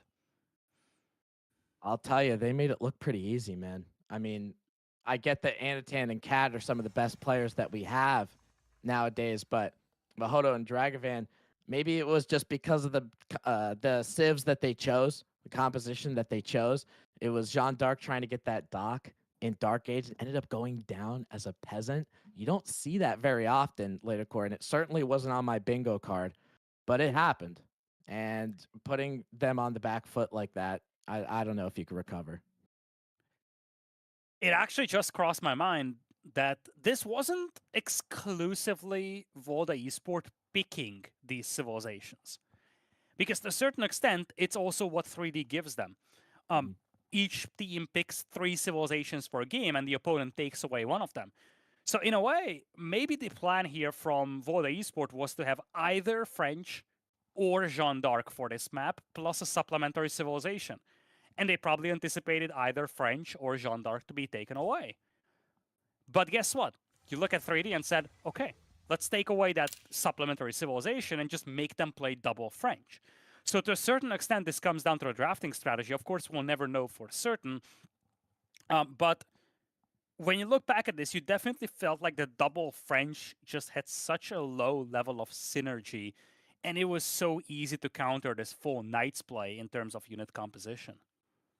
Yeah, and I mean, that's kind of why with a lot of these team games, you have a Knight Civ and you have an Archer Civ. Having 2 Knight Civs, I get the mobility is great. I get the Knights are great, but if you can't complement them with anything, it's going to be proving to be rather difficult. That dock was under duress basically upon its creation, just because of Anatan having that barracks in Dark Age, making sure that, yeah, they went to Feudal Age, both French and Jeanne d'Arc did, but they're making a unit that Spearmen do impressively well with. So even though those 3 Spearmen ended up cleaning up cost effectively, it ended up being pretty well. This big battle had Scholars a little bit on the front line, maybe just a touch of a miss micro situation, but too many spears, no counter for spears, and the Ghazi Raiders are going to provide a little bit of a cushion as well. And you see that meta in the back, how important that is. There's no, I mean, Jeanne d'Arc being an archer, I get it, but without an archer civ, you're not sniping that down. That meta is staying for the entire battle, and you could see how well it did throughout it. And this is kind of the end of it, just with the raid on those French villagers. So overall, Cat and Anatan played it super well. Dragovan and Mahodo, I think there is some truth to what you said about the drafting aspect. And with that, we do have game number 3 coming up. We head back. Let's take a look at the remainder of the draft. And indeed, you see Ayubit's French and Jeanne d'Arc. I just want to go back to that point once again. Ayubids and French, or Ayubids and Jeanne d'Arc, would have sounded a lot more reasonable for Voda, right?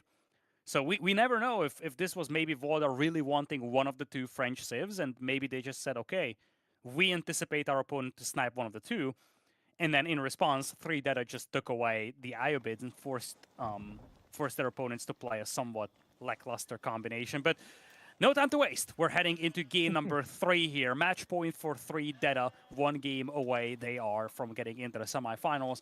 It is going to be Cat and Anatan in command of the Rus and the Chinese versus the Ayubids and the Delhi from Voda Esport here on Pigeons Valley. Yeah, I love this map. Pigeons Valley. It's just so different compared to some of the other ones. We talk about Gorge being different, Pigeon Valley being one of them as well. Obviously, those bridges that we saw from the previous series, you can interact with them if you choose to, and it becomes a little bridgeway. Oh, I get why it's called a bridge.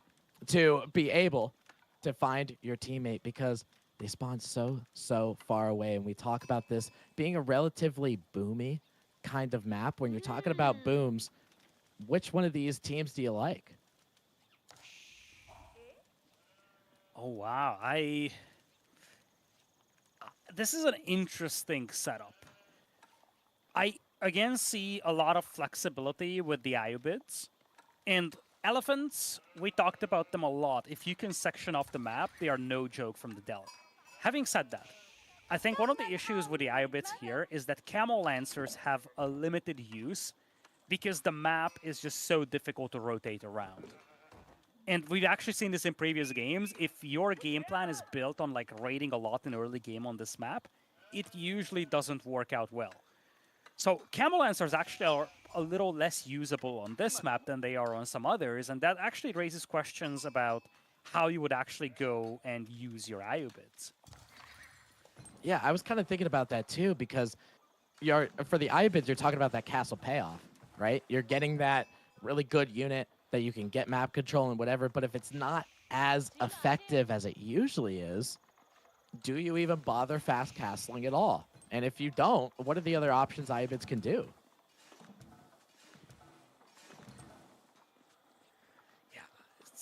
Yeah, I wonder, again, I haven't actually seen the third civilization from the draft here from Dragavan and Muhudo. But I think one of the most underappreciated elements of drafting for this tournament is you pick 3 civs for a given map, and your opponent has the tools to take away one. So you actually have a lot of mind games going into a game. What is the best combination of civilizations? First of all, you have to essentially pick 3 civs where either of the 2 remaining civs work well with one another. And at the same time, you have to think about, how could I make life difficult for my opponent? What's their intent with a given civilization? Can I remove a component from their army composition entirely? And that has been potentially the case in game number 2. I wonder if that has been the case in this game as well from 3D's side. I don't know if Iubids is a civilization that Dragavan would prefer over the third option that was taken away from them. Yeah, you might be onto something for that one. I mean, Dragavan, usually we've seen for the Iubids, there's a little bit of culture wing coming in, you know, maybe a little eco wing. Doesn't choose that. Goes a little old school with the Iubids and going with military wing, going to be getting some of those desert raiders for free. Anatan on the flip side as the Roost going for that ever popular Golden Gate that has now become the meta. I'm curious to see for Anatan, is there a potential for, we talk about Iubids maybe not going fast castle. Does Anatan think about going fast castle as the Roost? Do the Horse Archers fall in a similar realm as the Camel Lancer do, Lidakor? Oh, production. I have not seen this piece of production yet. That's a big shout out to nice. the back end people. So it looks like it was Byzantines taken away and Jushi. Now, you see, here we have an interesting setup. Rus, Jushi, Chinese. So you definitely feel like 3D wanted to go for one of the Chinese variants, and Voda Esport took away one of the 2. It could have been interesting if they take away the Rus instead of Jushi, you would have a Chinese Jushi setup, which would be very reminiscent to the previous games, French and Jeanne d'Arc. But to answer the question, Voda actually had Byzantines available, and that makes me think, if I have to choose between Byzantines and Iubids for this map, I like Byzantines more. Yeah, I think I would too. You know, it keeps you a little bit safe, and obviously you have some berries that are vastly available to you as well as Anatan's trying to wall up. So I could definitely see it. And Byzantines just being strong overall, you know, trying to figure out what to do against something like a China or something like a Rus. They always have, with their mercenaries, they always have units that they could choose, but ended up getting banned, and Dragavan's going to have to stick with the Iubids, going to have to stick with some of these Desert Raiders that are going to come right out. 3D Cat getting a stable, has professional scouts to help him out. Will we see maybe some Knights coming out for him? I love the early wars. These wars have been completed for quite some time, and that means that Anatan can just do whatever he wants on his side of the map. These are also the Rus Palisades, so again, this civilization is very synergistic with the features of the map. You do have that extra HP on your Palisades, so these initial desert raiders will not be able to do much. And now, if you are the Dragavan and you're looking to do damage, you have to rotate all around and try to target Cat. Yeah, I mean, we talked about this a little bit at the start, being able to not be as mobile with the things you necessarily want to, but it's just walling as accurately as Anatan did. You're right with those Rus fortified palisades. They give you basically an hour to react to it. For how much health those fortified palisades have, once Dragavan, if he wants to start trying to burn one of these down, and it looks like he might try to, I'm curious to see. I think that one wall, is that not built, Lidakor? I think that might be an orange wall. Or just some kind of a visual glitch. Yeah, no, it's a visual glitch. You can actually see on the right side of the wall that we have a little orange section snapping to the stone, but it's actually not part of anything. I think that low HP section is also something that's just more like a visual glitch. It will take time to get through these walls. On the other side, Muhodo is getting heavy on the Ghazi Raiders, which, again, the problem I have with the cavalry on this map is that, especially when you have walls up this early, it's so easy to section off the map and make it difficult for the cavalry to raid. If you want to target, it's going to be Cat with the Chinese. If you're Cat, you probably want to have some level of walling done just to protect your most exposed flanks potentially.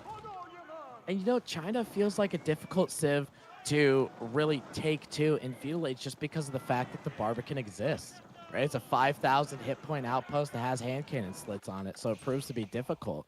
You know, maybe they just end up going around, and they're still trying to take down these walls from the Rus, but Anatan going to be making some units in Feudal. He has an archery range. You see there's an archer that's out on the field, and there's one that is in the queue as well. It's pretty interesting because you usually see the Rus player being the cavalry civ because of the fact they make knights. Not so much. He's going for spears. He's going for archers. Cat on the other side going for horsemen and spearmen as well. I think they're really going to try to take some kind of feudal engagement. Well, they're kind of forced to do it because these Ghazi Raiders broke through the walls. But as much as you highlighted, you know, pushing into the Chinese bases, we have an economy wing age up here. Potentially additional town centers are on the menu for the Dragawan. He's getting wood and stone.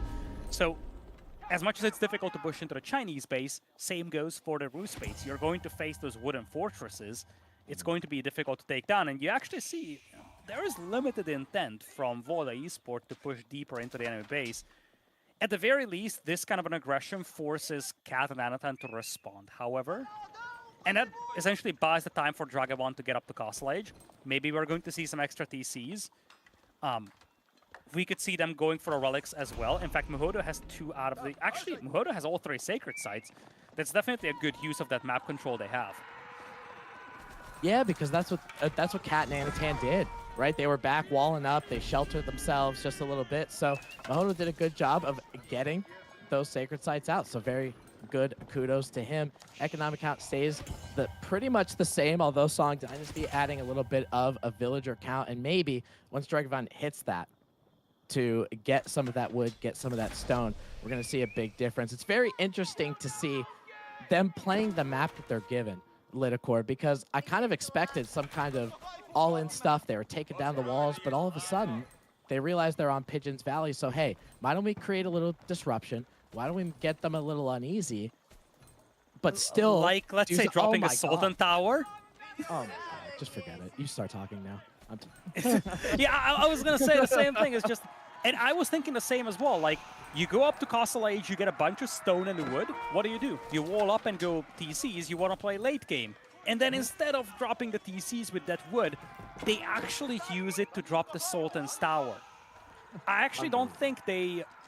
I don't think they went or wanted to go for that long game, but we haven't really seen them do it. In previous series, Voda didn't shy away from these late game scenarios, and it would have been interesting to see them go for it. But that's not going to be the case over here because it looks like we're going to have that one Sultan's Tower now creeping up.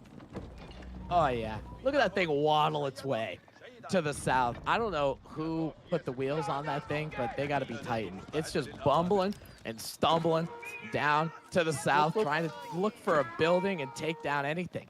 And it possibly can. That mining camp might be first, maybe the barracks. It's looking for somewhere to go. I think the driver might have a couple screws loose as well. The buildings are that way, dude. Now, this kind of turns around if you're not pushing with this tower. It's a massive investment. And the more you invest in your army, the more you need to push and you need to start getting any kind of a benefit from it. I think they're waiting for the camels to return. Now, here's the thing. I think, can you use this tower to take out the bridge? That would be interesting. If you can cut the connection between the players, that's a whole different story. It looks like Cat has already crossed, but if you want to double team Anatan right now, you probably want to make sure that Cat cannot rotate in and help out. Yeah, because Cat is proving to be pretty effective over on this side. I mean, you see the Desert Raiders from Dragavan trying to take as many shots as they can, but there's Zugnu, there's Archers from Anatan, and Cat Spearman trying to get on where these Ghazi Raiders are, trying to make sure that Archer mass ends up staying alive. Overall, I mean, yeah, Cat and Anatan were able to fend off just a little bit, but this was a pretty good offensive from Volda, and that Tower of the Sultan, it's still around. There are villagers around here too, Lidakor, to repair it if they want to. They need to repair it, and then they need to push in, because they've taken a decent fight. It wasn't the best ever. Army counts are still comparable. But remember, 3D is up by about 20 villagers now. There's a raid inside the base of Muhodo, that is why. Muhodo is getting mauled. Uh-oh. That is what we've not seen. Muhodo is down to 32 eco. Oh my god. We did the same thing Mahodo did. We were so focused on the battle in front of us, we were making sure our Ghazi Raiders are doing the right thing, and then all of a sudden most of our villagers are dead. Dragavan trying to micro that Tower of the Sultan, ends up staying alive for just a little bit. Hopefully a villager is going to be able to repair it soon. But look at Cat storming across the bridge. You saw it there on the eastern side. Looks like he's going to be helping He's gonna out. galley. Oh my god, an archer ship as well. And actually proving to be really good. Having that galley out there, because it's not an easy thing to kill. You know, having that galley just providing a little bit of range, going to be able to help out. That Sultan has to be down now, right? There's no way. Looks like they're trying to body block it with those Ghazi Raiders, but Spearmen are going to prove to be the MVP here. Springle Towers from Dragavan as well. Just trying to be as cheeky as they possibly can with this Sultan rush. But now, we saw that first battle kind of went okay for Dragavan and Mahodo. This one, Lidakor, not so much. And I'm just not noticing. The veterancy for the Desert Raiders only came in a couple of seconds ago. This last fight they had it, but not in the previous ones. There were fights which the Desert Raiders didn't have the veterancy, despite being in Castle Age for so long. And Muhodo took a big beating on the eco. He's the lowest in terms of villager count, but Dragavan is also below everybody else. Anatan and Cat are also in there, as it's highlighted to us by Observer Cow. You also got to be careful going around that bridge, especially if you're Volda Esport, because one good demo ship and that bridge goes down. So Cat has that flexibility just to kind of dictate the tempo of things here on the side. This tower is still intact, but now Volda Esport need to make something happen, because their eco is just so much worse than their opponents. Problem is the army count. The Chuganu count is now great. They've walled off that middle crossing, so you don't have, I guess, you don't have Cat coming around in that area, but the bridges are still intact. And because of this, Cat can still rotate. Oh yeah, I mean, that middle site getting walled he doesn't really care about that too much. Maybe he's trying to prevent raids happening to him. Those Desert Raiders, even though they are of Castle Age variety, still not a lot of ranged armor for them to deal with. And now Rams coming in from Cat and Anatan trying to take down these Springled Towers, and I love that piece because those Springled Towers are really important. Tower of the Sultan finally explodes with a nice firework display. Oh my god, Merry Christmas to us. And these outposts are going to be going down as well because of these Rams. This was an excellent defense from Cat and Anatan, and this kind of build with the Sultan, he basically spent, Lidakor, he basically spent his entire Castle Age and aging up that boost to get that Sultan, and now it's gone. And now look at what you have behind this. Nothing. No static fortifications. Not a layer of palisades. So, again, we see this theme over and over again on the many maps in many different varieties. If you play aggressive in late feudal, early castle, almost all-in style, this 1TC heavy army build, if you ever stall out with your aggression, the counterattack should just wipe you down. And now you see, Horseman actually moving to the flank here from Muhodo. Problem is that this leaves Dragavan wide open. And Dragavan is going crossbows here. There is not a single armored unit on the opposing side. Yeah, I'm glad you mentioned it because I was going to ask you.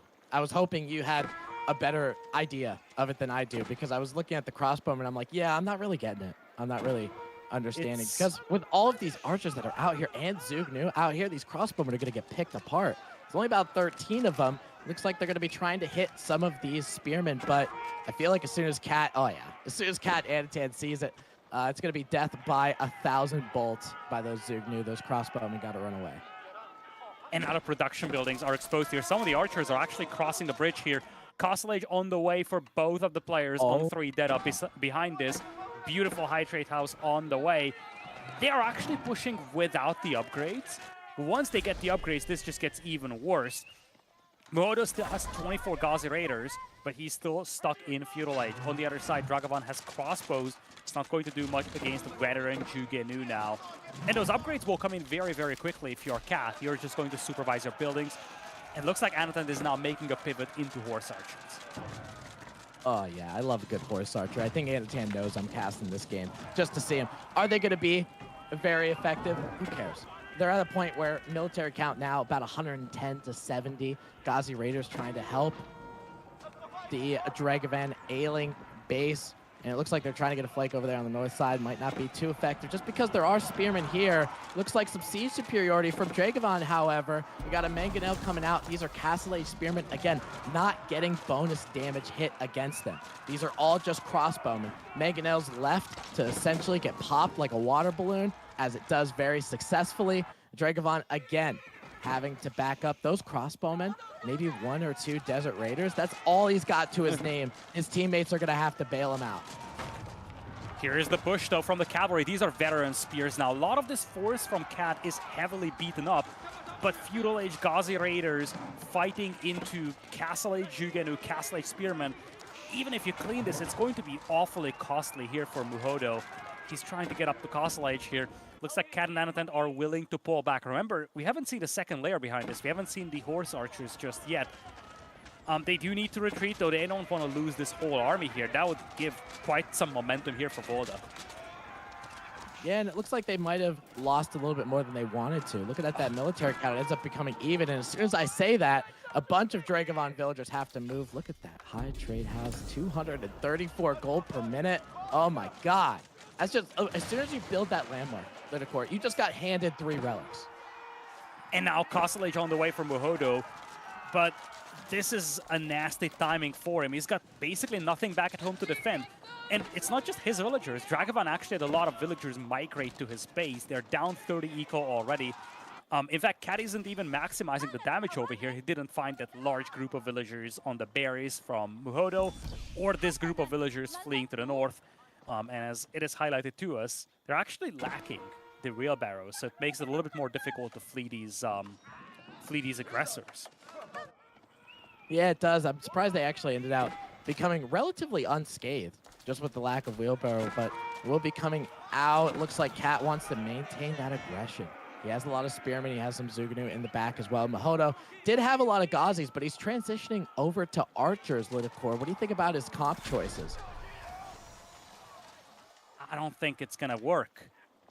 It's Okay. There's nothing special Noted. you have. There's nothing special in those archers right now, and you're outnumbered very, very heavily. Plus, if you go heavy into archers, you're just inviting the Chinese player to go heavy into palace guards, which is something that they're gonna be more than happy with. I feel like it's an emergency response because I don't think there are other options available to him. Yeah, I mean, especially you give the Chinese an excuse to go palace guards. And actually, while you were saying that, Cat started to queue some up.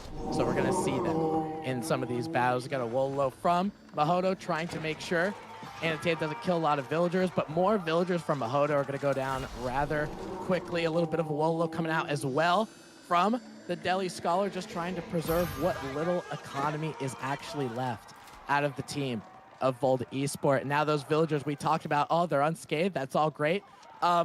They might not be if Anatan ends up finding them. Stealth Forest might have bailed him out, but still, you have an economic count. You're 50 below the team. Oh, there they are. Let's see if they end up pulling them out. Those horse archers are so good at killing villagers. And again, mobility is somewhat limited on this map simply because of the layout. But at the end of the day, if you have those horse archers catching up the villagers, you can still do a lot of damage. And we're seeing that progressive decline in the villager count of Dragavan and Muhodo.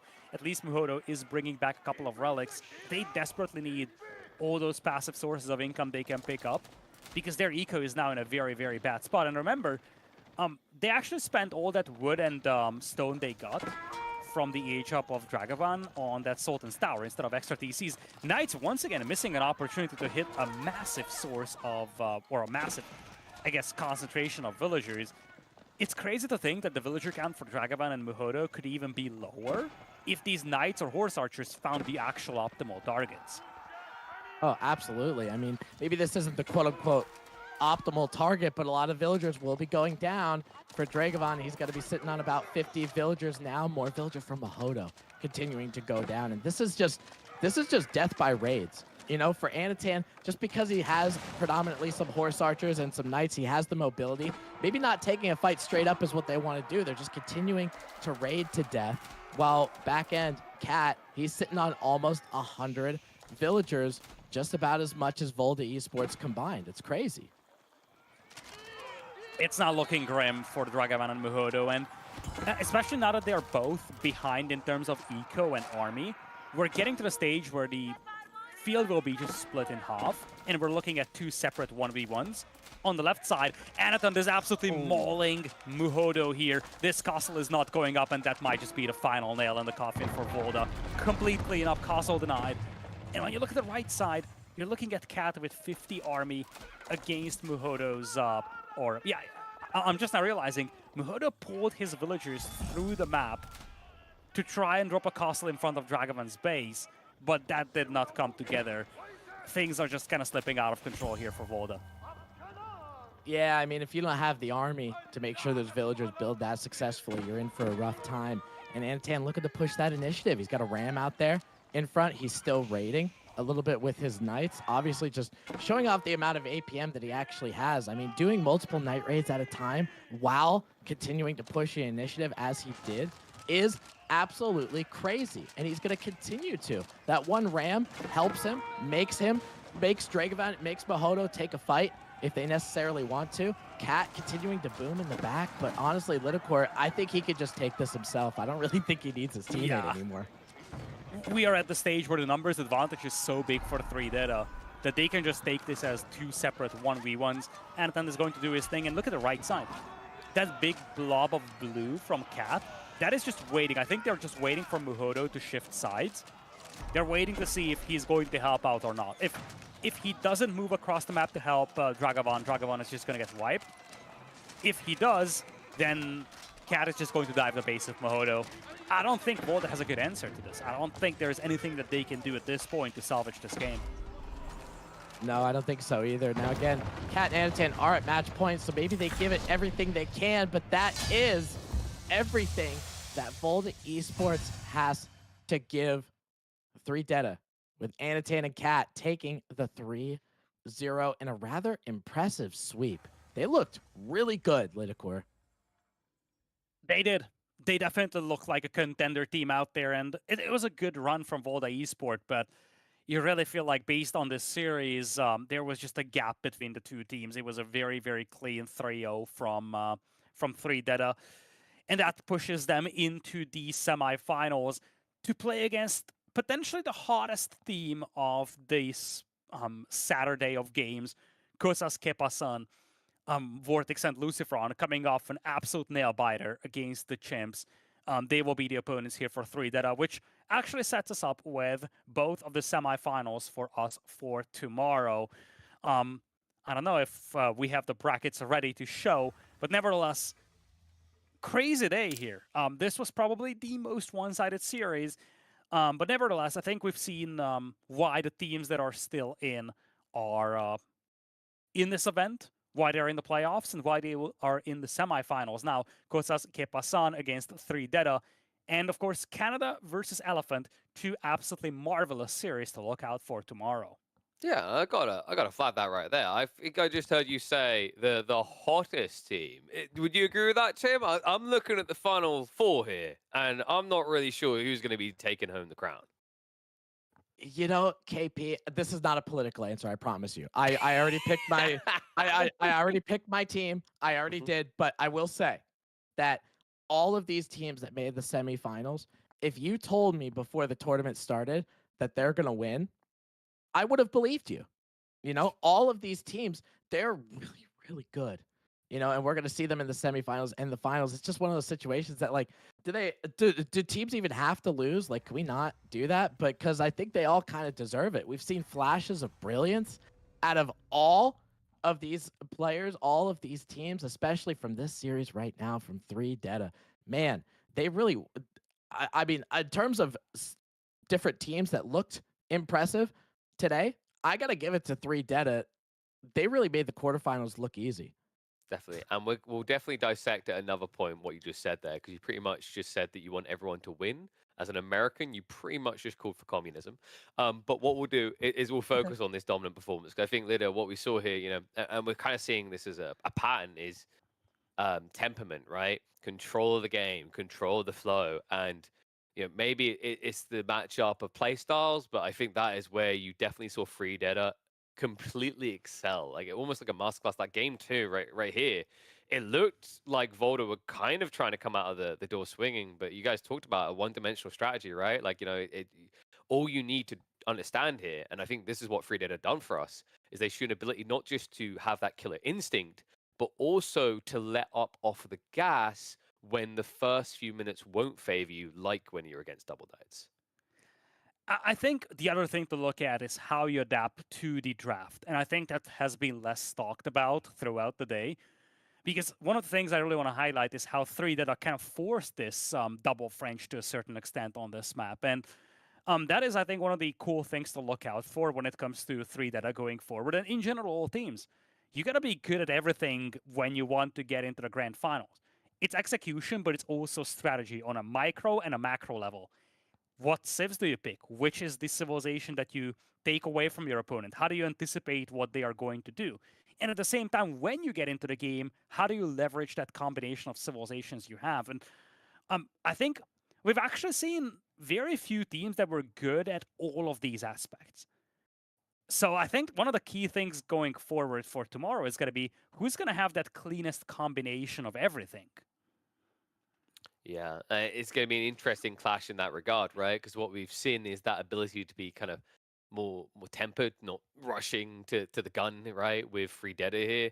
But on the other side, Tim, you could look back at the Spanish pros and say, in that deciding game, even maybe they needed to check themselves at the door. They got a little bit too over ego to end that game. So maybe that's their kryptonite, is that we know Lucifer and Vortex like to be all in. And then the other cool thing is with the Canadian versus the Chinese matchup, the Canadians have proven they don't need to sit. They don't need to wait, right? They're very aggressive. And no matter what you try to say about Elephant's own aggression, there is still a sign of a team made up of boomers, right? Like, we know Louis in particular loves his late game. So does that mean we should maybe fear for what we thought with the favorites, the Elephants and the Spaniards?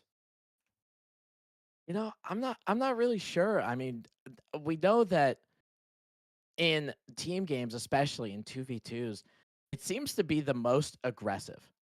2v2 seem to be the most aggressive out of even 1v1s or any other format that we have here. So, is there even ability for some of these, late game, really good players? Do they have an ability to even trap a team that's too aggressive? Or is aggression just that good? Does it get to reign supreme where these games end up becoming super short, the semifinals and the finals end up becoming super short? You guys are going to find out tomorrow. We could speculate. We could talk until we're blue in the face all night, but until tomorrow, until the action happens, you're going to see who's right.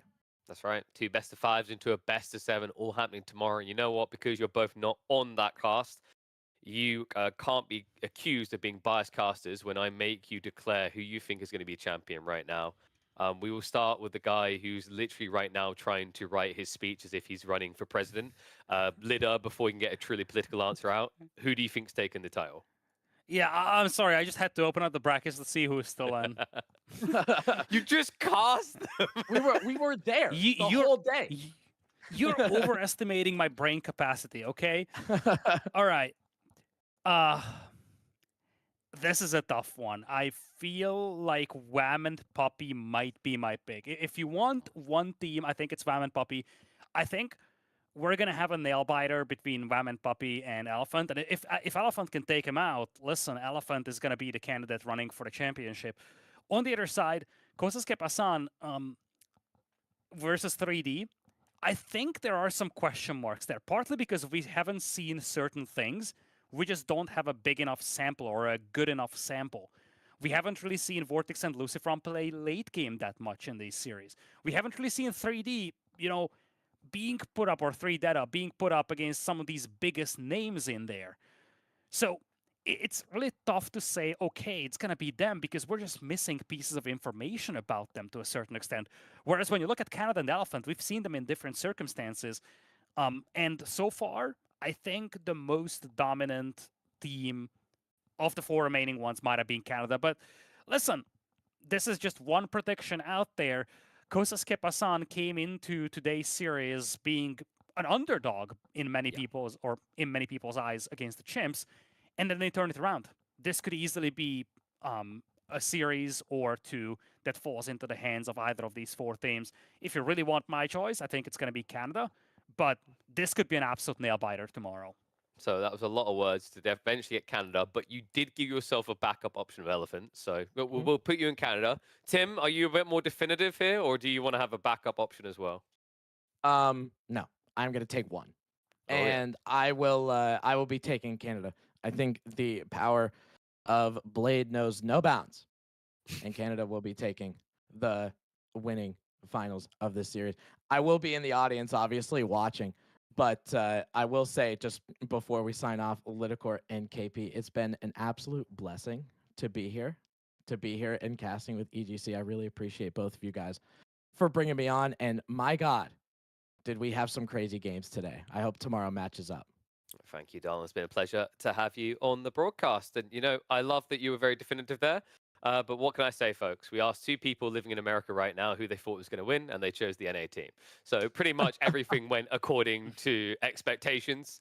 I am going to reserve my right. I am going to be there tomorrow. But all I can say is maybe we finally found the realm in which the East can be the beast. But to find that out, you need to tune in tomorrow at double checking 4 p.m. CET. Time zones suck. I was going to go for the 1600, and then that's more complicated. 4 p.m. CET is when the final day of Winter Team Championship 2 begins. 4 teams enter.